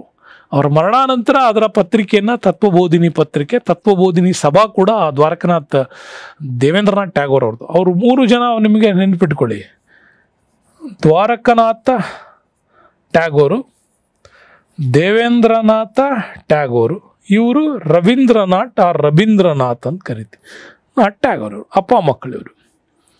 ಹಾಗಾಗಿ ತತ್ವಬೋಧಿನಿಯಲ್ಲಿ ಇದರ ಮೊದಲ ಪ್ರಕಟ ಆಯಿತು 1912. 1911ನಲ್ಲಿ ನಿಮಗೆ ನೆನ್ಪಿಟ್ಕೊಳ್ಳಿ, ಕಾಂಗ್ರೆಸ್ನ INC ಸೆಷನ್ಸಲ್ಲಿ ಇದನ್ನು ಹಾಡಲಾಯಿತು. ಓಕೆ, ಪತ್ರಿಕೆಯಲ್ಲಿ ಬಂದಿದ್ದು 12ಗೆ, ಬಟ್ ಇದನ್ನು INCಯಲ್ಲಿ ಆಡಿದ್ದು 1911ಗೆ. ಆವಾಗ BN ಧಾರ್ ಅವರ ಅಧ್ಯಕ್ಷತೆಯಲ್ಲಿ ಈ ಸಂಘಟನೆ ನಡೀತಾ ಇತ್ತು. ಸರಳಾದೇವಿ ಚೌಧರಾಣಿ ಅಂತ ಬರ್ತಾರೆ, ರವೀಂದ್ರನಾಥ್ ಟ್ಯಾಗೋರ್ ಅವರ ಸಂಬಂಧಿಕರು. ಅವರು ಇದನ್ನು ಬಹಳ ಅದ್ಭುತವಾಗಿ ಜನಗಣಮನವನ್ನು ಹಾಡ್ತಾರೆ. ಅಲ್ಲಿಂದ ನಂತರ ಭಾರತ ದೇಶ ಸ್ವತಂತ್ರಗೊಂಡ ಮೇಲೆ ಇದನ್ನು ಭಾರತದ ರಾಷ್ಟ್ರಗೀತೆ ಅಂಥೇಳಿ ಮಾಡಿದ್ರು. ನೆಕ್ಸ್ಟ್ ಬರೋಣ, ಕ್ವಶನ್ ನಂಬರ್ 16. ಭಾಳ ಅದ್ಭುತವಾದ ಪ್ರಶ್ನೆ. ಆರ್ಯ ಸಮಾಜವನ್ನು ಸ್ಥಾಪಿಸಿದವರು ಯಾರು ಅಂತ. ಸ್ವಾಮಿ ಶ್ರದ್ಧಾನಂದ, ದಯಾನಂದ ಸರಸ್ವತಿ, ಲಾಲಾ ಲಜಪತ್ ರಾಯ್, ಲಾಲಾ ಹನ್ಸ್ರಾಜ್. ಈಗಿನ ಕಾಲಕ್ಕೆ ಇದು ಬಹಳ ಈಸಿಯಾದ ಪ್ರಶ್ನೆ, ಬಟ್ ಅವಾಗ ಅದು ತುಂಬ ಟಫ್ ಕ್ವಶನ್ಸ್ ಆಗಿತ್ತು. ಆರ್ಯ ಸಮಾಜವನ್ನು ಸ್ಥಾಪಿಸಿದವ್ರು ಯಾರು ಅಂದ ತಕ್ಷಣ ಭಾಳ ಈಸಿಯಾಗಿ ಹೇಳ್ತೀನಿ, ದಯಾನಂದ ಸರಸ್ವತಿಯವರು ಈ ಒಂದು ಸಮಾಜವನ್ನು ಸ್ಥಾಪನೆ ಮಾಡ್ತಾರೆ. ಉಳಿದವ್ರ ಬಗ್ಗೆನೂ ಕೂಡ ನೀವು ತುಂಬ ಚೆನ್ನಾಗಿ ಇದರಲ್ಲಿ ತಿಳ್ಕೋಬೇಕು. ಯಾಕೆಂದರೆ ಇವರೆಲ್ಲ ಆರ್ಯ ಸಮಾಜದ ಫಾಲೋಯರ್ಸ್, ಆರ್ಯ ಸಮಾಜವನ್ನು ಭಾಳ ಅದ್ಭುತವಾಗಿ ಫಾಲೋ ಮಾಡ್ಕೊಂಡು ಹೋದವರು. ಇವರಲ್ಲಿ ಯಾರ್ಯಾರು ಹೆಂಗೆ ಅಂತ ಹೇಳ್ತೀನಿ ನಿಮಗೆ. ನೋಡಿ, ಇಲ್ಲಿ ವೆರಿ ಇಂಪಾರ್ಟೆಂಟ್ ಆಗಿ ಸ್ವಾಮಿ ಶ್ರದ್ಧಾನಂದ ಸರಸ್ವತಿ ಅವ್ರ ಪೂರ್ಣ ಹೆಸರು. ಈ ಸ್ವಾಮಿ ಶ್ರದ್ಧಾನಂದ ಸರಸ್ವತಿಯವರು ನಿಮಗೆ ವೆರಿ ಇಂಪಾರ್ಟೆಂಟ್ ಆಗ್ತಾರೆ. ಆರ್ಯ ಸಮಾಜದ ಒಬ್ಬ ಗ್ರೇಟೆಸ್ಟ್ ಫಾಲೋಯರ್ ಇವರು. ಸಮಾನತೆ, ಸ್ವಾತಂತ್ರ್ಯದ ವಿಚಾರದಲ್ಲಿ, ಸ್ವರಾಜ್ಯದ ಕಲ್ಪನೆಯಲ್ಲಿ ಇವ್ರ ವಿಚಾರ ತುಂಬ ದೊಡ್ಡದು. ಅದಕ್ಕಾಗಿಯೇ ಇವರು ಬಹಳಷ್ಟು ಹಿಂದುತ್ವದ ವಿಚಾರಗಳನ್ನ ಇಟ್ಕೊಂಡು ಬರ್ತಾರೆ. ಗುರುಕುಲ ಖಾಂಗ್ರಿ ವಿಶ್ವವಿದ್ಯಾಲಯ ಹರಿದ್ವಾರದಲ್ಲಿ ಸ್ಥಾಪನೆ ಮಾಡಿದ್ದು ಇವರೇನೆ. ಶುದ್ಧಿ ಚಳುವಳಿ ಅಂತ ಕರಿತೀವಿ, ಈಗಲೂ ಕೂಡ ಭಾಳ ಸೌಂಡ್ ಮಾಡ್ತಾ ಇದೆ. ಇದು ಗರ್ವಾಪ್ಸಿ ಅಂತ ಈಗ ಅದಕ್ಕೆ ಹೊಸ ಹೆಸರು ಕೊಟ್ಟಿದ್ದಾರೆ ಅಷ್ಟೇ. ಯೋಗಿ ಆದಿತ್ಯನಾಥ್ ಅವರ UP ಮತ್ತು ಕೇರಳದಲ್ಲಿ ಕೂಡ ಅವಾಗ ನಡೀತಾ ಇರುತ್ತೆ. ಇದೆಲ್ಲ ಶುದ್ಧಿ ಚಳುವಳಿ ಅಂದರೆ ಹಿಂದೂ ಧರ್ಮದಿಂದ ಮತಾಂತರಗೊಂಡು ಬೇರೆ ಧರ್ಮಕ್ಕೆ ಹೋದವರು ಪುನಃ ಹಿಂದೂ ಧರ್ಮಕ್ಕೆ ಮತಾಂತರಗೊಳ್ಳೋದನ್ನು ನಾವು ಶುದ್ಧಿ ಚಳುವಳಿ ಅಂತ ಕೂಡ ಕರಿತೀವಿ. ಭಾಳ ದೊಡ್ಡ ಮಟ್ಟದಲ್ಲಿ ಸೌಂಡ್ ಮಾಡಿತ್ತು. ಹಿಂದೂ ಶುದ್ಧಿ ಮಹಾಸಭಾವನ್ನು ಸ್ಥಾಪನೆ ಮಾಡಿದವರು ಕೂಡ ಸ್ವಾಮಿ ಶ್ರದ್ಧಾನಂದ ಸರಸ್ವತಿ ಅವರು. ಇನ್ನೂ ಒಂದು ನೆನ್ಪಿಟ್ಕೊಳ್ಳಿ, ಭಾರತದಲ್ಲಿ INC ಇತ್ತಲ್ಲ, ಇಂಡಿಯನ್ ನ್ಯಾಷನಲ್ ಕಾಂಗ್ರೆಸ್ ಅಧಿವೇಶನಗಳು ಎಲ್ಲ ಬರೀ ನಗರಗಳಲ್ಲೇ ನಡೀತಾ ಇತ್ತು. ಮೊಟ್ಟ ಮೊದಲ ಬಾರಿಗೆ ಫೈಜ್ಪುರ ಗ್ರಾಮೀಣ ಪ್ರದೇಶದಲ್ಲಿ ಸ್ವಾಮಿ ಇವರ ಶಿಷ್ಯ ಸಹಜಾನಂದ ಸರಸ್ವತಿ ಬರ್ತಾರೆ. ಅವರು ಇವರ ಪಟ್ಟ ಶಿಷ್ಯ. ಅವನು ಹಳ್ಳಿಗಳಲ್ಲೇ ನಡಿಬೇಕು ಅಂತ ಫೈಜ್ಪುರ್ ಕಾಂಗ್ರೆಸ್ ಅಧಿವೇಶನವನ್ನು ನಡೆಸ್ತಾರೆ. ಮೊಟ್ಟ ಮೊದಲ ಬಾರಿಗೆ INC ಒಂದು ಗ್ರಾಮೀಣ ಪ್ರದೇಶದಲ್ಲಿ ನಡೆದಿದ್ದು ಅದೇನೆ. ಅದು ಬಿಟ್ಟರೆ ಮತ್ತೆ ಯಾವಾಗೂ ಗ್ರಾಮೀಣದಲ್ಲಿ ನಡೀಲೇ ಇಲ್ಲ. ಎಕ್ಸಾಮಲ್ಲಿ ಕೇಳ್ಬೋದು ಯಾವಾಗ ಅಂತ. ಫೈಜ್ಪುರ್ ಕಾಂಗ್ರೆಸ್ ಅಧಿವೇಶನ ಯಾವಾಗ ನಡೀತು ಅಂತ ನನಗೆ ಕಮೆಂಟಲ್ಲಿ ಹಾಕಿ. ಅದು ಸಹಜಾನಂದ ಸರಸ್ವತಿಯವರು ಆ ಕಾಲಕ್ಕೆ ಮಾಡ್ತಾರೆ. ಇನ್ನು ದಯಾನಂದ ಸರಸ್ವತಿಯವರು ಬರ್ತಾರೆ ನಮಗೆ ಆರ್ಯ ಸಮಾಜ್. ನಿಮಗೆ ಗೊತ್ತಿದೆ, ಆರ್ಯ ಸಮಾಜವನ್ನು ಕಟ್ಟಿದವ್ರು ಇವರೇನೆ. ಇವರು ಬರೆದಂಥ ಕೃತಿ ಸತ್ಯ ಪ್ರಕಾಶ್. ಆ್ಯಕ್ಚುಲಿ ಗುಜರಾತ್ನವರು ಬರೆದದ್ದು ಹಿಂದಿ ಭಾಷೆನಲ್ಲಿ. ಎಲ್ಲರಿಗೂ ತಿಳಿಬೇಕು, ಉತ್ತರ ಭಾರತ ಅತಿ ಹೆಚ್ಚು ಹಿಂದಿ ಭಾಷೆಯನ್ನು ಮಾಡ್ತಾ ಇದ್ದರಾಗಿ ತಮ್ಮ ಸಿದ್ಧಾಂತಗಳು ಮುಟ್ಲಿ ಅನ್ನೋ ಕಾರಣಕ್ಕಾಗಿ ಸ್ವರಾಜ್ಯ ಪರಿಕಲ್ಪನೆಯನ್ನು ಇಟ್ಕೊಂಡು ಇದನ್ನು ಬರೀತಾರೆ. ವೇದಗಳಿಗೆ ಹಿಂತಿರುಗಿ ಅಂದರೆ ವೇದ ಇಟ್ಕೊಂಡು ಹಿಂತಿರುಗೋದಂತಲ್ಲ, ಸಮಾನತೆ ಕಲ್ಪನೆಗಳನ್ನು ಇಟ್ಕೊಂಡಂಥ ಋಗ್ವೇದದ ಕಾಲ ಇತ್ತಲ್ಲ, ಆ ಕಾಲದ ವಿಚಾರಗಳು ಬರಲಿ ಅಂತ ಹೇಳಿದ್ರು ಅವರು. ಇನ್ನು ಲಾಲಾ ಲಜಪತ್ ರಾಯ್ ಇವರ ಅದ್ಭುತವಾದ ಶಿಷ್ಯ. ಆರ್ಯ ಗೆಜೆಟ್ ಅನ್ನೋ ಪತ್ರಿಕೆ ಇವ್ರದ್ದು. ಅನ್ಹ್ಯಾಪಿ ಇಂಡಿಯಾ ಅನ್ನೋ ಕೃತಿ ಭಾಳ ಸರಿ ಎಕ್ಸಾಮಿಗೆ ಕೇಳಿದ್ದಾರೆ, ಅದು ಲಾಲಾ ಲಜಪತ್ ರಾಯ್ ಅವ್ರದ್ದು. ಮತ್ತು ನಿಮಗೆ ಭಗತ್ ಸಿಂಗ್ ಅನ್ನುವಂಥ ಶ್ರೇಷ್ಠ ಹೋರಾಟಗಾರ ಹುಟ್ಟಿದ್ದೇ ಲಾಲಾ ಲಜಪತ್ ರಾಯ್ ಅವರ ಮರಣದಿಂದ ಅಂತ. ಅದು ಕೂಡ ನಿಮಗೆ ಇಂಪಾರ್ಟೆಂಟು. ಒಬ್ಬ ದೊಡ್ಡ ಭಾರತೀಯ ಕ್ರಾಂತಿಕಾರಿಯ ಸೃಷ್ಟಿಗೆ ಕಾರಣವಾಗಿದ್ದುದು ಲಾಲಾ ಲಜಪತ್ ರಾಯ್ ಅವರ ವಿಚಾರಧಾರೆಗಳು. ನೆಕ್ಸ್ಟು ಲಾಲಾ ಹನ್ಸ್ರಾಜ್ ನೆನ್ಪಿಟ್ಕೊಳ್ಳಿ. ದಯಾನಂದ್ ಆಂಗ್ಲೋ ವೈದಿಕ ಶಾಲೆಗಳನ್ನು ಲಾಹೋರಲ್ಲಿ ಸ್ಥಾಪನೆ ಮಾಡಿದವರು 1886ರಲ್ಲಿ. ಮುಂದೆ ಇಂಗ್ಲೆಂಡು, ಇಂಗ್ಲೆಂಡು ಮತ್ತು ಅಮೇರಿಕಾಗಳಲ್ಲೂ ಕೂಡ ಈ ಒಂದು ವಿಚಾರಗಳನ್ನು ಪ್ರಚಾರ ಮಾಡೋದ್ರಲ್ಲಿ ಲಾಲಾ ಹನ್ಸ್ರಾಜ್ ತುಂಬಾ ಇಂಪಾರ್ಟೆಂಟ್ ಆಗ್ತಾರೆ. ನೆಕ್ಸ್ಟ್ ಬರೋಣ ಮುಂದಿನ ಪ್ರಶ್ನೆ. ಕರ್ನಾಟಕ ಸೆಲೆಬ್ರಿಟಿ ಲೀಗ್ ಭಾಳಷ್ಟು ಜನರಿಗೆ ಗೊತ್ತಿದೆ. 2012 ಈ ತಂಡದ ನಾಯಕ ಆಗಿದ್ದವ್ರು ಯಾರು ಅಂದರೆ ಸುದೀಪ್. ಇದ್ರ ಬಗ್ಗೆ ನಮಗೇನು ಬೇಕಾಗಿಲ್ಲ. 2012ರಿಂದನೂ ಕೂಡ CCL ನಡೀತಾ ಇದೆ, ಸೆಲೆಬ್ರಿಟಿ ಕ್ರಿಕೆಟ್ ಲೀಗ್ ಅಂತ. ಈಗಲೂ ಕೂಡ ನಡೀತದೆ. ಈಗಲೂ ಕೂಡ ಸುದೀಪ್ ಅವರೇ ಅದರ ನಾಯಕತ್ವ ವಹಿಸ್ಕೊಂಡು ಮುನ್ನಡೆಸ್ಕೊಂಡು ಹೋಗ್ತಾ ಇದ್ದಾರೆ. ಮುಂದೆ ಬರೋಣ. ವಲ್ಲಭಾಯ್ ಪಟೇಲ್ ಪ್ರಶ್ನೆ ಭಾಳ ಅದ್ಭುತವಾಗಿದೆ. ವಲ್ಲಭಾಯ್ ಪಟೇಲ್ ಅವರಿಗೆ ಸರ್ದಾರ್ ಅನ್ನುವ ಬಿರುದನ್ನು ನೀಡಿದವರು ಯಾರು ಅಂತ. ಭಾಳಷ್ಟು ಜನರಿಗೆ ಇದೊಂದು ತಪ್ಪಾಗಿ ಇತಿಹಾಸದಲ್ಲಿ ಪ್ರಿಂಟೌಟ್ ಆಗಿದೆ. ಎಲ್ಲರೂ ಹೇಳೋದು ಮಹಾತ್ಮ ಗಾಂಧೀಜಿ ಅಂತ. ಅದು ಆ್ಯಕ್ಚುಲಿ ಒರಿಜಿನಲ್ಲಾಗಿ ನೀವು ಅಲ್ಲಿ ಬಾರ್ಡೋಲಿ ಸತ್ಯಾಗ್ರಹ ಓದಿದರೆ ಗಾಂಧೀಜಿ ಕೊಟ್ಟದ್ದೇ ಅಲ್ಲ ಅದು. ಗಾಂಧೀಜಿ ಆ ಸಂಘಟನೆಯಲ್ಲಿದ್ದರು. ಅವತ್ತಿನ ಮಹಿಳೆಯರು ಹೇಳ್ತಾ ಇದ್ದ ಪದವನ್ನು ಗಾಂಧೀಜಿ ಉಲ್ಲೇಖ ಮಾಡಿದ್ರು ಅವ್ರ ಭಾಷಣದಲ್ಲಿ ಅಷ್ಟೇ. ಬಟ್ ಅಲ್ಲಿಯವರೆಗೂ ವಲ್ಲಭಾಯ್ ಪಟೇಲ್ ಅವ್ರನ್ನ ಅಲ್ಲಿನ ಗ್ರಾಮೀಣ ಸಮುದಾಯಗಳೇನಿದ್ವು ಪೂರ್ತಿ ಮಹಿಳೆಯರು ಇವ್ರನ್ನ ನಮ್ಮಲ್ಲಿ ಹೆಂಗೆ ಗೌಡ್ರೆ ಅಂತೀವಲ್ವ, ಹಂಗೆ ಸರ್ದಾರ್ ಅಂತೇಳಿ ಇವ್ರನ್ನ ಕರಿತಾ ಇದ್ರು. ಹಾಗಾಗಿ ವಲ್ಲಭಾಯ್ ಪಟೇಲ್ ಅವರಿಗೆ ಸರ್ದಾರ ಅನ್ನುವ ಬಿರುದನ್ನು ಮೊದಲ ದೊಡ್ಡ ಮಹಾಸಭೆಯಲ್ಲಿ ಹೇಳಿದವರು ಯಾರು ಅಂದರೆ ಅದು ಗಾಂಧೀಜಿ ಅವರು. ಓಕೆ, ಹಾಗೆ ಕರಿತಾರೆ. ಹಾಗಾಗಿ ಸರ್ದಾರ್ ವಲ್ಲಭಾಯ್ ಪಟೇಲ್ ನಮಗೆ ಇಂಪಾರ್ಟೆಂಟ್ ಆಗ್ತಾರೆ. ಸರ್ದಾರ್ ವಲ್ಲಭಾಯ್ ಪಟೇಲ್ ಇಂಪಾರ್ಟೆಂಟ್ ನೆನ್ಪಿಟ್ಕೊಳ್ಳಿ. 1875ರಿಂದ 1950 ಅವ್ರದ್ದು ಕಂಪ್ಲೀಟ್ ಹಿಸ್ಟ್ರಿ ನಮ್ಮ ಇಂಡಿಯಾದಲ್ಲಿ. ಭಾರತದ ಮೊಟ್ಟ ಮೊದಲ ಗೃಹ ಸಚಿವರಾಗಿದ್ದವರು ಇವರೇ, ಉಪ ಪ್ರಧಾನಮಂತ್ರಿಗಳು ಆದವರು ಇವರೇನೆ. 1918ನ ಖೇಡಾ ಸತ್ಯಾಗ್ರಹ, 1928ನ ಬಾರ್ಡೋಲಿ ಸತ್ಯಾಗ್ರಹ ವೆರಿ ಇಂಪಾರ್ಟೆಂಟ್ ಆಗಿರ್ತಕ್ಕಂಥ 2 ಸತ್ಯಾಗ್ರಹಗಳಿವು. ಯಾಕೆಂದರೆ ಖೇಡಾ ಸತ್ಯಾಗ್ರಹ ನೆನ್ಪಿಟ್ಕೊಳ್ಳಿ, ಗಾಂಧೀಜಿಯವರು ಭಾಗವಹಿಸಿದಂಥ ಪ್ರಾದೇಶಿಕ ಚಳುವಳಿಗಳಲ್ಲಿ ಇದು 3ನೇ ಚಳುವಳಿ. ಈ ಕಡೆ ಚಂಪಾರಣ್ಯದಲ್ಲಿ ಭಾಗವಹಿಸ್ತಾರೆ, ಮಧ್ಯದಲ್ಲಿ ಅಹಮದಾಬಾದ್ ಕೃಷಿ ಕಾರ್ಮಿಕರ ಹೋರಾಟಕ್ಕೆ ಭಾಗವಹಿಸ್ತಾರೆ. ಅದಾದಮೇಲೆ ಅವ್ರು ಬಂದಿದ್ದೆ ಖೇಡಾ ಸತ್ಯಾಗ್ರಹಕ್ಕೆ. ಯಾಕೆಂದರೆ ತೆರಿಗೆಯನ್ನು ಏಕಾಏಕಿ ಹೆಚ್ಚಿಗೆ ಮಾಡಿದ್ದಂಥ ವಿರೋಧದ ರೈತರ ಚಳುವಳಿಗಳು ನಡೆದಿದ್ದಿಲ್ಲೇ. ಆ ಸಂದರ್ಭದಲ್ಲೇ ಸರ್ದಾರ್ ವಲ್ಲಭಾಯ್ ಪಟೇಲ್ ಅವ್ರ ಮಗಳು ಮಣಿಬೇನ್ ಬರ್ತಾಳೆ. Okay, Maniben very important. ಎಲ್ಲ ರೈತ ಮಹಿಳೆಯರನ್ನ ಸಹಕಾರಿ ಸಂಘದ ವಿಚಾರದಲ್ಲಿ ಒಟ್ಟುಗೂಡಿಸಿದ್ದ ಅವಳೇನೆ. ಆ ಕಾಲಕ್ಕೆ ಭಾಳ ದೊಡ್ಡ ಮಟ್ಟದ ಹೋರಾಟಗಾರ್ತಿಯವಳು. ಹಾಗಾಗಿ ಮಣಿಬೇನ್ ಕೂಡ ನೀವು ಇಂಪಾರ್ಟೆಂಟಾಗಿ ಓದಬೇಕು. ಸರ್ದಾರ್ ವಲ್ಲಭಾಯ್ ಪಟೇಲ್ ಎಲ್ಲ ಸ್ತ್ರೀಶಕ್ತಿ ಸಂಘಟನೆಗಳ ಹಿತರಕ್ಷಣೆ ಮತ್ತು ಬಲಗಳನ್ನು ತುಂಬಿದವಳು ಅವಳೇನೆ. ಆ ಸಂದರ್ಭದಲ್ಲಿ ಬಾರ್ಡೋಲಿ ಸತ್ಯಾಗ್ರಹ ಕೂಡ ಇಲ್ಲಿ ಇಂಪಾರ್ಟೆಂಟ್ ಆಗುತ್ತೆ. ಆವಾಗ ಮಹಿಳೆಯರೆಲ್ಲ ಇವ್ರಿಗೆ ಕೊಡ್ತಾರೆ. ಬಟ್ ಸರ್ದಾರ್ ವಲ್ಲಭಾಯ್ ಪಟೇಲ್ ಅವರಿಗೆ ಅದಷ್ಟೇ ಅಲ್ಲ, ಇನ್ನೂ ದೊಡ್ಡ ದೊಡ್ಡ ಹೆಸರುಗಳಿವೆ.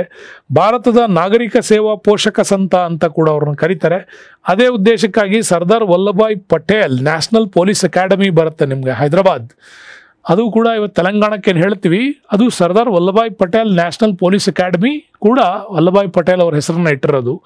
ಇನ್ನು ಭಾರತದ ಏಕೀಕರಣದ ಸಂತ ಅಂತ ಕೂಡ ಇವ್ರನ್ನ ಕರೀತಾರೆ. ಯಾಕೆಂದರೆ ಭಾರತ ಸ್ವತಂತ್ರಗೊಂಡಾಗ 1947ಗೆ ಈ ದೇಶದಲ್ಲಿದ್ದಂಥ ನೇರ ಆಡಳಿತದ ರಾಜ್ಯ ಸಂಸ್ಥಾನಗಳು ಕೂಡ ಇದ್ವು. ಇವುಗಳನ್ನೆಲ್ಲ ಒಟ್ಟುಗೂಡಿಸೋ ಜವಾಬ್ದಾರಿ ಕೊಟ್ಟಾಗ ಅದನ್ನು ಸರ್ದಾರ್ ವಲ್ಲಭಾಯ್ ಪಟೇಲ್ ಅವರು ಅದನ್ನು ಈಡೇರಿಸ್ತಾರೆ. ಆದರೆ 3 ಪ್ರಾಂತ್ಯಗಳು ಅವತ್ತು ಒಪ್ಪಿದ್ದಿಲ್ಲ, ಅದು ನಿಮಗೆ ಗೊತ್ತು. ಒಂದು ಹೈದರಾಬಾದ್, ಯಾಕೆಂದರೆ ಇಲ್ಲಿ ನಿಜಾಮರ ಆಡಳಿತ ಅದನ್ನು ಒಪ್ಕೊಂಡಿದ್ದಿಲ್ಲ. ಇನ್ನೊಂದು ನಿಮಗೆ ಗೊತ್ತಿದೆ ಕಾಶ್ಮೀರ್ ವಿಚಾರ, ಈಗೂ ಕೂಡ ಬಗೆಹರಿದಿರೋಂಥದ್ದು. ಮತ್ತೊಂದು ಜುನಾಗಢ್, ಗುಜರಾತಲ್ಲಿದ್ದಂಥ ಜುನಾಗಢ್. ಈ 3 ಪ್ರದೇಶಗಳನ್ನು ಬಿಟ್ಟು ಉಳಿದೆಲ್ಲ ಪ್ರದೇಶಗಳನ್ನು ಏಕೀಕರಣ ಮಾಡಿದ್ದೆ ಸರ್ದಾರ್ ವಲ್ಲಭಾಯ್ ಪಟೇಲ್. ಹೆಚ್ಚು ಕಡಿಮೆ ಅವತ್ತಿನ ಕಾಲಕ್ಕೆ ಎಲ್ಲವೂ ಸೇರಿಸಿ 563 ಪ್ರಾಂತ್ಯಗಳಿತ್ತು. ಅಷ್ಟನ್ನು ಒಟ್ಟುಗೂಡಿಸಿ ಭಾರತ ಅನ್ನುವ ಫೆಡರಲ್ ಸಿಸ್ಟಮನ್ನು ತಂದವರು ಇವರೇನೆ, ಗೃಹ ಸಚಿವರು. ಒಂದೇ ಒಂದು ಸ್ಟೇಟ್ಮೆಂಟು ಎಲ್ಲ ಬಿಟ್ಕೊಟ್ಬಿಟ್ರು. ಆದರೆ ಇವ್ರು 3 ಜನ ಬಿಟ್ಕೊಟ್ಟಿರಲಿಲ್ಲ ಅವತ್ತು. ಹಾಗಾಗಿ ಇವ್ರನ್ನ ಭಾರತದ ಉಕ್ಕಿನ ಮನುಷ್ಯ ಅಂತಲೂ ಕೂಡ ಕರೆಯೋದು. ಇವತ್ತು ನಿಮಗೆ ಇವ್ರ ಬಗ್ಗೆ ಹೇಳಿದರೆ ಏಕತಾ ಪ್ರತಿಮೆ, ಸದ್ಭಾವನ್ ದಿವಸ್ ಅಂತ ಏನು ಮಾಡ್ತೀವಲ್ಲ, ಅದು ಅತಿ ಎತ್ತರದ ಪ್ರತಿಮೆ, 182 ಮೀಟರ್ ಹೈಟ್ ಇದೆ. ಇದು ಕೂಡ ನಿಮಗೆ ನರ್ಮದಾ ನದಿಯ ಒಂದು ತೀರದಲ್ಲಿ ಇದನ್ನು ನಿರ್ಮಾಣ ಮಾಡಿರ್ತಕ್ಕಂಥದ್ದು. ಸರ್ದಾರ್ ಪಟೇಲ್ ಬಗ್ಗೆ ಅಪ್ಡೇಟ್ ಇಷ್ಟು ಮಾಹಿತಿ ನಿಮಗೆ ಬೇಕು. Next very hot favourite questions. Modern Indian ಹಿಸ್ಟ್ರಿನಲ್ಲಿ ಡ್ಯಾಶ್ ದಿನದೊಂದು ಜಲಿಯನ್ ವಾಲಾಬಾಗ್ ದುರಂತ ನಡೀತು ಅಂತ ಓದ್ತೀವಿ.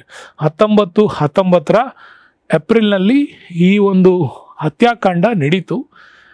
ಯಾವ ಹಬ್ಬ ಇತ್ತವಾಗ ಅಂತ ಕೇಳ್ತಾರೆ. ಬೈಸಾಖಿ, ಹೋಳಿ, ಪೊಂಗಲ್, ಬಕ್ರೀದ್. ಈ ಪೊಂಗಲ್ ಕಿತ್ತಾಕ್ಬೋದು, ತಮಿಳ್ನಾಡು ಅಂತೀರಿ. ಬಕ್ರೀದ್ ತೆಗೆದಾಕ್ಬಿಡ್ಬೋದು, ಇದು ಇಸ್ಲಾಂಗೆ ಸಂಬಂಧಪಟ್ಟದ್ದು. ಇನ್ನು ಹೋಳಿ ಆವಾಗ ದೊಡ್ಡ ದುರಂತ ನಡೆಯುತ್ತಾ ಅಂದ್ರೆ ಇಲ್ಲ.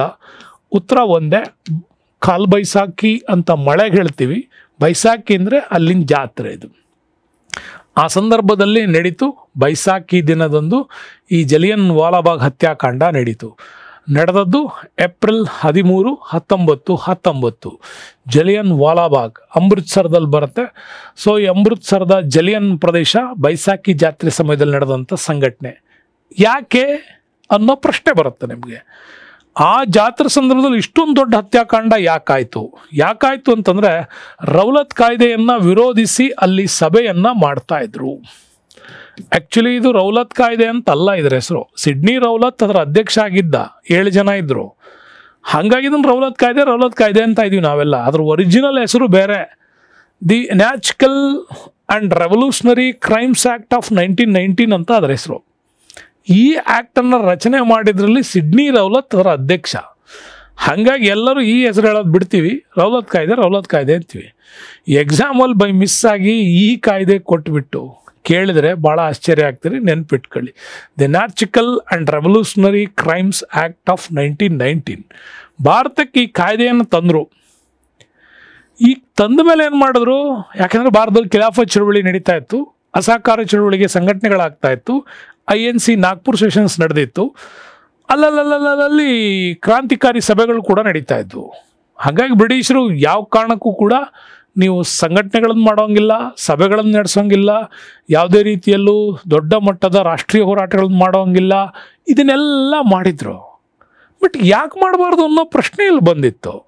ಅದೇ ಸಂದರ್ಭದಲ್ಲಿ ರೌಲತ್ ಕಾಯ್ದೆ ವಿರುದ್ಧವಾಗಿ ಮಾತಾಡಿದ್ದಕ್ಕೆ ಸೈಫುದ್ದೀನ್ ಕಿಚಲು ಮತ್ತು ಸತ್ಯಪಾಲ್ ಇವರಿಬ್ಬರನ್ನು ಕೂಡ ಬಂಧನದಲ್ಲಿ ಇಡಿಸಲಾಗಿತ್ತು. ವಿರೋಧಿ ಮಾಡ್ತಾ ಇದ್ದಾರೆ, ರಾಷ್ಟ್ರ ಸಂಘಟನೆಗಳನ್ನು ಗಟ್ಟಿ ಮಾಡ್ತಾ ಇದ್ದಾರೆ ಅನ್ನೋ ಕಾರಣಕ್ಕೆ ಪಂಜಾಬ್ ಮೂಲದಲ್ಲಿ ಇವರಿಬ್ಬರನ್ನ ಬಿಡಿಸಿಕೊಂಡು ಬರೋದು ಹೆಂಗೆ ಅಂತ ಚರ್ಚೆ ಮಾಡೋದಕ್ಕೋಸ್ಕರ ಅಮೃತ್ಸರದ ಜಲಿಯನ್ನ ಪ್ರದೇಶದಲ್ಲಿ ಸಭೆ ಸೇರಿದರು. ಆಗ ಅಲ್ಲಿಗೆ ಬಂದಂಥ ಜನರಲ್ ಡಯಾರ್ ಮತ್ತು ಅವನ ಗೂರ್ಖಾ ಸಿಖ್ ರೆಜಿಮೆಂಟ್ ಸೇನೆ ಬಂದ್ಬಿಟ್ಟು ಏಕಾಏಕಿ ದಾಳಿ ಮಾಡ್ತು. ಹೆಣಗಳ ರಾಶಿಯೇ ಬಿದ್ದೋಯ್ತು. ಯಾಕೆಂದರೆ ಒಂದೇ ಡೋರ್ ಇದ್ದಿದ್ದರಿಂದಾಗಿ ತಪ್ಪಿಸ್ಕೊಳ್ಳೋಕೆ ಸಾಧ್ಯ ಇರಲಿಲ್ಲ. ಹೊಡೆದು ಬಿಸಾಕಿದ್ರು, ಸಾವಿರಾರು ಜನರು ಸತ್ತೋದ್ರು. ಇದನ್ನು ಬ್ರಿಟಿಷ್ ಗೌರ್ನಮೆಂಟ್ ರೈಟ್ ಅಂತೂ ಭಾರತೀಯರು ಇದನ್ನು ವಿರೋಧಿಸಿದರು. ಆ ಸಂದರ್ಭದಲ್ಲೇ ರವೀಂದ್ರನಾಥ್ ಟ್ಯಾಗೋರ್ ಬಂಗಾಳದಲ್ಲಿ ಭಾಳ ದೊಡ್ಡ ರಾಷ್ಟ್ರೀಯ ಚಳುವಳಿಯನ್ನು ಹುಟ್ಟಾಕ್ತಾರೆ. ಆ ಸಂದರ್ಭದಲ್ಲೇ ಅಸಹಕಾರ ಚಳುವಳಿಯ ದೊಡ್ಡ ಕ್ರಾಂತಿಗೆ ಮುನ್ನುಡಿಯನ್ನು ಬರೆದದ್ದೇ ಇಲ್ಲಿ. ರಾಷ್ಟ್ರೀಯ ಮೂಮೆಂಟ್ ಆಗಿ ಇದನ್ನು ಚೇಂಜ್ ಮಾಡ್ತಾರೆ. ಆಗ ರವೀಂದ್ರನಾಥ್ ಟ್ಯಾಗೋರ್ ಅವರು ತಮಗೆ ಬ್ರಿಟನ್ ಗೌರ್ಮೆಂಟ್ ಕೊಟ್ಟಂಥ ನೈಟ್ಹುಡ್ ಪದವಿಯನ್ನು ಅವರ ಕಾರಣಕ್ಕೆ ವಾಪಸ್ ಮಾಡ್ತಾರೆ, ಆ ಗೌರವವನ್ನು. ಇದು ನಮಗೆ ಬೇಡ ಅಂಥೇಳಿ. ಅದಾದರೂ ಕೂಡ ಅಲ್ಲಿ ಹೋರಾಟಗಳು ನಡೀತು. ಕೊನೆಗೆ ಹಂಟರ್ ಕಮಿಷನ್ಸ್ಗೆ ಅಪಾಯಿಂಟ್ ಆಯಿತು. ಹಂಟರ್ ಕಮಿಷನ್ಸ್ ಕೂಡ ಇದು ಮಾಡಿದ ಸರಿ ಅಂದರು. ಆದರೆ ಅದನ್ನು ಬಿಡದೇ ಇದ್ದಂಥ ಉಧಾಮ್ ಸಿಂಗ್ ಮುಂದೆ ಅವ್ರದೇ ದೇಶದಲ್ಲಿ ಜನರಲ್ ಡಯರ್ನ ಹೊಡೆದಾಕಿದ್ದು 20 ವರ್ಷಗಳ ನಂತರ. ಆ ಕತೆ ಪೂರ್ತಿ ಜಲಿಯನ್ ವಾಲಾಬಾಗ್ ದುರಂತದಲ್ಲಿ ಓದ್ತೀರಾ. So next question, 20th questions ಇದೆ, ಇಂಪಾರ್ಟೆಂಟ್ ಪ್ರಶ್ನೆ ನೋಡಿ. ಈ ಕೆಳಕಂಡವುಗಳಲ್ಲಿ ಯಾರು ಮೈಸೂರು ದಿವಾನ್ರಾಗಿರಲಿಲ್ಲ?